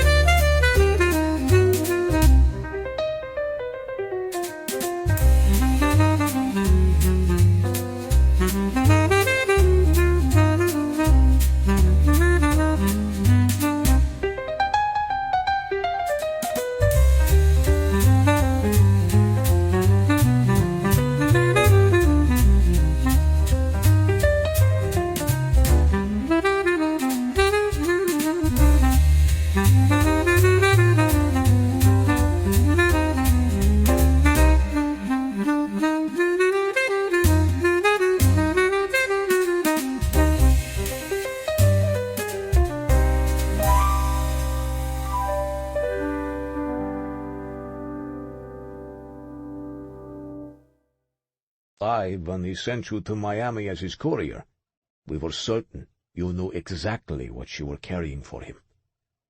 But I didn't know. He lied to me. He said the disc contained bank information and passwords worth billions. Your bank accounts, she admitted, ashamed that she had been willing to rationalize her part at any time in her uncle's scheme. I thought you were a criminal. I thought it would be a good thing if you were removed from power, especially if it would also buy freedom for my uncle and me. Karamenko shrugged. You are a loyal niece. He is not the first to use a family bond to further his own criminal goals. I never would have agreed to help him if I had known what that flash drive actually contained. We know that, he said, glancing at Kane. We know that now, at any rate, but we had to be sure. We had a man deeply embedded in your uncle's security detail for the past decade. He was tasked with locating the data and taking any measures to ensure it didn't reach its destination. Yuri, she said, her guilt still raw over his death. He was only trying to do the right thing. Both he and the sniper who tried to shoot me at the hotel. Now they're both dead because of me. Kane brought her hand up to his lips and tenderly kissed it. You didn't know Anatoly had put you in the crosshairs. You had no idea what was actually on that disc. There's no reason for you to feel guilty about any of this. Karamenko nodded. He's right. And because you lived, that stolen intelligence has been contained. There are over 100 covert operatives who owe their lives to you. And to Kane. The disc, she blurted. I don't have it anymore. Anatoly took it from me before the limousine crashed into the river. Yes, Karamenko said. We found it still clutched in his dead fist when divers pulled his corpse out of the water. We have a team searching his premises now to look for the possibility of other copies. Marina shook her head. There are none. He only had the data on that one device. Then that's good news indeed. Karamenko gave her a rare smile. Justice owes you a debt, Marina. It would not be wise for you to remain in Russia now. So, we are prepared to offer you asylum anywhere else you might wish to go. As he spoke, 2 more men in dark suits came into the room. She instantly recognized the salt-and-pepper whiskers of the older justice officer and his ginger-haired breed partner. Officers Powell and Jonas from our Miami office wanted to thank you in person. Karamenko stepped aside to make room for the pair at her bedside. Officer Powell spoke first, the older man reaching out to rest his hand against her shoulder. How are you doing, Miss Moritskova? I'm okay. She took a breath and let it out on a sigh when her gaze met Kane's gentle regard. I'm better than okay now. And please, call me Marina. All right, Marina, the justice man smiled. We cannot understate what you and Kane have done for us, for all of us in law enforcement around the world. That's right, added Jonas, the breed officer who had been so suspicious of her in her hotel suite, even combative, now looked at her with gratitude shining in his eyes. I'm sorry we pushed you the way we did that night in Miami. We had to push in order to see if you would be willing to bend or give anything away about the disc and where you were supposed to deliver it. I understand. I'm sorry for my part in all of this. I'm only glad to know the information can't hurt anyone now. Karamenko cleared his throat. We'll make arrangements with the hospital for your release. You'll have the full protection of justice once you're ready to leave. And, of course, your security will be provided for on a permanent basis once you're settled in at your new location. Kane's grasp on her hand flexed almost imperceptibly. He watched her with sober intensity, and she knew him well enough to understand that he was remaining quiet to let her consider all of these new options. But she didn't need to think about anything. Her mind and her heart were already decided. No, she said. She held Kane's gaze and slowly but firmly shook her head. Thank you, but no. There's nothing justice needs to do for me. I've already accepted a better offer from someone else. A grin broke over Kane's handsome face. He leaned down and kissed her. Not a small one, not some sweet peck on the lips, but a kiss that promised so much more. Karamenko and his colleagues began to file out of the room, leaving them to their joy. But then Kane drew away from her mouth, a grin tugging at his lips. "Actually, there is something justice can do for us," he told the departing men. "Any chance we could get a lift back to Miami?" Chapter 27. Home.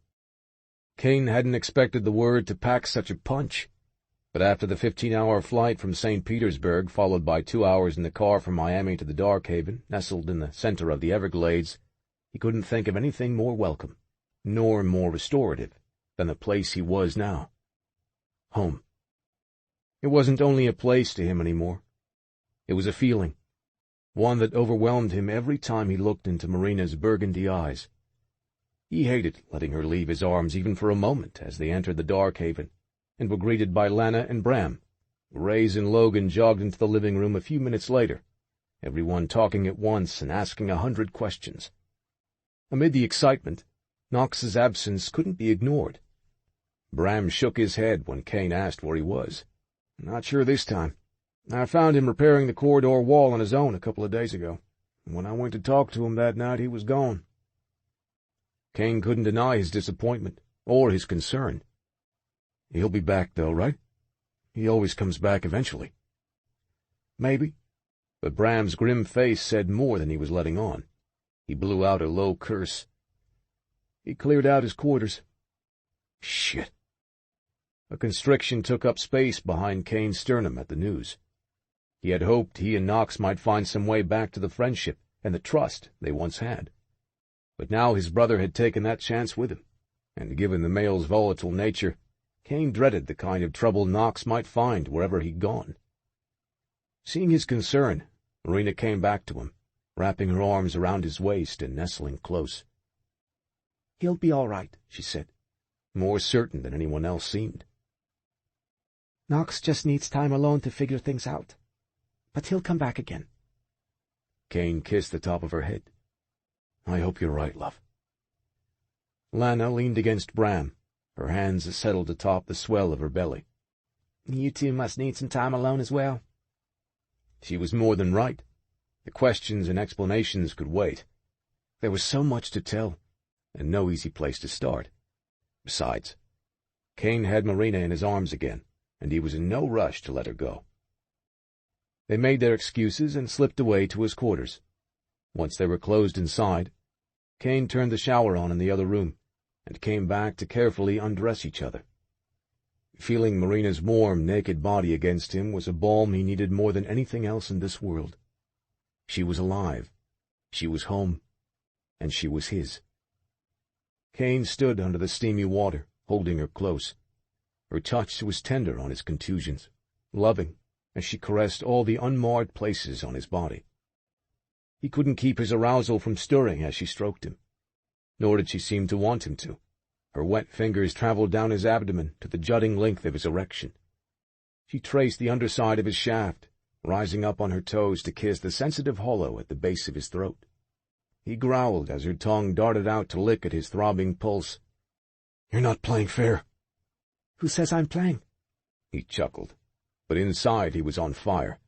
His desire had twined with his joy to be holding her, and with the relief of knowing that she was safe, truly safe, for the first time since he'd first laid eyes on her. And he wanted her. He wanted her kiss, her touch, the hot, wet haven of her sex. He wanted her blood, too. His fangs surged against his tongue as she licked a teasing path along his chest and drove him to the brink of utter madness with her touch on his cock. The memory of nearly losing her was still fresh in his mind, her return to the living only a few days past, yet she moved against him full of passion and life. "Marina, holy hell!" She drew him in like a siren, and he had no will to resist her. Not now, not after everything they'd been through. His need for her was only secondary to his love for her, and right now he wanted all of her. "Take it," she whispered. She gathered her long hair over her shoulder. The smooth column of her neck drew his gaze like a beacon. Delicate purple veins pulsed beneath the velvety cream of her skin. "I don't want to wait another minute. I love you, Kane. I need you. All of you. You're mine. His growled reply sounded inhuman, otherworldly, even to his own ears. He took her beautiful face gently in his hands and kissed her. Her eyes wrecked him, so full of love for him, so full of hunger for the bond they were about to share. With trembling fingers, he smoothed his hand along her neck, guiding her head to the side and baring her throat for his bite. His thirst for her was fierce, a fever raging in his blood, but it was also reverent. She was so precious to him, a gift he would spend the rest of his long life striving to deserve. On a low sigh, he placed his mouth over her carotid, then carefully sank his fangs into the soft flesh of her neck. She gasped as the sharp points pierced her. Her hands came up around his shoulders as he dragged her deeper into his embrace and took the first incredible drink from her vein. Oh, Christ! Her blood was a revelation, hot and sweet and electric on his tongue. The scent of roses and spices filled his senses. He inhaled it deep, savoring the powerful rush of her blood as it raced down his throat and into his body, into his cells, into his soul. He'd heard the bond was a staggering force, but he hadn't been prepared. God, not even close. Every fiber of his being reached for her, connected to her. She fed his wounds, but she fed so much more than that, too. She fed his heart. He didn't realize how empty it had been until now, with Marina's blood flowing into him, joining with his. He drank some more, then, reluctantly, ran his tongue over the twin punctures to seal them closed. She groaned softly as he lifted his head from her neck. I don't want you to stop. Oh, love, he grinned, fangs and all. Who said I'm stopping? He took her mouth in an unrushed kiss, letting her taste herself on his tongue. She wrapped her arms around his neck, her naked curves moving against his hardness and igniting a need unlike any he'd ever known. All for her, always for this incredible woman. His woman, his mate. I'm never going to lose you again, he said. A solemn vow. He held her close, letting those deep wine-colored eyes drink him in. I love you, Marina. You're mine. You belong to me forever now. Yes, she agreed, emotion swamping her gaze. He saw the depth of her feelings for him in her eyes, but now, through the connection that bonded him to her, he also felt the strength of her love for him in his blood. He couldn't resist another kiss. He wanted more. One taste, and he was already addicted to her. He would never have his fill of his sweet, courageous, extraordinary Marina. But there would be time for more. Thank God. There would be all the time in the world, now that she was his. His. Even though she had known it almost from the start, Marina had never felt so sure of anything in her life until the moment Kane had bitten down on her and taken the first taste of her blood. She was his, and he was hers. She saw that promise in his beautiful breed eyes, glowing bright with amber as he held her against his hardness. She felt it in his kiss, which had always held the power to both comfort and inflame her. Now, that deep, unhurried joining of their mouths stirred all of her senses, passion exploding through her nerve endings, fueled by the delicious, lingering ache of his bite, and the awakening of something powerful and demanding deep inside her. Kane! She drew away from his lips on a fevered sigh. Desire flooded her, along with the new craving she could not contain. Oh, God, Kane! I need— I know, baby. His hands roamed her body, leaving fire everywhere he touched. I know what you need. He cut off the water, then reached for a towel and wrapped her in it. Her breath caught with amazement as she looked at his unblemished skin. His dermaglyphs surged with color and life, but there was no trace of any wounds. Your body is healed. Yes. He lifted her chin and kissed the tip of her nose. That's the strength of your blood. Your breedmate blood. She couldn't help but marvel, tracing the healed skin with her fingers.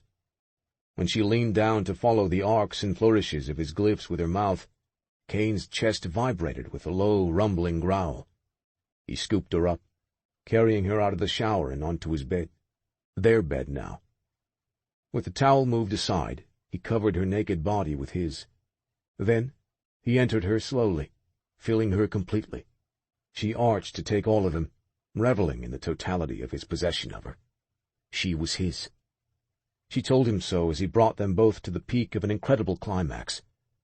She told him again, as he rolled onto his back and took her with him, seating her astride him, their bodies still intimately joined. His blazing eyes seared her, fueling the fire that already lived in her veins. "Are you sure this is what you want, love? There's no breaking the bond. It will live in us forever, an invisible chain linking our strongest emotions, both pleasure and pain. You'll be the only one to sustain me, Marina. And once you drink from me, until I take my last breath, there will never be another male for you." I don't need a blood bond to understand that.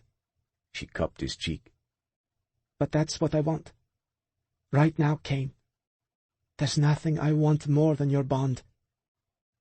He uttered a strangled curse. "I wanted to wait. I wanted to make this moment special. I wanted it to be perfect for you." Marina smiled. We're together. We're home, Kane. What could be more perfect than that? With his hand at the back of her neck, he brought her to him for a tender but passionate kiss. As they parted, he lifted his wrist to his mouth. His fangs sank in, opening his vein. "Take this," he whispered fiercely. "Take all of me now." Marina sealed her mouth over the punctures. She inhaled a stunned cry as the first hot taste of his blood raced over her tongue. As fierce as a storm, as bright and jagged as a bolt of lightning, his blood roared into her body. Each spicy, dark taste of him brought a deeper intoxication, and a quickening inside her that woke every particle of her being. But there was something more coming to life within her, something more than the sweeping intensity of her desire for this man, something even deeper than her love for him. It was Kane. She felt his desire, too. She felt all of the love he had for her. She felt him inside her with every beat of her heart, and with each thundering answer of his. They were joined in all ways now, together forever, home, where they both belonged. And she was right. There was nothing more perfect than that. This concludes Hour of Darkness by Lara Adrian.